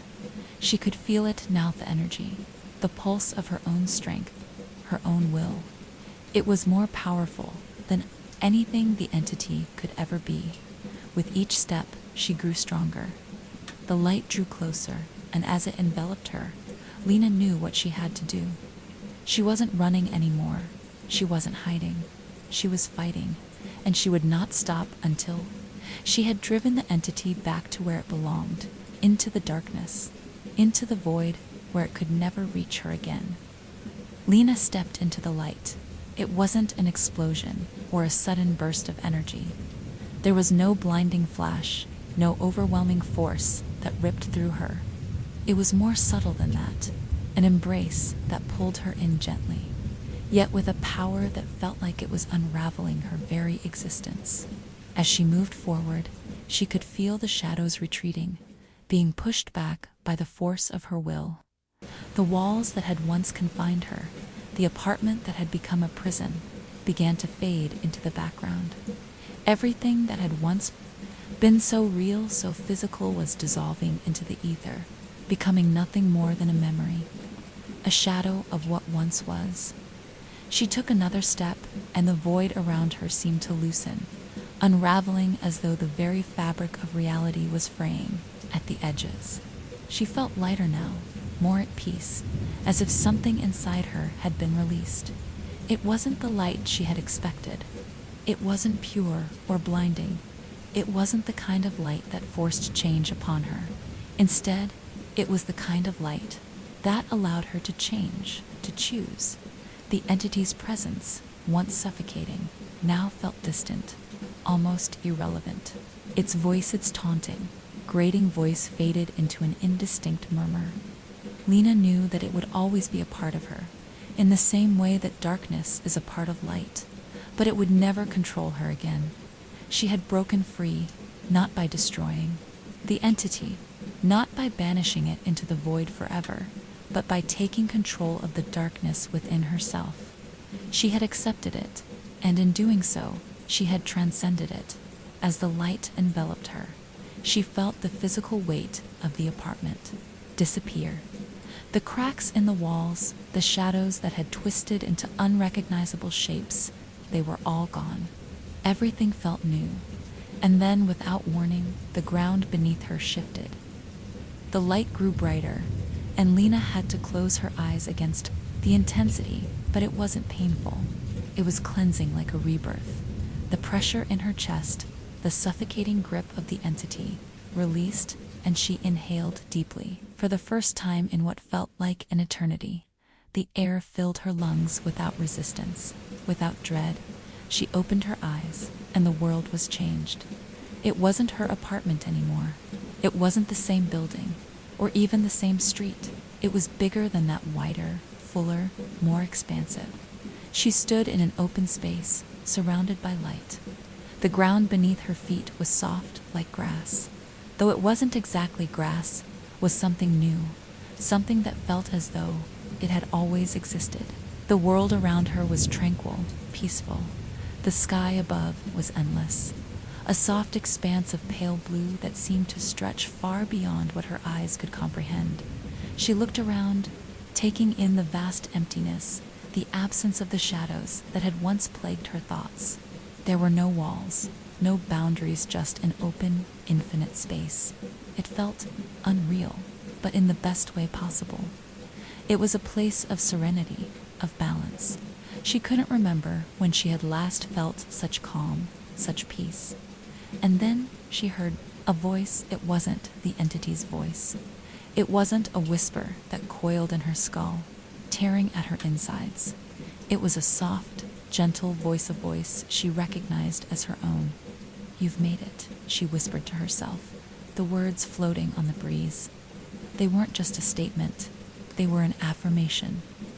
A victory. Lena stood in the center of this strange new world, her arms outstretched, feeling the freedom that had eluded her for so long. She could feel the energy around her like a pulse, a rhythm. It wasn't overwhelming or terrifying like the entity had been. It was familiar, comfortable, and in that moment, she knew that she had entered a place that was neither dark nor light, a place of acceptance and understanding, a place where darkness and light could coexist, not in conflict, but in harmony. The echo of the entity's presence, still faintly lingering, became clearer, like a distant memory. It wasn't gone. It was always with her, a part of who she had been, but it wasn't something to fear anymore. It was a shadow, no longer a monster in the dark. It was an integral part of her, one that could no longer control her, no longer twist her into something she wasn't. She had chosen herself as she stood in this strange new world. The voice from within her, her true voice, spoke again. "You can't escape yourself. You can only accept yourself." It was a simple truth, but it had never been more powerful. The entity had fed off her fear, her doubt, her guilt, because those were things she had not accepted. She had tried to run from them, to hide them away in the dark corners of her mind. But now she had embraced them, and in doing so, she had freed herself from their grip. And in that moment, Lena understood. This place was not an escape. This was not a new life, free from all the trials and suffering she had endured. It was a place where she could finally breathe, truly breathe. She had fought the darkness within her for so long, but the truth was, it was her. She could never escape it. And now she didn't need to. She had accepted it. The light around her didn't overwhelm her now. It didn't scorch her. It embraced her. As the breeze whispered through this strange world, Lena began to walk, not away from the shadows, but with them. They were no longer her enemy. They were a part of her, as much as the light was. Together, they shaped who she was, but they no longer controlled her. She moved forward, step by step, knowing that the world was no longer an enemy to conquer.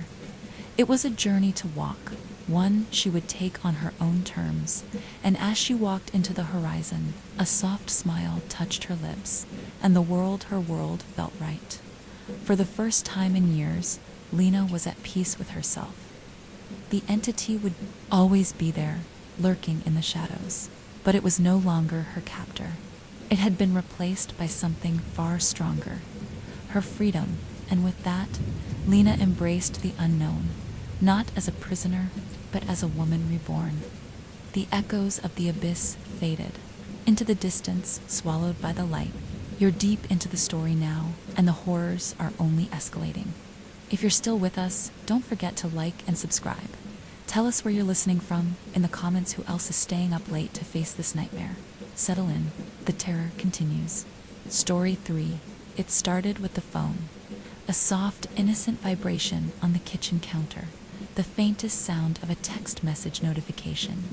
But there was no one there to send it. You lived alone, had 4 months now, ever since she left here. Sister, you had tried to distract yourself with work, the mundane rhythm of daily life, but something about that phone buzz, that single buzz, felt wrong. You looked at the screen, expecting to see an empty lock screen, maybe a notification from the app you'd left open earlier. Instead, there was a message, unread, from an unknown. Number. You didn't recognize the number, but the message was chilling in its simplicity. I'm still here. You stared at it, the words sinking in slowly, like ink blotting the paper. A cold shiver crept down your spine, and the hairs on your neck rose. There was no mistaking it. That message felt too familiar. It felt like her, your sister. But that was impossible. She'd been gone for over a month. Your heart thudded in your chest as you scrolled up, trying to see the previous messages, but the screen flickered, glitched, as though it didn't want you to see what was there. The image froze for a moment, then cleared, showing you the message again. I'm still here. A wave of nausea hit you. You hadn't heard from her since that day, since the accident. You had gone through the motions of mourning, of grieving, of trying to understand how a person could simply vanish in the blink of an eye. But now, something felt wrong. Something felt far darker than it should have. You hurriedly locked. The phone pushed it away, but the weight of its message lingered in the air. The house felt ... off, more silent than usual. The silence wasn't just the absence of sound. It was thick, suffocating, like the walls themselves were holding their breath, waiting for something to happen. You looked around the room, but nothing seemed out of place. No lights flickered. No strange shadows danced across the walls. The same familiar, empty space you'd always known, yet it felt foreign now. The floorboards creaked behind you, a sharp crack that made you freeze in place. You turned quickly, expecting to see something, anything, but there was nothing. Just the empty kitchen, the refrigerator humming faintly in the corner, the soft tick of the clock on the wall. Your mind raced, but you couldn't make sense of what was happening then. As if to answer your fear, the lights flickered.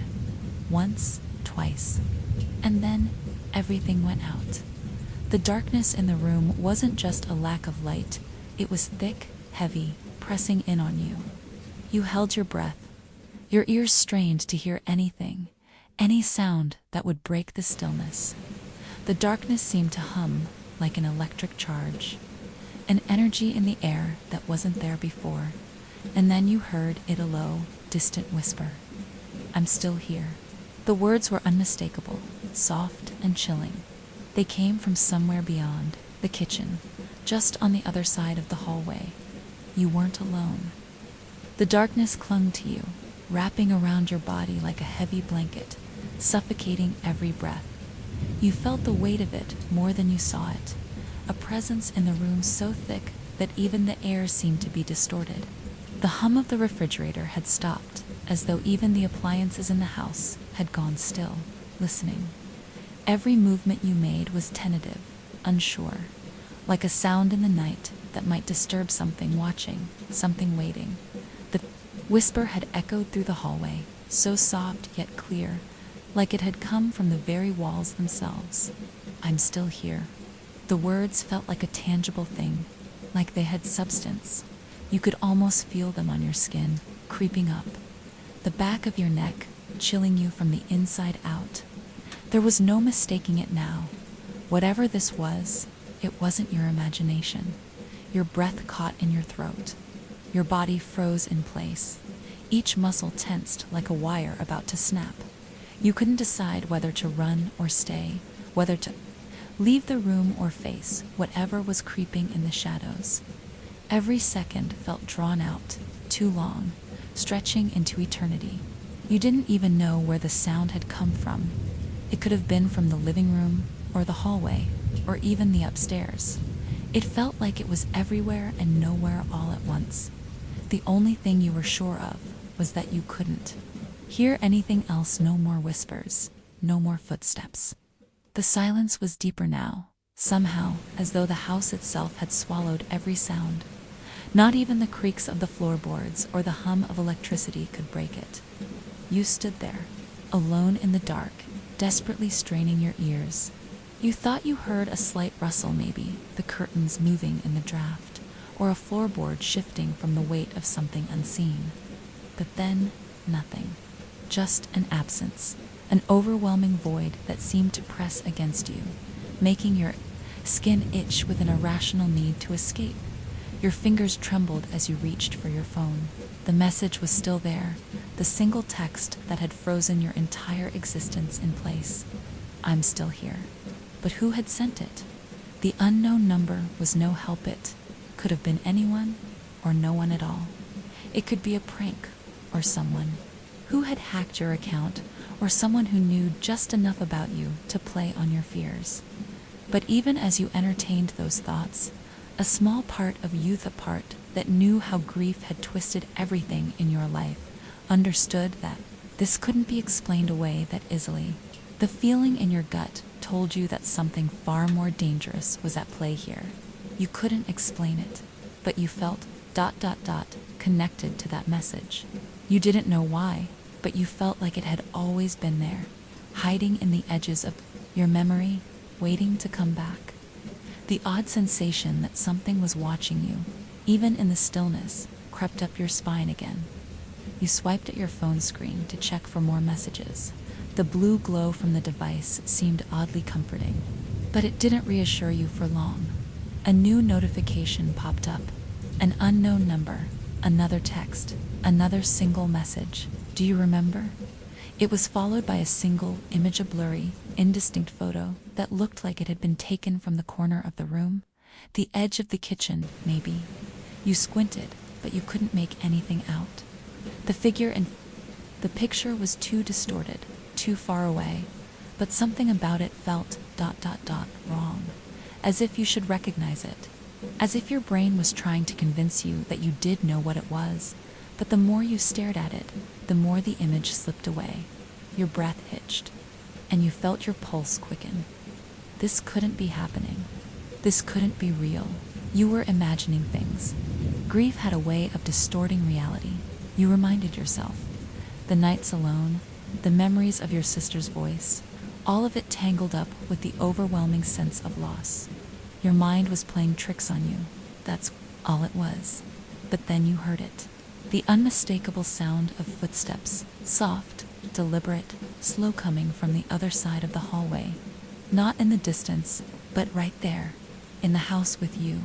You turned sharply, eyes wide, but the darkness still enveloped the hallway beyond. You couldn't see anything, couldn't make out the source, but you felt it. The presence, it was there, in the space between the walls, waiting. Your heart pounded in your chest, each beat vibrating through your body. Adrenaline coursed through your veins, and your mind screamed at you to move, to run. But your body was frozen, immobilized by fear. The darkness was not just a lack of light, it was alive. Alive in a way that made the air suffocating.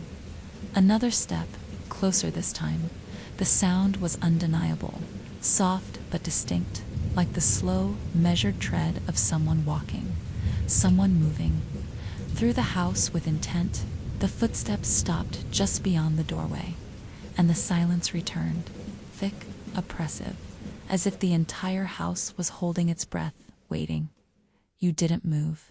You couldn't. Your muscles screamed at you to act, to do something, but the fear was so suffocating, so overwhelming, that you could hardly breathe.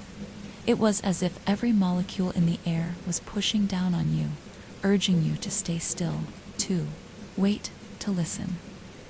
Then, without warning, the lights flickered back on. The soft, buzzing hum of the overhead lights filled the room once more, but it wasn't a comforting return of normalcy. It was jarring, loud. The sudden return of illumination made everything feel even more wrong. You glanced around quickly. The kitchen was exactly as it had been before. The same countertops, the same cabinets, the same stillness. No one was there. No one had ever been there. But as you exhaled in relief, a cold draft swept across your skin, brushing against the back of your neck. A shiver ran down your spine, and for the briefest moment, you could swear you felt something else, something closer. And then the phone rang. It wasn't a text this time. It wasn't even a notification. It was an actual call. The name on the screen flashed, and your heart stopped. It was the same unknown number. You didn't want to answer.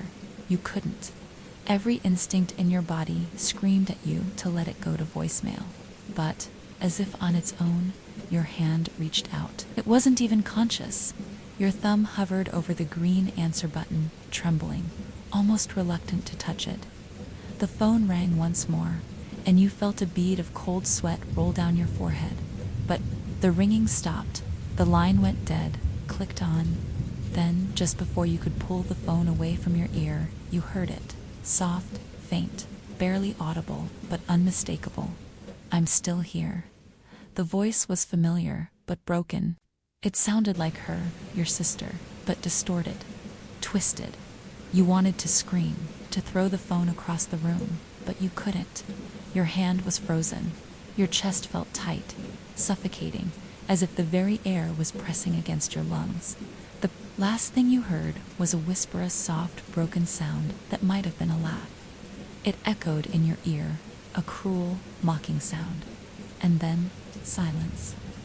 The silence that followed the call was oppressive, like a weight pressing down on your chest. It filled the room in a way that made your bones ache. Each breath you took seemed louder than it should have been, a painful reminder of your own isolation. The phone still pressed against your ear, its screen dimming, the faint glow casting an eerie shadow across your face. You pulled it away slowly, your hand shaking uncontrollably. The feeling of the cold plastic against your skin sent a shiver through you, as if the device itself had become tainted, poisoned by whatever force had taken hold of your home. You couldn't look at the screen again. The voice, the broken, familiar voice that had mocked you, was still reverberating in your mind. "I'm still here." The words circled around your thoughts like vultures, relentless in their pursuit. They wouldn't leave you alone. They weren't just a reminder of your grief. They were an invasion. A soft breeze stirred in the room, tugging at the edges of the curtains, sending them fluttering in an almost playful motion. It felt too deliberate, too controlled. The house was eerily still, yet something felt off. Not just the air or the silence, but something deeper. The pulse of the house, the hum that should have been a comfort, had taken on a sinister tone, vibrating with the intensity of a heartbeat. You set the phone down, trying to regain some semblance of control. Your fingers were still numb from the call, the touch of the screen feeling foreign, as though it didn't belong in your hands. Your mind raced. What had just happened? Who had called? The rational part of you screamed for answers. Maybe it was just a glitchy or wrong number, a prank, some terrible coincidence. But deep down, you knew better. You knew the truth you didn't want to admit. This wasn't a glitch. This wasn't a coincidence. Your eyes darted to the clock on the wall. The second hand ticked loudly, as though trying to drown out the whispering in your mind. It was almost 2 a.m. The house was silent against silent, except for the sound of the wind rattling the windows. But even that felt wrong. The wind felt too cold, too biting. The temperature in the room had dropped significantly, and the chill seeped through the walls. Creeping up your spine like fingers of ice, you reached for the light switch, desperate to break the suffocating grip of darkness. But before your hand could make contact, the lights flickered, dimmed. The sudden loss of light made the house feel even more empty, as though the very walls had retreated into themselves, leaving you in an oppressive void. Your breath hitched. The air was thick now, stifling, pressing in from all sides. The silence wasn't just quiet. You stood there in the dark, waiting for something, anything, to break the tension. But there was nothing. No sound, no movement then. Just as quickly as the darkness had consumed the room, a low hum filled the space. It wasn't the usual hum of the refrigerator or the air conditioning, but something deeper, something vibrating through the very floorboards beneath your feet. The sound seemed to come from within the house itself. It resonated in your chest, rattling your bones. You tried to move, tried to step away from it, but the hum was everywhere, an unrelenting force. The temperature dropped even further. You pulled your sweater tighter around your shoulders, the cold biting at your skin, but it didn't help. The chill was inside you now. Your skin felt clammy, your breath coming in shallow bursts. The room felt smaller, the walls pressing in, and you couldn't escape. You reached out again, this time to the door, but the handle was ice cold, unnaturally so, as if the very metal had frozen in place. Panic began to claw at the edges of your mind. You had to leave. You had to get out, but your legs refused to move. The weight of the air was holding you in place, making each step feel like wading through molasses. You glanced toward the hallway, the shadows deepening where the light could no longer reach. The hallway felt alive now, as if something were waiting, just beyond the threshold, watching, listening. You couldn't see anything, not really, but you felt it, a presence. You couldn't explain it, but it was there, pressing against the back of your mind, feeding off your fear, feeding off your grief. The thought hit you like a punch to the stomach. Your sister's face flashed in your mind, her smile, her voice, her laughter. All of it seemed so far away, so out of reach. She was gone. That was the reality you had been forced to accept.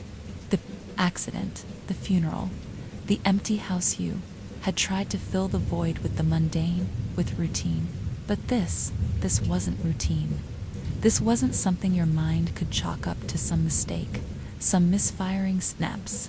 This was something real, something that had come back. The hallway was now dark, an endless abyss beyond the doorframe. The floor creaked slowly as that presence, the sensation of being watched. You had to move. You had to get away, but your body felt paralyzed, as if something had reached inside you and twisted every muscle into submission. And then you heard it. Footsteps, soft but deliberate, not from the hallway, not from the living room, not from the kitchen. These footsteps were above, used, low, methodical, heavy, like someone or something was walking in the attic. But the attic had been sealed for years. You hadn't gone up there since the day you moved in, and you didn't have any reason to go up there now. But the sound was unmistakable. Each step was like a whisper in the dark, a reminder that you were not alone, that it was here. Whatever it was, your heart slammed against your ribs, and you couldn't breathe. You couldn't think. You could only listen, only wait. The footsteps above you grew louder, closer, until it sounded like they were moving across the ceiling directly above you, right above your head. They stopped, a long silence, then a single, sharp creak of a floorboard. You didn't move. You couldn't. You reached for it, hands trembling, and as you picked it up, you saw the screen flash with another message. It was from the same unknown number. You always were so stubborn. The words were like a slap in the face. You stared at them for a long time, your heart racing, the blood draining from your face. The voice, the distorted, broken voice that had whispered your name earlier, was growing more distinct with each message. You could almost hear it in your head as you read the words. It was hers. It was her. The connection was undeniable now. The way she had always been able to push your buttons, to make you second-guess yourself. But now it was twisted. Whatever it was, stealing yourself, you rose to your feet. The air felt thicker than before, more oppressive, as though the house was tightening around you. The footsteps were gone. The silence was deafening again, but you could still feel it, the weight of something, just out of sight, just out of reach. You stepped forward and the floorboards beneath you creaked. The air felt colder. You couldn't escape. Not from the house, not from yourself. The stairs loomed before you, an almost insurmountable obstacle between you and whatever was waiting upstairs. Every instinct screamed at you to run, to escape, but your feet moved anyway. One step at a time, the sound of your boots hitting the wooden treads echoing in the oppressive silence. The air grew heavier with each movement, thicker with the feeling that you weren't walking alone, that something was trailing just behind you, just out of view, waiting for you to slip, to falter, to let your guard down. You reached the top of the stairs, your breath shallow, your pulse quickening. The hall stretched before you, an endless corridor of darkened rooms, each door closed, as if the house itself was holding its breath in anticipation. There was no sound, now no footsteps from above, no creaks from below, just a deep, hollow silence. A silence that felt wrong. Your hand hovered over the doorknob to the attic, but you couldn't bring yourself to turn it. The door was old, the wood cracked with age, and you knew, deep down, that whatever was on the other side was not something you wanted to face. The air here was different, thicker somehow, and the oppressive weight of the house seemed to grow heavier the closer you got to the attic. But you had to go. You couldn't stay here, trapped in this paralysis, in this haunting. The silence was suffocating, and the only way to break it was to confront whatever had come back. You twisted the doorknob.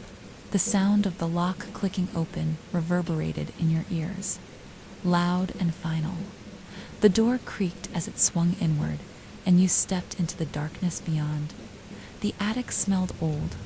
Dust hung in the air, thick and musty, as though the room had not been touched in years. But there was something beneath the scent of decay. A faint, metallic temps lingered in the air, sharp like blood, but you couldn't place it. The room felt wrong, as if the very space between the rafters had been altered by something dark, something that didn't belong.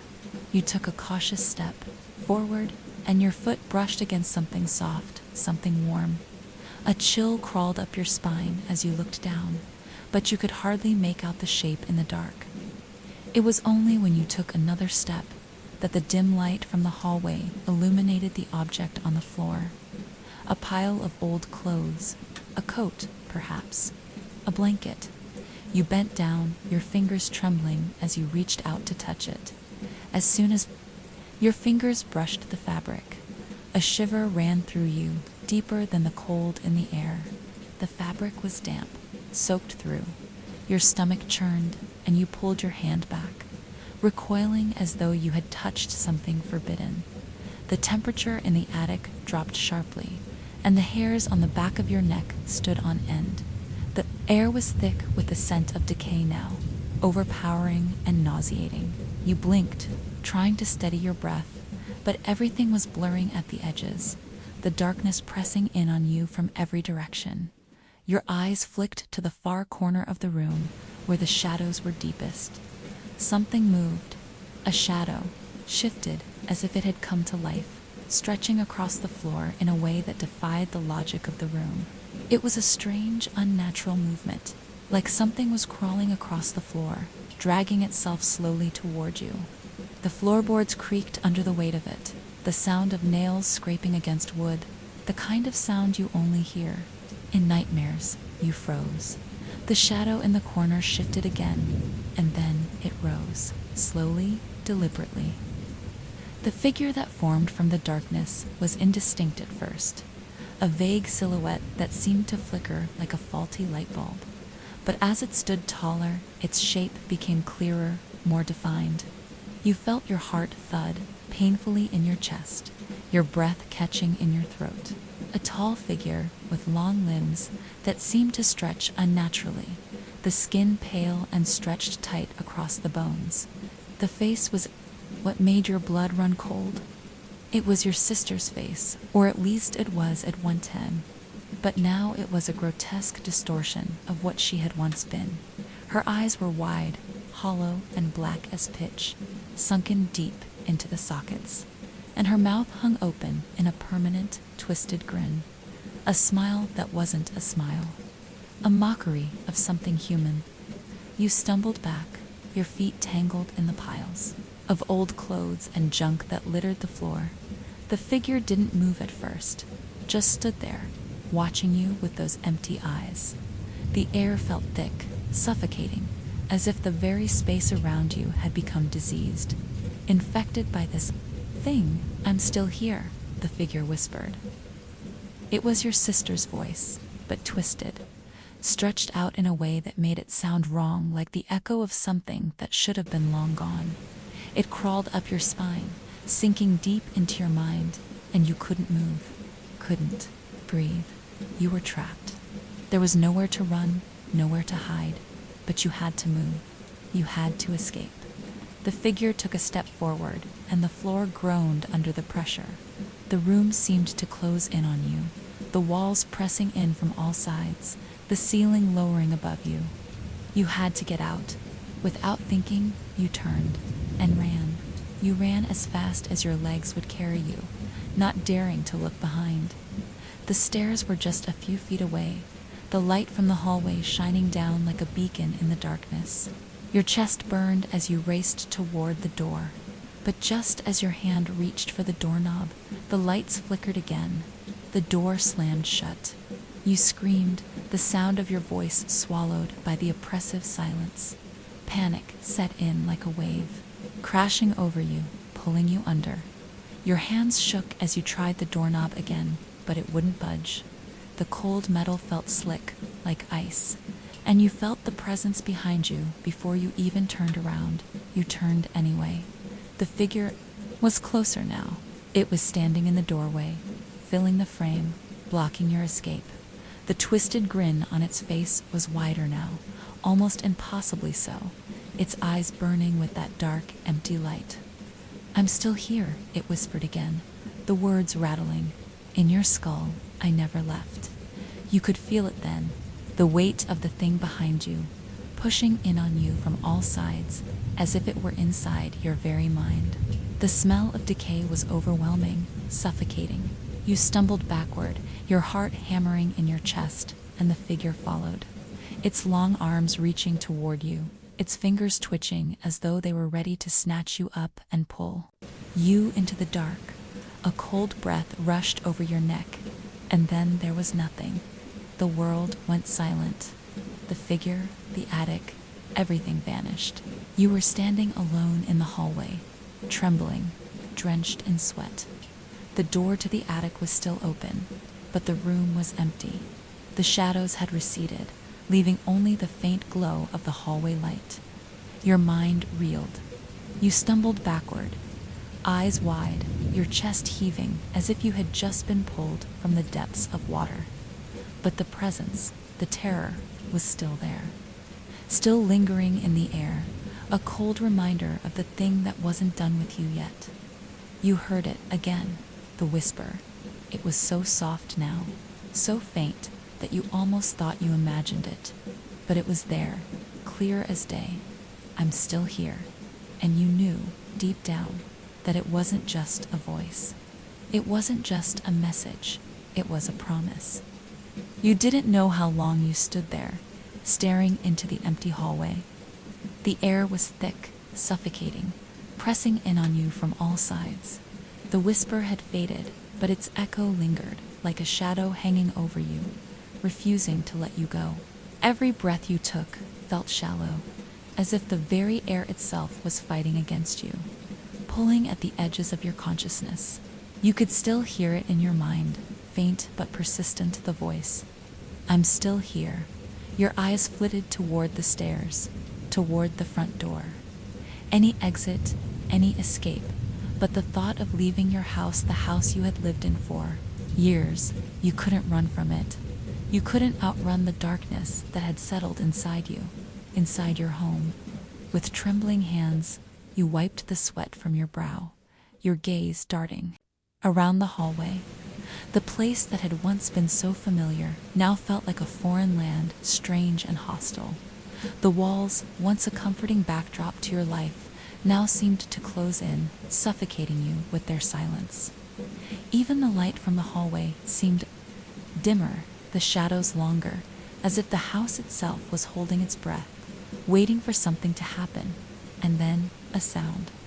A scraping noise, faint at first, but growing louder with each passing second.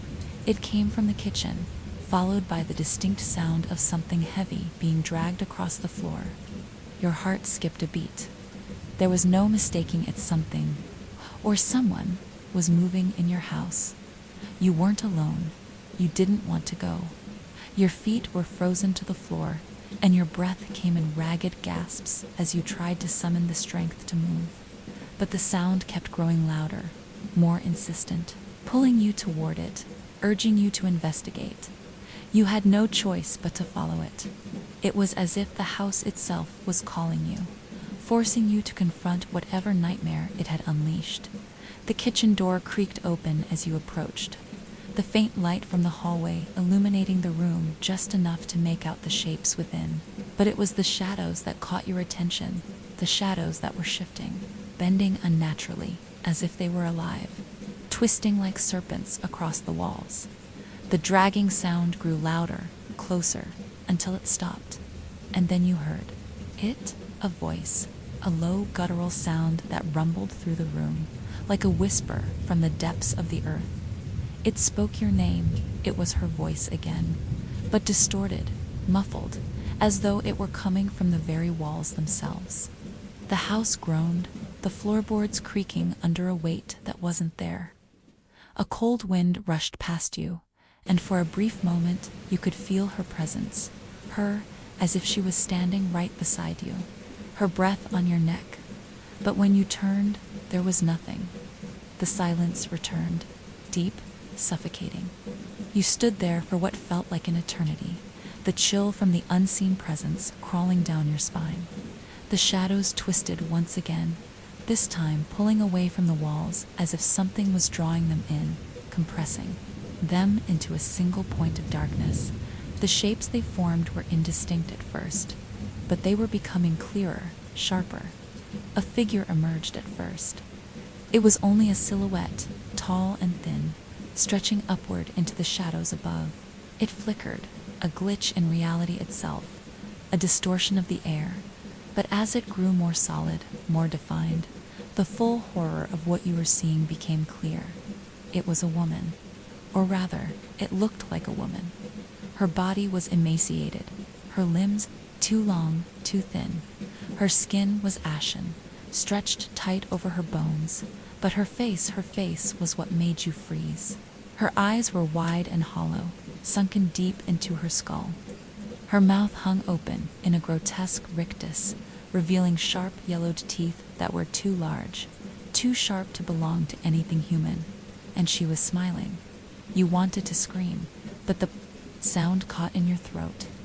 The woman stepped forward, her movements jerky, unnatural, like a marionette being pulled on invisible strings. Each step she took was accompanied by the sound of her bones creaking, of something snapping just under the surface. "I'm still here," she whispered, her voice a breathy rasp that scraped against your mind, clawing at your sanity. You backed away slowly, your legs unsteady, your heart hammering in your chest. You couldn't escape her. You couldn't escape the house. There was nowhere to go. But then the walls shifted again. They weren't solid anymore. They rippled like liquid, like the entire structure of the house was warping before your eyes.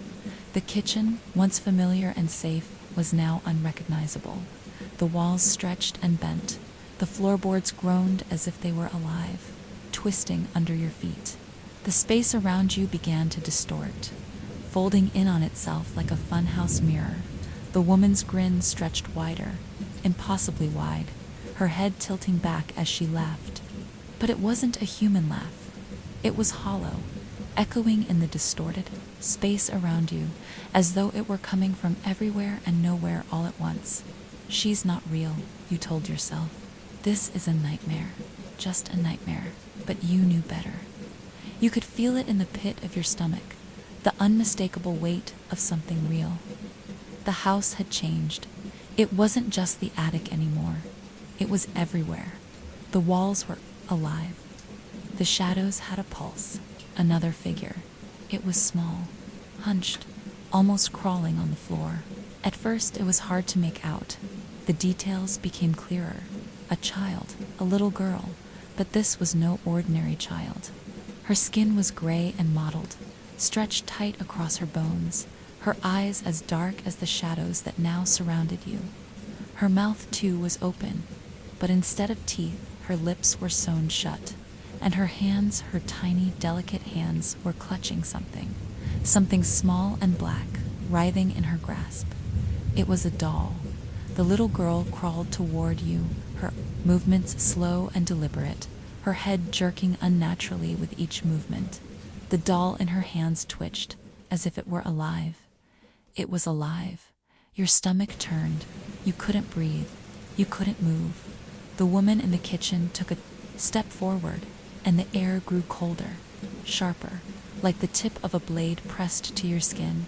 The house groaned, and you felt the walls push in on you, tightening around your body, compressing the air from your lungs. The shadows thickened, closing the space between you and the door. You were trapped. You had nowhere to go, no way out. "I'm still here," the woman repeated, her voice growing louder, her eyes burning into yours. The little girl was closer now, her hands twitching with the doll. It was moving. You could see the tiny hands of the doll flexing, opening and closing, as if it were alive, breathing. And then it spoke. It was a soft, childlike voice, but the words it whispered sent ice through your veins. "You shouldn't have. Come back." The world around you shattered. The kitchen dissolved, the walls buckling inward like the floor was giving way beneath you. The sound of the house cracking, groaning, suffocated everything else. You could hear nothing but the oppressive thrum of your own heartbeat, the rush of blood in your ears, and the sudden rush of cold air. And then you were falling through nothing, into nothing, and then nothing. Your fall seemed to stretch out forever, the darkness surrounding you, pulling you in. The silence pressed in on your ears, deafening in its emptiness. You had no sense of time, no way to mark the passing of seconds or minutes. There was only the feeling of endless descent, the sensation of plummeting through some kind of vast, cosmic abyss. But then, suddenly, the sensation of falling stopped.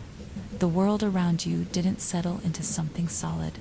Instead, the air thickened, compressing, with a heaviness that seemed to press against your chest. You gasped for breath, but the air was dense, like inhaling smoke, filling your lungs with something not quite air. And then the darkness shifted, no longer just a void, but an entity in itself, pulling at your senses, twisting your perception of reality.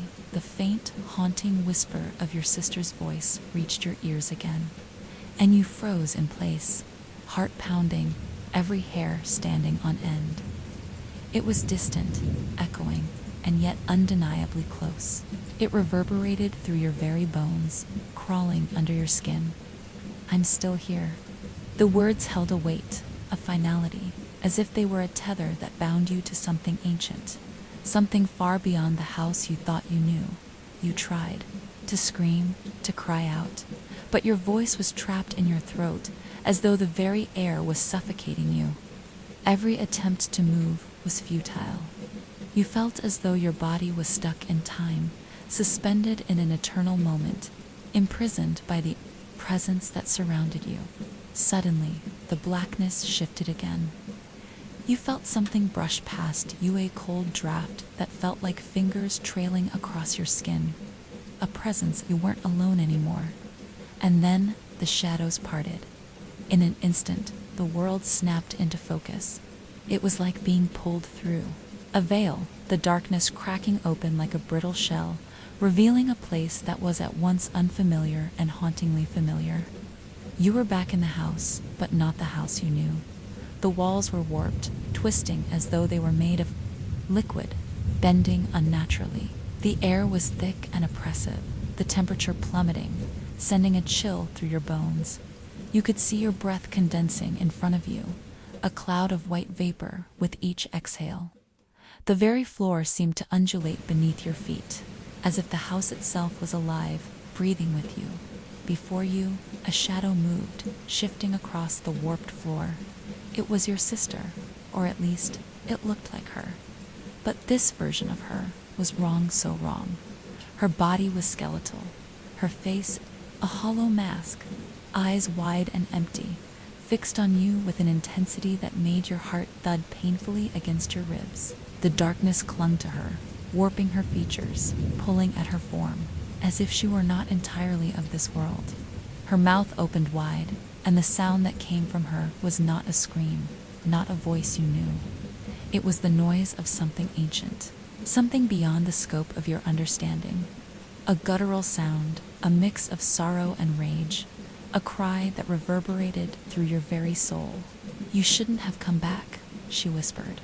The words were soft, but the power behind them was undeniable, as though they were wrapped in the weight of centuries of grief and torment. You stumbled backward, your legs trembling, every instinct screaming for you to run, but your body refused to obey. There was nowhere to go, nothing to do. You were trapped, frozen in place by the sheer force of her presence. The room around you seemed to twist, as if the very house was alive and shifting, folding in on itself. The walls stretched taller, higher, closing in, distorting. You looked around in frantic panic, but there was no escape, no way out. Suddenly, the air was filled with voices, faint whispers at first, but the whispers grew louder, clearer, until they were all around you, pressing against your mind. They were voices you recognized, your sister's voice. But there were others too, voices of people you had never met, voices that seemed to come from places far beyond the house. "You shouldn't have come back." The words reverberated again, but this time they were joined by a chorus of others, hungry, mournful, pleading voices, all overlapping, all rising in volume. The walls seemed to bend toward you, as if the house itself was trying to swallow you whole, to pull you into its dark, suffocating maw. And then, from the corner of the room, something shifted. It was a figure, a silhouette in the darkness. At first it was impossible to make out, just a shadow against the warped walls. But as it stepped closer, the light from the flickering lantern revealed more. It was tall, towering, its form impossible to fully comprehend. Its body seemed to writhe and shift, like smoke or mist, but there was a solidness to its presence that crushed the air around you. The figure didn't have a face, not one you could see. Anyway, its features were covered in an ever-changing swirl of darkness, the shadows moving like liquid across its surface. It moved with an unnatural grace, gliding across the floor without making a sound. It was the source of the whispers, and then you realized the whispers weren't coming from the walls. They were coming from the figure itself, its very being alive with the voices of those who had been trapped, those who had fallen victim to the darkness that consumed this house. The figure extended a long, skeletal arm, reaching toward you, its fingers stretching impossibly long, as if they were eager to touch, to drag you into the depths of whatever lay beyond. Your breath caught in your throat. You tried to move, but your body was paralyzed. The figure loomed closer, its presence suffocating, its darkness pulling you in. You could feel the weight of it pressing against your chest, suffocating you, drawing the air from your lungs. The voices swirled around you, their words now incoherent, a maddening cacophony of anguish and despair. The figure stopped just before you, and for a brief moment there was silence. Then it spoke. "You cannot leave." The voice was deep, resonant, like the earth itself speaking through the walls. The ground beneath you trembled, and the air vibrated with the force of the words. You tried to scream, to run, but your body refused to respond. You were paralyzed, trapped in this nightmarish realm with no way to escape.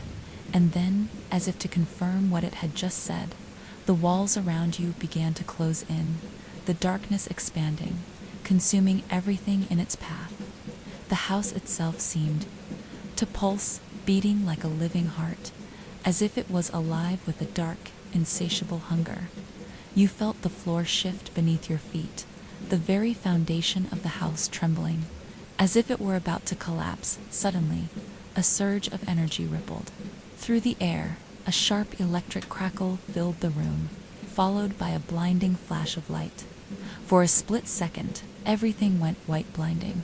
Searing whitened, the light receded, leaving only darkness behind. When your eyes adjusted, the house had changed again.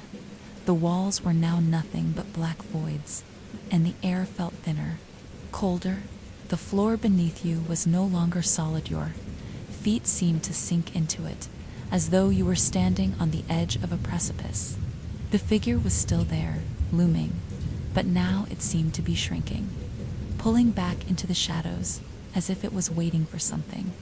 Watching you, you tried to speak, but no words came out. Your throat was dry, raw. The air was too thick to breathe, and the weight of the presence around you was unbearable.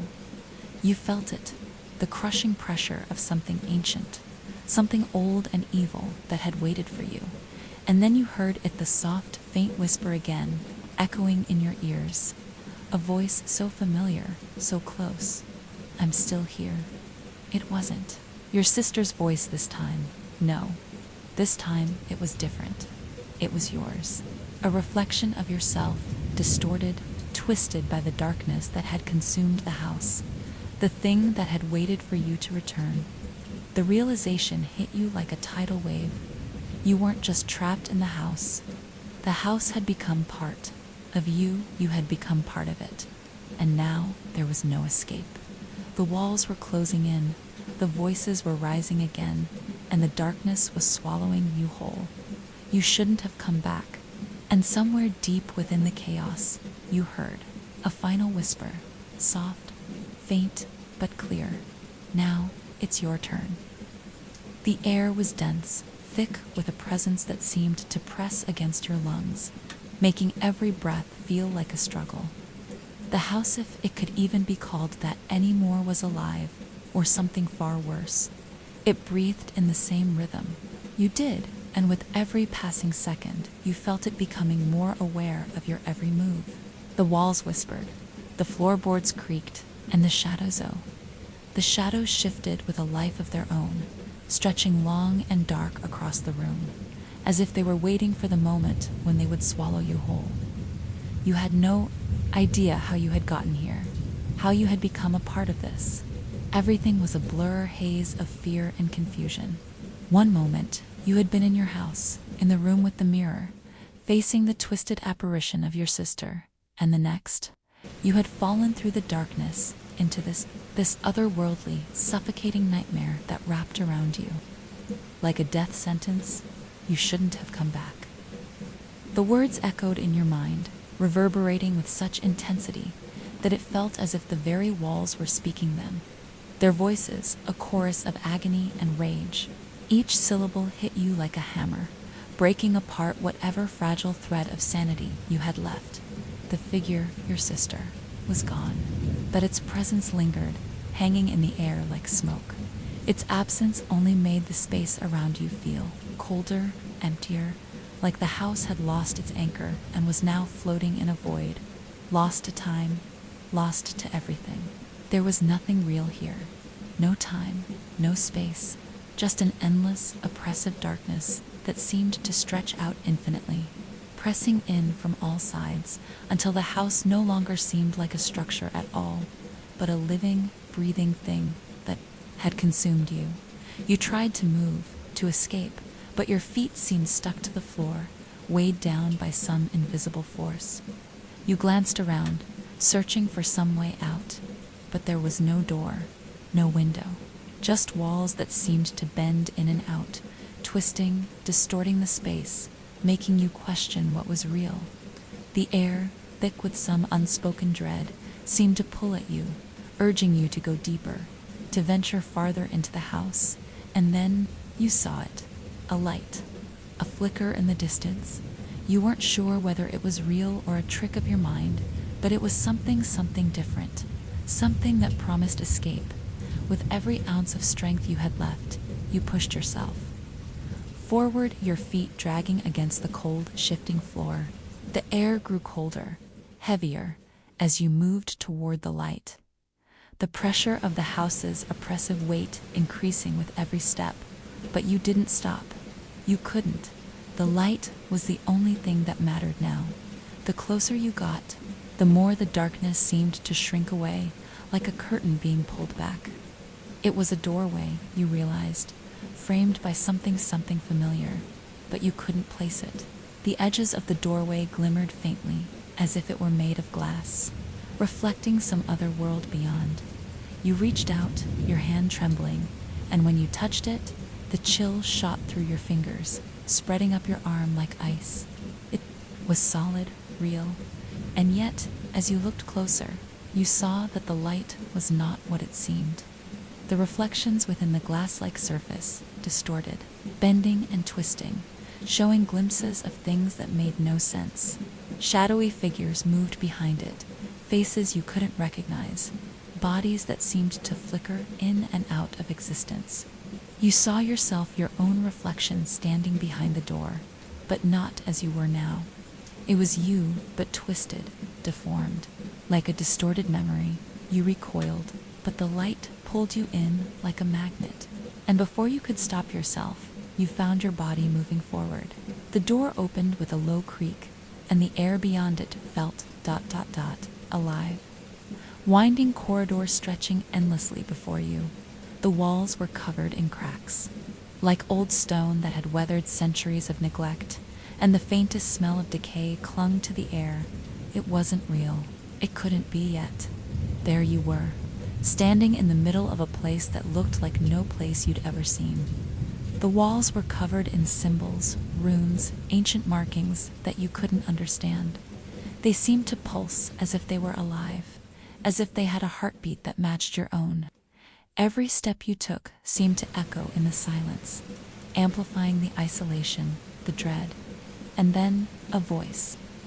A soft whisper at first, so faint that you barely registered it. But then it grew louder, insistent, until it was all around you, pressing against your mind. The words were clear now. You shouldn't have come back, but this wasn't your sister's voice, no. This was something else, something older, something far darker. You continued walking, despite the voice, despite the fear that gripped you with every step. The walls closed in, narrowing the corridor with every passing second. And soon, the light that had guided you to this place began to fade. The shadows pressed in on you, stretching like fingers, like claws reaching from the darkness. And then, you saw it, at the end of the corridor, just beyond the reach of the dim light. Something moved, something large, something alive. It was a figure, humanoid in shape, but far too tall, too stretched, its limbs too long, too thin. As it moved, the shadows twisted and swirled around it, like they were a part of it, like it was controlling the darkness. You froze. It was the same figure, the one from the house, the one that had been standing in your living room, watching you, with hollow, unblinking eyes. The creature's face was still hidden, obscured by the darkness that clung to it like a shroud. But its presence was undeniable, pressing against you like a physical weight, suffocating in its intensity. Its head turned slowly, inch by inch, and you felt the temperature in the room drop, the chill biting into your skin, numbing your bones. The air became heavier, harder to breathe, as the figure took a step forward. The floor groaned beneath it, as if it too was afraid, but you couldn't move. The terror held you in place, the paralysis of fear keeping you locked in the hall. The figure took another step, and another, and each time it moved, the walls seemed to pulse, to shift, like the house itself was breathing. The darkness stretched farther, enveloping the light until it flickered out completely, plunging you into a deep, suffocating blackness. In the silence that followed, the whispers began again. At first, you could barely make them out, but then they grew louder, louder, until they filled your ears, your mind. You could hear your name. You could hear your sister's voice again, now distorted, now warped with something sinister. "I'm still here," it whispered. "I'm always here." And then the laughter began, a low guttural sound echoing through the blackness. It wasn't human. It wasn't anything you could even begin to comprehend. It was the sound of something ancient, something beyond time, something that had been waiting for you to return. You backed away, your heart pounding in your chest, your mind reeling. But the figure wasn't done. It stepped forward again, its limbs twisting unnaturally. As it moved, its face still hidden, still impossible to see. You could feel the air shift around it, the pressure building, crushing down on you. And then, just when you thought you couldn't bear it any longer, the figure stopped. The hallway, the entire space around you, fell into an unbearable silence. A silence so thick you could almost taste it. And then, the figure's head tilted to the side, and for the first time, it spoke. You should have never come back. The voice was deep, resonant, shaking the very foundations of the world around you. And with those words, the darkness tightened its grip around you, suffocating every sense, until there was nothing but the crushing weight of the air. You could feel it now, the pulse of the house, its heartbeat, slow and deliberate, thumping against your chest. Each beat resonated through your body, as if the house itself was alive, feeding off the fear that rose in you like a tidal wave. You were part of it now, as much as it was part of you. The figure's words echoed in your mind, reverberating like a heavy drumbeat. You should have never come back. It wasn't just a warning, it was a sentence, and it was being carried out in slow motion, each second dragging you closer to whatever fate had been awaiting you since the moment you stepped foot inside this accursed place. You tried to move, to break free from the grip of the terror that held you in place, but your limbs were stiff, your body frozen by the sheer force of the oppressive darkness. You couldn't breathe, you couldn't think. There was only the presence of the figure standing before you, its shadow stretching long and thin across the warped floor. And then it stepped closer, slowly, deliberately, each movement calculated, as if savoring the moment. Closer it came, the more oppressive the air became, the more suffocating the silence. Every breath you took felt like it was being stolen from you. Every second a struggle to stay conscious, to stay aware. The figure's head turned again, its face still hidden in the writhing mass of shadows that clung to it like smoke. Its eyes, if they could even be called eyes, were empty. Hollow pits that stared into you with an unrelenting, ancient malice. It wasn't just watching you, it was feeling you. Your every thought, every fear, every regret. It knew you, and it wanted to break you. The air around you shifted again, and you felt the temperature plummet. It was no longer just cold. It was freezing, a sharp, biting cold that seemed to cut through your very skin, down to your bones. Your teeth chattered, involuntarily, your hands trembling as you reached for anything to steady yourself. But there was nothing, just the relentless darkness, the ever-present figure, and the suffocating icy void that had swallowed the house whole. Why did you come back? The figure's voice came again, deep and resonant, like thunder rolling across a darkened sky. It was the voice of a creature that had existed far longer than your world could comprehend. The voice of something that had been watching, waiting, feeding on the misery that had seeped into this place over centuries. Did you think you could change anything? You felt a sudden pang of realization, like a sharp knife to the gut. Come back, yes, but it was more than that. You had been drawn back, pulled into this place by something far more powerful than curiosity, something far older, something woven into the very fabric of your being. The house. It wasn't just a house, it was a prison, and it had been waiting for you to return, to bring with you the very grief, the very anguish that it thrived on. You were always meant to return, the figure continued, its voice echoing in your mind. We have been waiting for you. The realization hit you like a flood. This wasn't just about your sister. This wasn't just about the darkness you had felt, creeping into your life after her death. This place, this thing, had been feeding on your grief long before you had even set foot in it. It was the culmination of your pain, your guilt, and your fear, twisted into something far worse than you could have imagined. You're a part of this now, the figure whispered, and in its words, you could hear the promise of something final, something irreversible. And then, with a sudden shift, The temperature dropped even further, and the walls around you seemed to close in, narrowing the space until you were standing in a narrow, constricted hallway. The walls pulsed with the same dark energy that had filled the house, but now they were more alive, more aware. The air was thick with the sound of whispers, soft at first, like a breeze in the distance, but growing louder, more insistent, until the voices filled every corner, every crack in the walls. "Do you hear them?" the figure asked, its voice a low murmur, its form still shifting in the darkness. "They've been waiting too, the souls, the lost, you could hear them now." The whispers weren't just distant sounds anymore. They were voices, voices of people long forgotten. They spoke of pain, of suffering, of things that should not be remembered. You tried to focus, to understand, but their words were twisted, fragmented. They seemed to echo in your mind, overlapping, each one a thread of torment that wove itself into the very air around you. And then you saw it. At the end of the hallway, barely visible in the shadows, there was a door.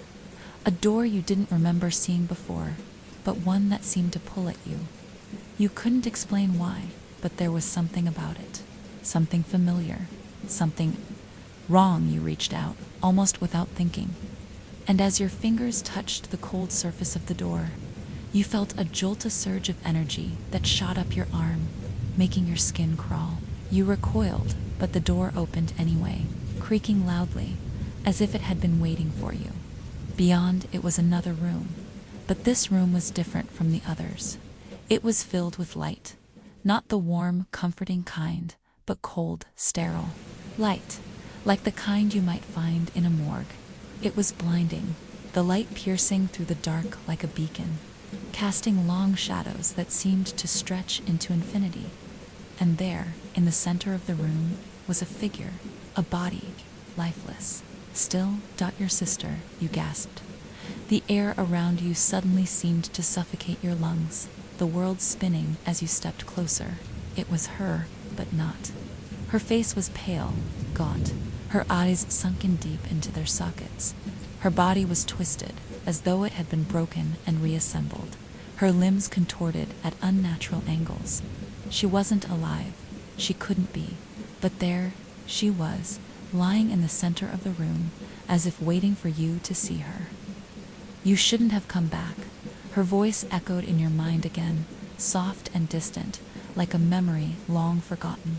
"I never wanted you to see me like this."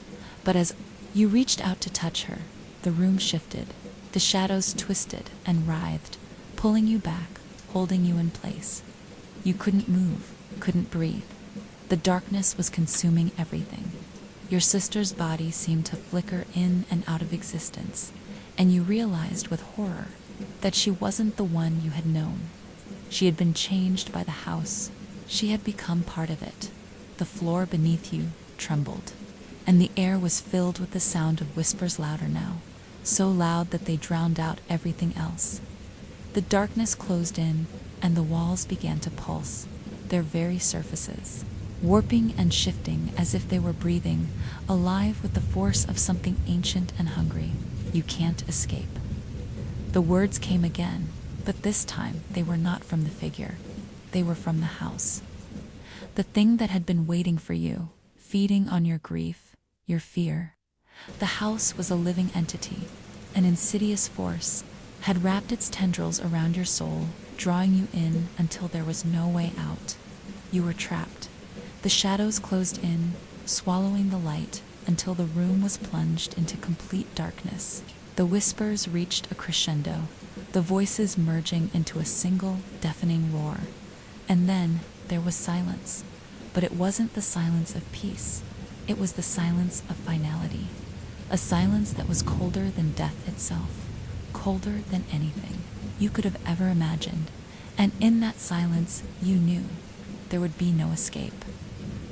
The darkness lingered long after the last whispers died away. It hung in the air like a thick, suffocating fog, wrapping itself around every inch of your body, pressing against your skin with such force that it felt as though your very cells were being crushed. The silence that followed wasn't a reprieve, it was a void. A deep, insatiable chasm that pulled everything your thoughts, your breath, your soul into its depths. Every moment you spent in that silence felt like an eternity. You could feel the weight of it bearing down on you, as if the world itself had collapsed into this single, suffocating instant. You wanted to scream, to break free, but the air in your lungs was thick with something more than just oxygen. It was heavy with an unseen force, an invisible weight that kept you tethered to the ground. Your legs wobbled, your knees shaking, as though the very foundation of the house was pulling you in, urging you to surrender, to give in to the terrible gravity of it all. You couldn't move, couldn't think. There was only the oppressive force around you, the dark, that held you in place like a vice. And then, without warning, the floor beneath you buckled. A groan, low and bone deep, echoed through the walls, vibrating in the very marrow of your bones. You heard it before, you felt it, a cracking sound, followed by the sickening, slow creak of wood bending and snapping under some unimaginable pressure. The house, that ancient, cursed thing, was alive, and it was breaking down around you. It was as if the very structure of the building was trying to expel you, trying to rid itself of the presence that had intruded upon its domain. You could feel the walls shudder, their cracks deepening and spreading like veins pumping poison through the old bones of the house. The air vibrated with something beyond the physical, a resonating hum that seemed to come from the very foundation. And then the smell. It hit you like a slap to the face, a thick, cloying scent of decay. Rotten wood, mold, something far worse. It filled your nostrils, and you gagged, stumbling back, your eyes wide with panic as you saw the walls around you shift, their surfaces peeling away like the skin of a dead animal. The house was unraveling, decaying before your eyes. It was as if the very heart of it, the heart that had been beating alongside your own, was finally giving up. Your head swam with dizziness, your vision spinning as the floor beneath you cracked, open, revealing an abyss of blackness, deeper and more insatiable than the night itself. You could hear it now, a low, guttural sound rising from the depths of that chasm. A growl, a rumble that seemed to shake the air. The house wasn't just collapsing, it was awakening, and it was angry. You fell to your knees, trying to steady yourself, your hands trembling as they clawed at the ground. You needed to move, needed to escape, but every direction seemed the same. No matter where you turned, there was only darkness, only that overwhelming weight. The air was thick with it, and then you saw it, a shadow. At first it was just a flicker at the corner of your vision, but then it grew, stretching taller, reaching toward you with long, inhuman limbs that twisted in unnatural angles. It was the same shape, the same figure you had seen before, the one that had stood in your living room, that had haunted your steps since you first set foot in this place. Its outline was faint at first, but as the house groaned and shifted around you, the figure began to solidify, becoming more defined, more real. Its eyes, if they could even be called eyes, burned with an unnatural light, cold and hollow, but full of intent. The darkness around it pulsed with its movements, the very shadows obeying its will, twisting and writhing like serpents. And then it spoke. Its voice was a low, rumbling hiss, a growl that vibrated in your very bones. "You cannot leave," it said, its tone both cold and venomous, like the hiss of a predator stalking its prey. "You are already a part of this. You always have been." The words cut through you like shards of glass, each syllable tearing through your thoughts, unweaving the fragile threads of sanity that you had left. This wasn't just a creature, it was something older, something that had been here long before you had ever come into this world, and now it had claimed you. "I've been waiting," the figure whispered. Its voice slithered around you, seeping into your ears, into your mind, waiting for you to come back, waiting for you to give in to the grief. You recoiled, stumbling backward, trying to escape the creature's gaze. but it was too late. The shadows closed in, the darkness thickening around you, like the tightening coils of a serpent. You could feel its presence pressing against you. From all sides, its malice wrapping around you like chains, pulling you closer to it, to the abyss. And then it stepped forward. Each movement was deliberate, slow, as if savoring the moment. Its limbs stretched unnaturally, too long, too thin, the joints twisting at impossible angles as it approached you. The shadows that clung to its body grew thicker, more solid, as though the very darkness had become part of it. And then, as it loomed over you, its form shifting and changing like smoke, the air itself seemed to crackle with electricity, charged with the energy of something unnatural. It wasn't just the house that was alive. It was alive. It was the thing that had been feeding on your grief, on your guilt, on your fear. The house had merely been the vessel, the conduit for its existence. And now it was here, in front of you, and it would not let you go. You can't escape. The figure's voice was a low growl, each word dripping with malevolence. There is no way out. You tried to run, your heart pounding in your chest, your legs trembling beneath you. But no matter where you turned, the walls closed. In the shadows, following you like predators in the dark. The air was thick with something rancid, like the stench of rot and death. And you couldn't breathe, couldn't think. You were drowning in it. You ran. You didn't know where you were going, but you ran. Your feet slapped against the floor, the sound echoing in the silence, growing louder and louder with each step. But the darkness was faster. The shadows moved faster than you could, curling around your ankles, wrapping themselves around your legs, pulling you back. You stumbled, falling to the floor, your body collapsing under the weight of the darkness that was pressing down on you. And then you saw it, the door. It was the same door you had seen earlier, the one at the end of the hallway. But now it was different. Now it pulsed with a light, a strange, eerie glow that cut through the darkness, offering the faintest glimmer of hope. You didn't know if it was real, if it was a trick, but you had no choice. You had to try. With every ounce of strength you could muster, you crawled toward the door, your fingers scraping against the cold floor as you pulled yourself forward. The shadows were closing in, wrapping themselves around your wrists, your legs dragging you back, but you fought, pulling yourself inch by inch toward the light. You reached the door, your hand trembling as you gripped the handle, and then the door slammed shut. The light disappeared, the house was silent again, and you were trapped. The silence was unbearable. It stretched for so long, so thick, that it seemed as though the house itself had stopped breathing. No sounds, no movement, only the heavy, oppressive weight of the air pressing down on you, smothering you, and the echoes of your own heartbeat, loud and hollow, like the pulse of something dead. The darkness had become an entity of its own, a weight that settled on your chest and dragged you deeper into the void. Your legs trembled beneath you, threatening to give way, but you didn't move. You couldn't. The world around you was no longer real, no longer tangible. And then, a soft noise broke the stillness. A faint scraping sound, so soft, so subtle at first that you almost thought it was part of the building's groan. But no, it was something else. Something crawling toward you, relentless and insistent. Your eyes darted toward the source, but there was nothing to see. The shadows had swallowed the hallway whole, leaving only a suffocating expanse of blackness. The house had closed in around you again, and there was no escape.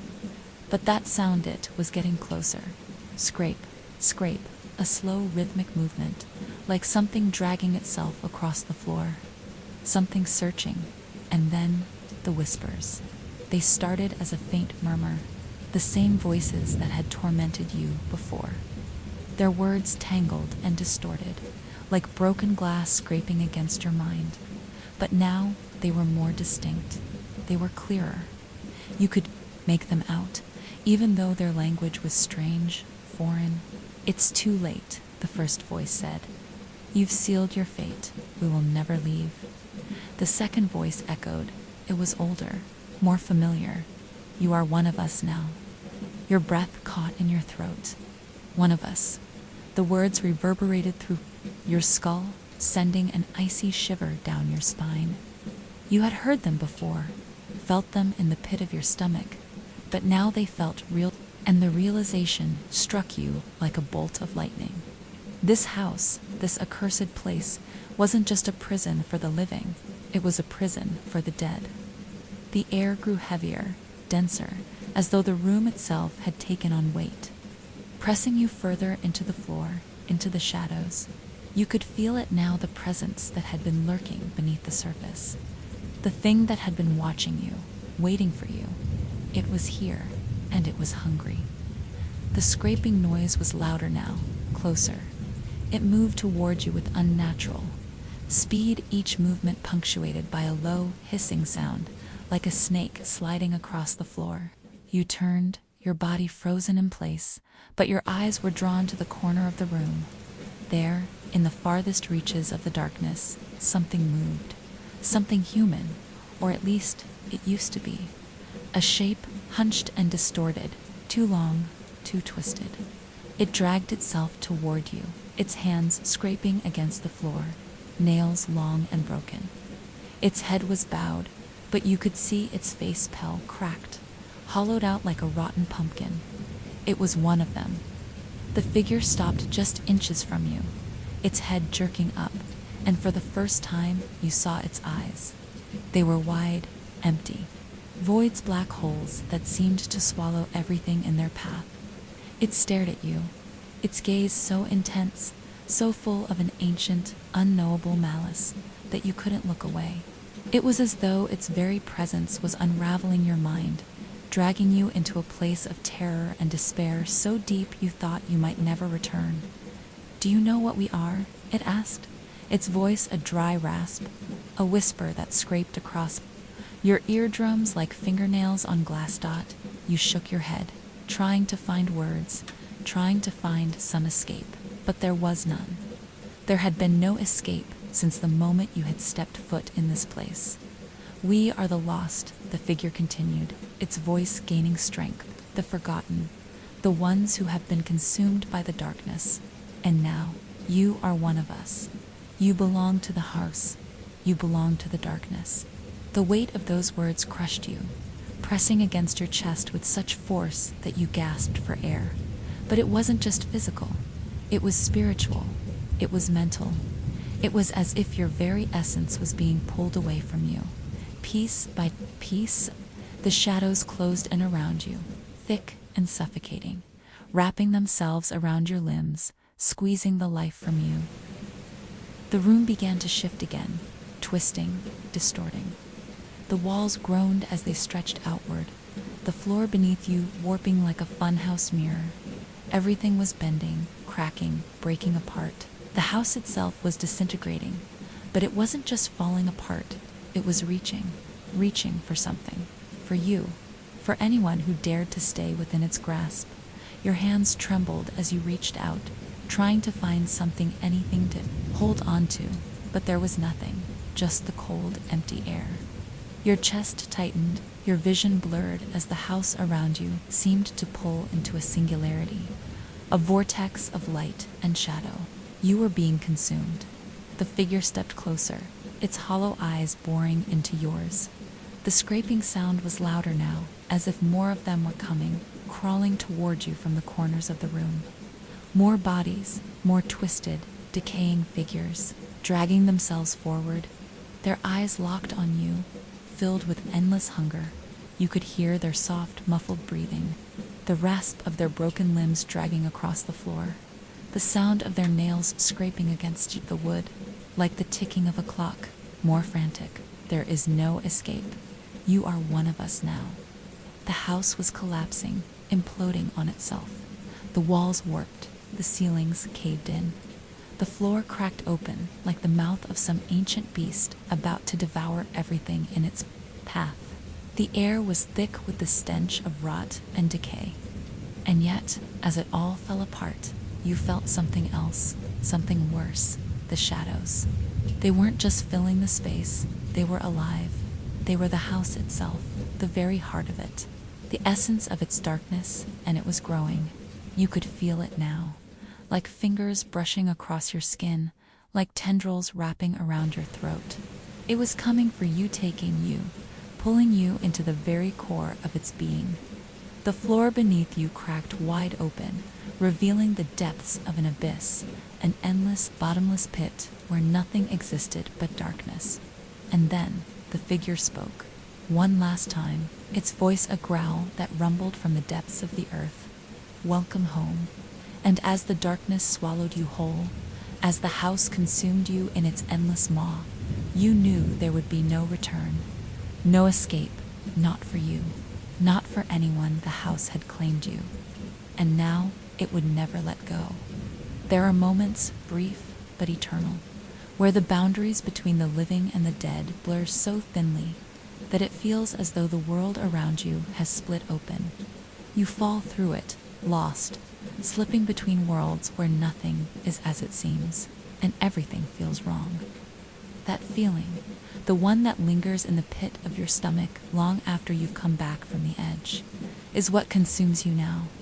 The darkness had taken you, had swallowed you whole, and for a moment there was nothing, nothing but an endless expanse of blackness. You couldn't hear your breath, couldn't feel your heartbeat. The silence was so profound, it was like you had become a part of it, dissolved, absorbed into the very void you had once feared. But then, just as the weight of nothingness began to crush you, you felt a pull. It was faint at first, like the slightest tug on a string, but it was there, and it drew you in. You had no choice but to follow. The sensation was like falling through water, only colder, darker. You couldn't move your body, but you felt yourself being pulled, dragged, sliding through the air, slipping through the very fabric of existence. The world was out of focus, a blur of muted shapes and dark shadows. Until light dot, it was a sharp burst, a sudden crack in the blackness, a sliver of brightness that sliced through the void. You reached for it instinctively, even though you didn't know why.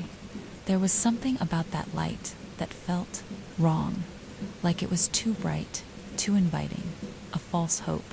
But it was the only thing you had, the only thing guiding you through the cold expanse. So you grasped at it. The moment your fingers touched the light, the sensation changed.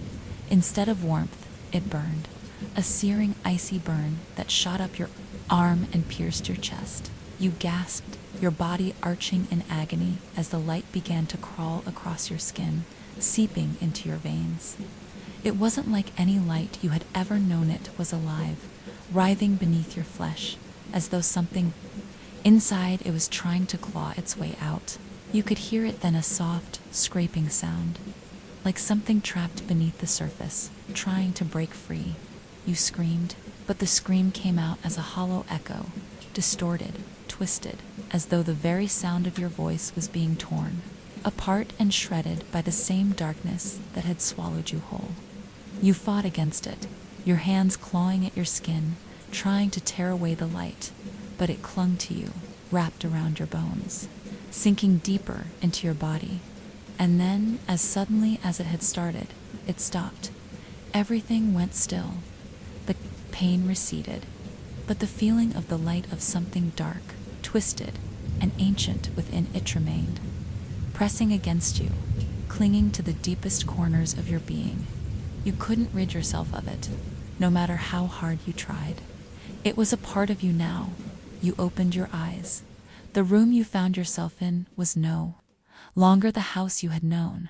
No, this place was different. It was colder, more sterile. The walls were white, but the edges of the room where the light did not reach were smeared with an oily blackness that seemed to move. It undulated, like liquid shadow, crawling along the surfaces. As though the room itself were alive, the light flickered above you, casting strange, elongated shadows across the walls. In the center of the room stood a figure. Its back was turned, but you could feel its presence, feel it like a weight pressing against your chest. It was not the figure from before, the one that had dragged you into the abyss. This was something else, something older, something that had been here long before you arrived. The figure turned, you froze. It was a man, no, not a man. It looked human, but the features were wrong.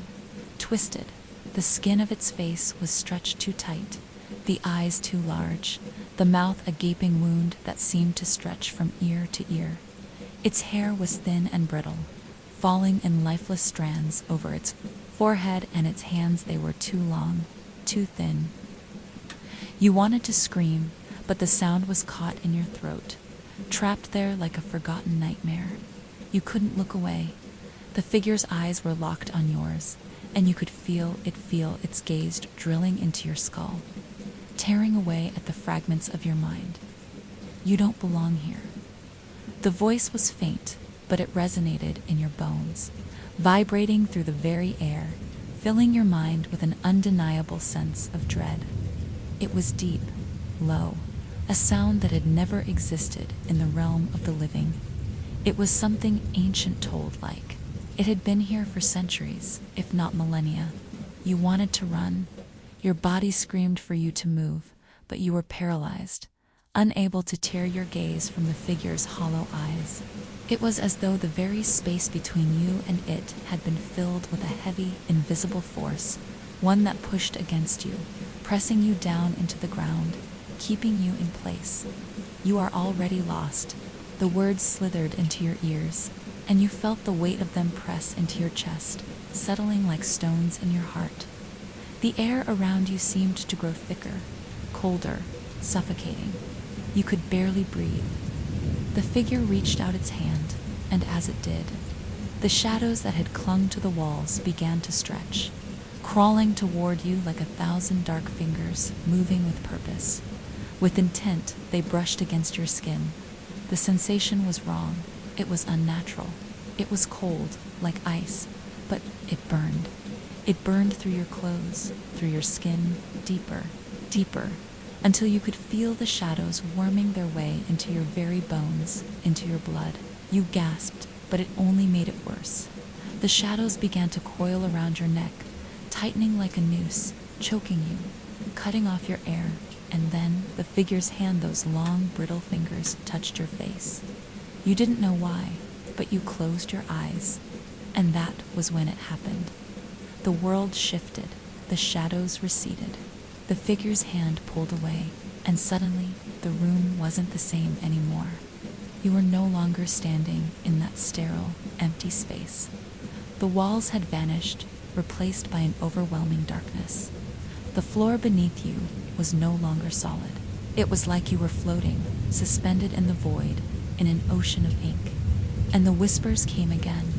They were louder this time, so loud they felt like a storm, a constant rumble in your mind. They were speaking in tongues, their words unintelligible, but the meaning was clear. They were calling you. The voices were calling you home. You didn't want to listen. You didn't want to follow. But the voices were insistent. They were pulling at you, dragging you toward something. You could feel it now, the weight of their presence, the sense of urgency, as if time itself were running out. But for what? For whom? You could hear it in the distance now. That same low rumbling, that growl that had followed you ever since you set foot in this cursed house. It was closer now, so close you could feel it in your bones. The very air seemed to thrum with its power, vibrating, shifting, like a tuning. Fork struck too hard, and then in the distance, you saw it, a light, a sliver of it, flickering at the edges of your vision. It was faint at first, like a dying star, but it grew, expanded, brighter, warmer. The whispers quieted, the growling faded, the light called you. But this time, you understood what it meant. It wasn't an escape, it was a trap. The light, whatever it was, had drawn you in with such force that you hadn't realized, until it was too late, that it wasn't guiding you toward salvation. No, it was something else entirely. something darker. The very air around you seemed to thicken, a miasma of stale, decaying memories that clung to your skin, to your soul, suffocating you with every breath. Your feet felt as though they were no longer touching solid ground, as though you were drifting in the darkness, untethered, floating in a void where the laws of reality had ceased to apply. But that light, it had been a beacon, hadn't it? Had felt like a Bikana lifeline. You had reached for it, instinctively, wanting to escape the suffocating grip of the shadows, the cold, insistent presence of whatever had been haunting you for so long. But now, standing on the precipice of it, you could feel its pull, its insidious influence. You could hear it again, the whispers. They were louder now, louder than before, as if they had risen from the very depths of the void to wrap around you like an iron chain, pulling you deeper, urging you to step closer to the light. The words were clear this time, clear enough to be understood. Step forward, and you will see. The voice was no longer just a murmur in the background of your mind. It was clear, sharp, and somehow comforting in its own way, as though you were meant to hear it. It spoke to you with a certainty that felt ancient, predestined. But you resisted. You couldn't move. Your body wouldn't respond. The weight of the unseen force pressing down on you, holding you in place, was too great, too overpowering. You felt as though you were being crushed under the weight of invisible hands, the pressure unbearable, the shadows swirling around you, constricting. Why do you resist? The voice asked, patient, almost gentle. You know that it is too late. You belong here now. You always have. There was something in those words, something familiar. It was like an old memory, a feeling you couldn't quite place, like a name on the tip of your tongue that you couldn't quite recall. You tried to remember. Is your place, it whispered. This is your home. Home. The word itself sent a jolt through your body, an electric shock of recognition, and in that instant, the darkness around you seemed to shift, to stretch and ripple. The shadows that had been crawling along the edges of the room began to form shapes, human shapes, distorted, broken, but unmistakably human. They emerged from the darkness, their faces pale and twisted, their bodies wrong, as though they had been molded from the very essence of the void. Join us, they said in unison, their voices a chorus of 1,000 lost souls. Join us, and you will never be alone again. And there it was again, the pull, the desire to give in. You wanted to take that final step, to let go of the pain, of the fear, to embrace the shadows. It would be so easy, wouldn't it? To simply surrender, to let the darkness wash over you, to become part of it, to join them, those twisted, hollow figures that had once been human but were no longer. But something within you resisted. Something deep, buried beneath the surface, clung to the light. Even as it dimmed, flickering like a dying candle in the endless dark, you reached for it, pulled toward it with a force stronger than anything the darkness could offer. Your hands stretched forward, inch by inch, as if it were moving of its own accord. The figures circled around you, their cold, empty eyes fixed on you as they closed in, their whispers growing louder, their voices filling the space, drowning out everything else. Their limbs were long and twisted, fingers that were more like claws, reaching out to touch your skin, to pull you into their fold. They moved like shadows, so swift, so unnatural, that they seemed to blur with the darkness itself. One of them reached out to you, its face a grotesque mask of death, a pale, stretched visage that didn't belong in the realm of the living. Its lips, cracked and dry, parted in a sickly smile, and it leaned in close to your ear, its breath foul, like rot and decay. There is no escaping, it rasped. Not for you, not for any of us. The words sank into your mind, and for a moment, you were lost. You were lost in the weight of them, lost in the knowledge that they spoke the truth. You were trapped in a place that wasn't quite life, but wasn't quite death either. a place where time had no meaning, a place where the dead had found a home, and the living were nothing more than visitors' prey, even. But then something shifted. A sound, distant but growing closer. A faint whisper at the edge of your hearing. A murmur that seemed to come from deep within the pit of your soul. Something that resonated with you in a way you couldn't explain. It was familiar, in the same way the voice of a loved one feels in the depths of your heart. Even when you can't see them, even when they're long gone, it called to you, and it was different. It wasn't part of the darkness. It wasn't part of the void. It was something else, something of light. Your chest tightened as the sound grew louder. The figures seemed to notice it, their faces twisting into expressions of fear, their bodies recoiling, as though something was coming, something they were not prepared for. The light dot, it was small at first, just a faint gleam in the distance, but it grew, it expanded. It burned brighter, sharper, until the darkness around you seemed to retreat, pulling away from the light as if it were repelled by it. The shadows that had clung to the room writhed in agony, their forms shifting, contorting, as if they were being dragged back into the void from which they had emerged. You turned toward the light, unable to resist its pull any longer. But as you did, the figures closed in. Their voices, a maddening chorus of screams, their hands reaching for you with claws and fingers that seemed to elongate with every passing second. No, you cannot leave. You are ours. You are ours. They screamed in unison, their voices melding together into a shrill, cacophonous cry that rattled your bones. The light grew brighter, flooding the room, enveloping everything in its warmth. It was like stepping into the sun after an eternity of darkness. You felt its heat, its energy, and for the first time in what felt like an eternity, you felt alive. But the figures were still there, still reaching for you, still clawing at the air around you, their voices growing more desperate, more frantic. They were closing in, please. One of them whispered, a soft plea in the midst of the chaos. Please, don't leave us. You hesitated, the light blinding, the darkness still pulling at you.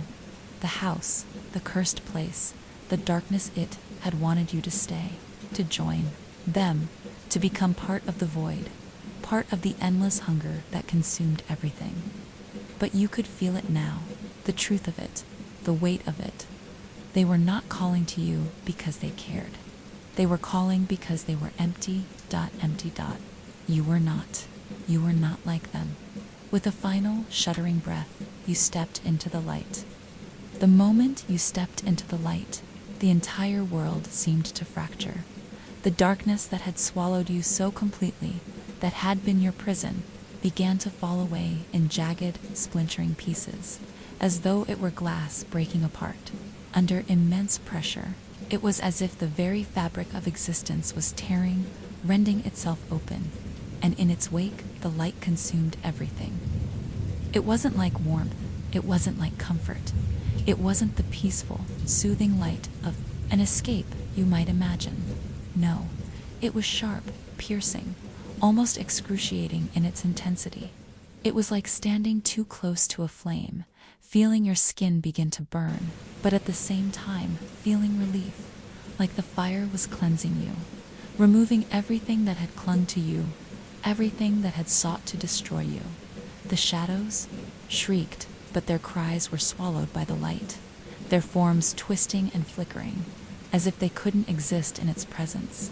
The figures, those lost, hollow creatures, began to dissolve, their once distinct shapes evaporating into the air, as if they had never been solid at all. They tried to resist, to claw at the very air around them, but with each second that passed, they grew weaker, more insubstantial, until there was nothing left but a faint echo of their presence, a lingering whisper that barely touched your thoughts. You tried to move, but your body was frozen, caught between two worlds. The light was pulling you, tugging at the very core of your being, but you couldn't look away from the place you had just left, the place where the shadows had been. The darkness was receding, but in its wake, you could still feel something, like a weight pressing against you from the inside. Something dark that wanted to follow you, to drag you back into its cold, endless abyss. But you were no longer the same. The light had changed you. It had filled the emptiness inside you, the place where fear and doubt had taken root, and it had burned it away. You felt stronger, now stronger, than you had ever felt before, but you also felt something new, something ancient, something that seemed to stir inside your chest, like a dormant part of you awakening for the first time. You had never understood it before, never fully grasped the power you possessed. But now, as the last remnants of the shadows dissolved into nothingness, you knew you had been chosen, and the weight of that knowledge was suffocating. It was not just the shadows that had wanted you. No, they were nothing. You had been dragged to this place for a reason.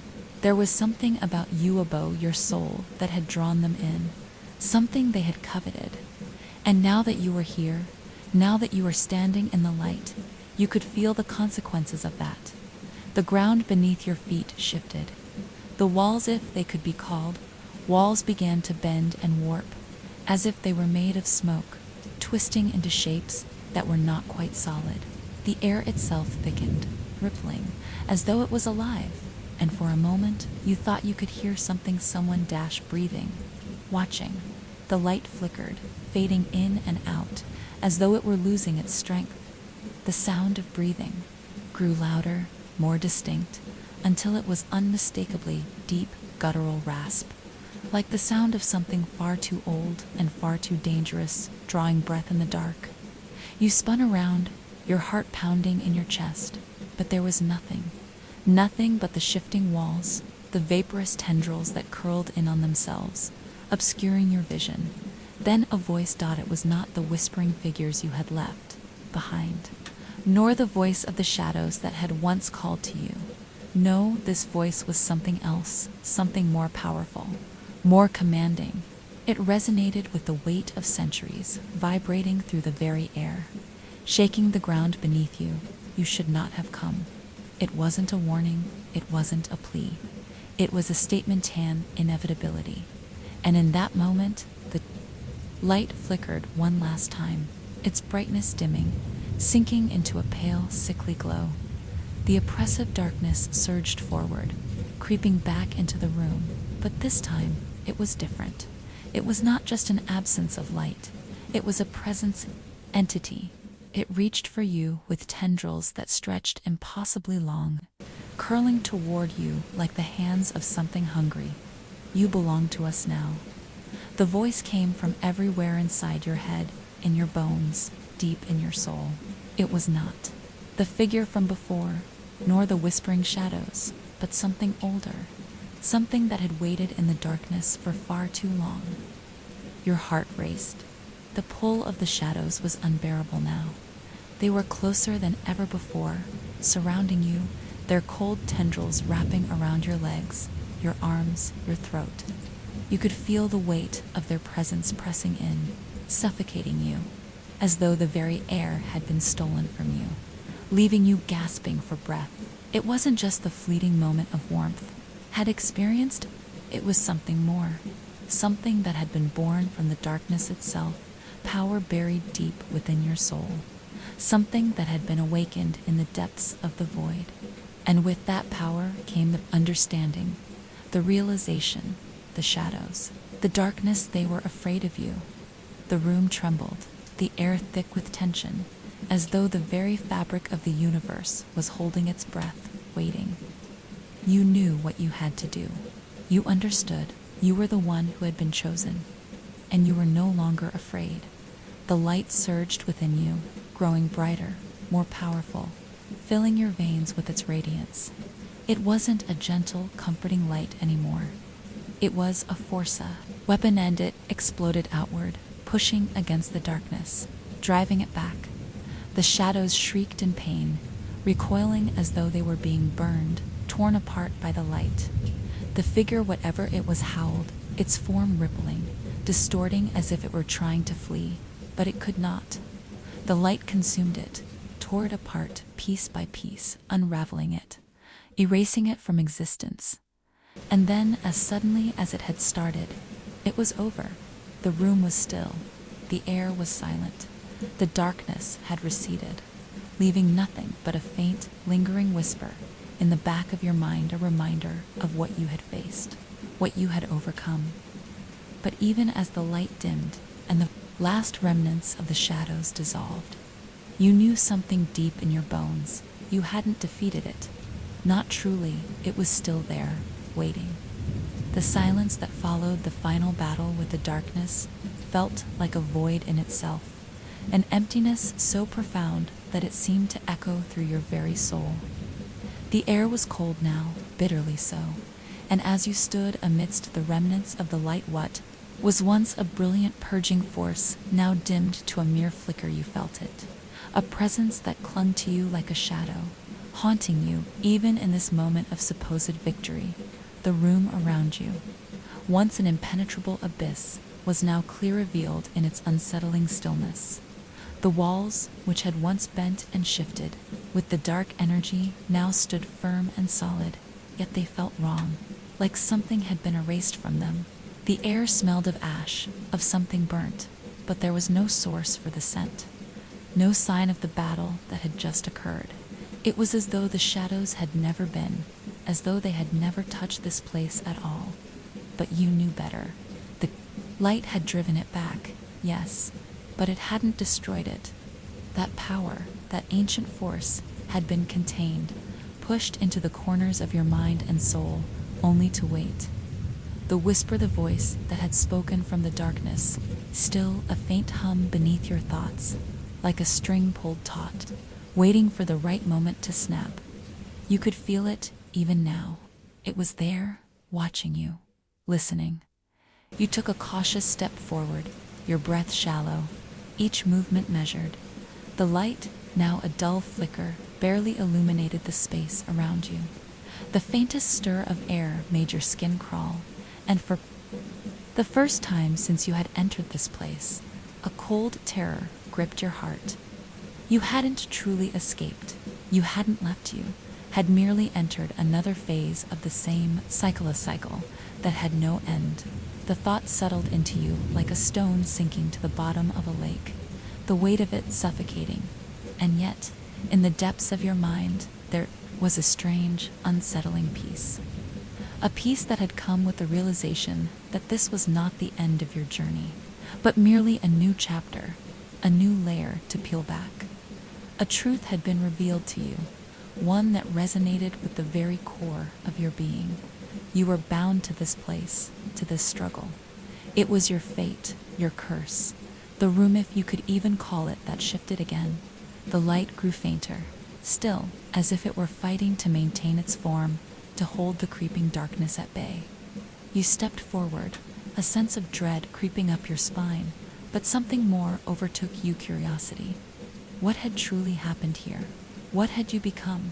The floor beneath your feet groaned, the sound low and distant, as if the building itself were alive, protesting your very existence in its walls.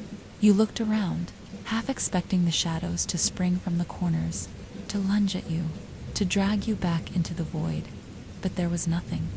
The air was still, too still. It felt unnatural, a stillness that pressed against your chest, making each breath feel heavy, labored. A chill crawled up your arms as a new presence made itself known. This one was different. It wasn't like the entities you had faced before. It wasn't a shadow, nor was it a whisper. No, this was something familiar, something that connected with you on a deeper level, something that had always been with you. You felt it before you heard it, the sound of a door creaking open, so faint, so quiet that it could have been a trick of the mind. But you didn't imagine it.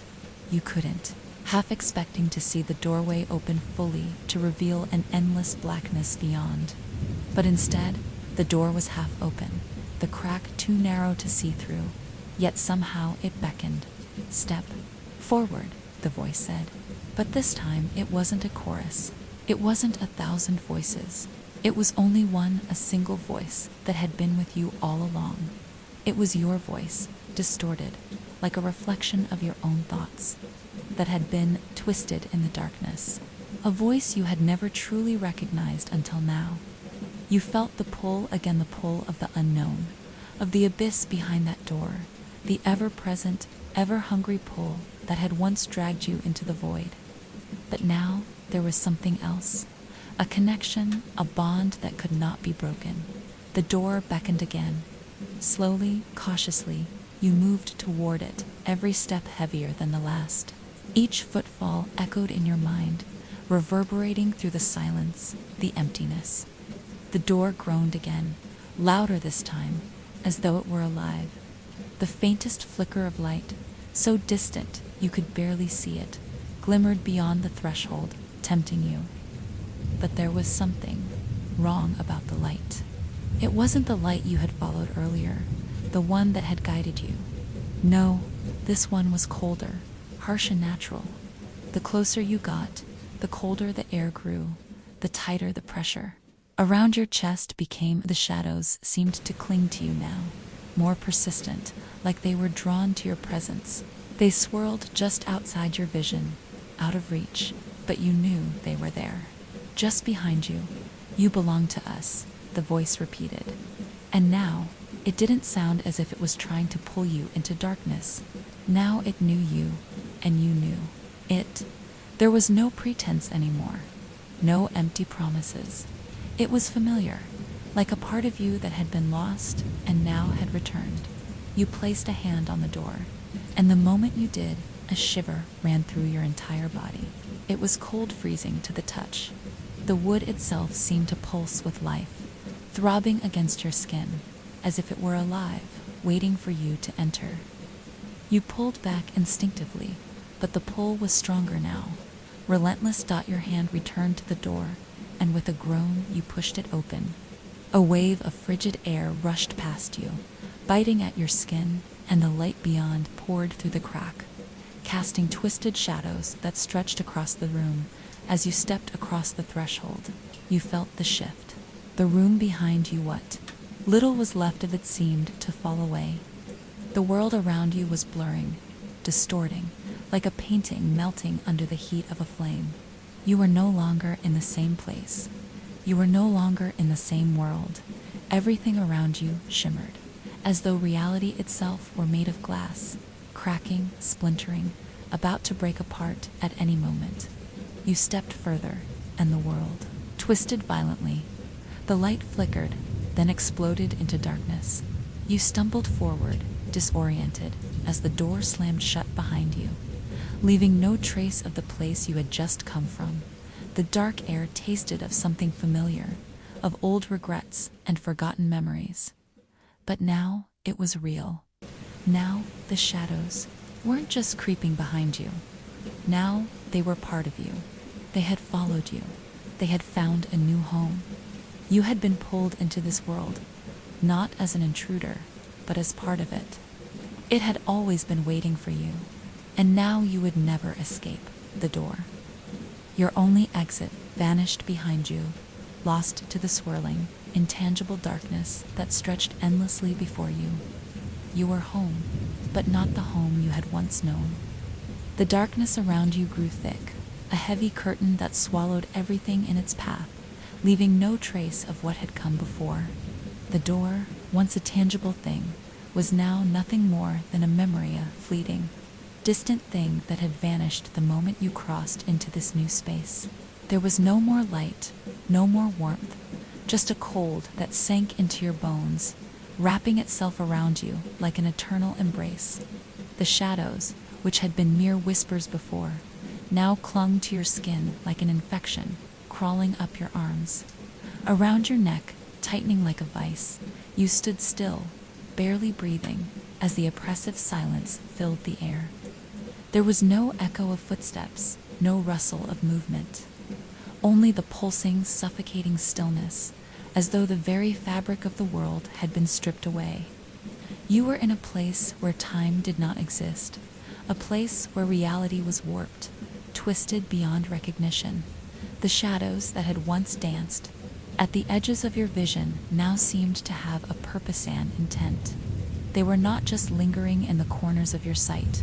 They were watching, waiting, as if they too were aware of your presence in this darkened world. The air was thick, with the weight of something ancient, something far older than the house you had once inhabited. The house had been a vessel, a trap, but this place it was different. The boundaries between this world and the next were blurred. Here, in this vast, infinite void, there was no escape, no exit, no possibility of return. You had stepped into something that had no end, no beginning.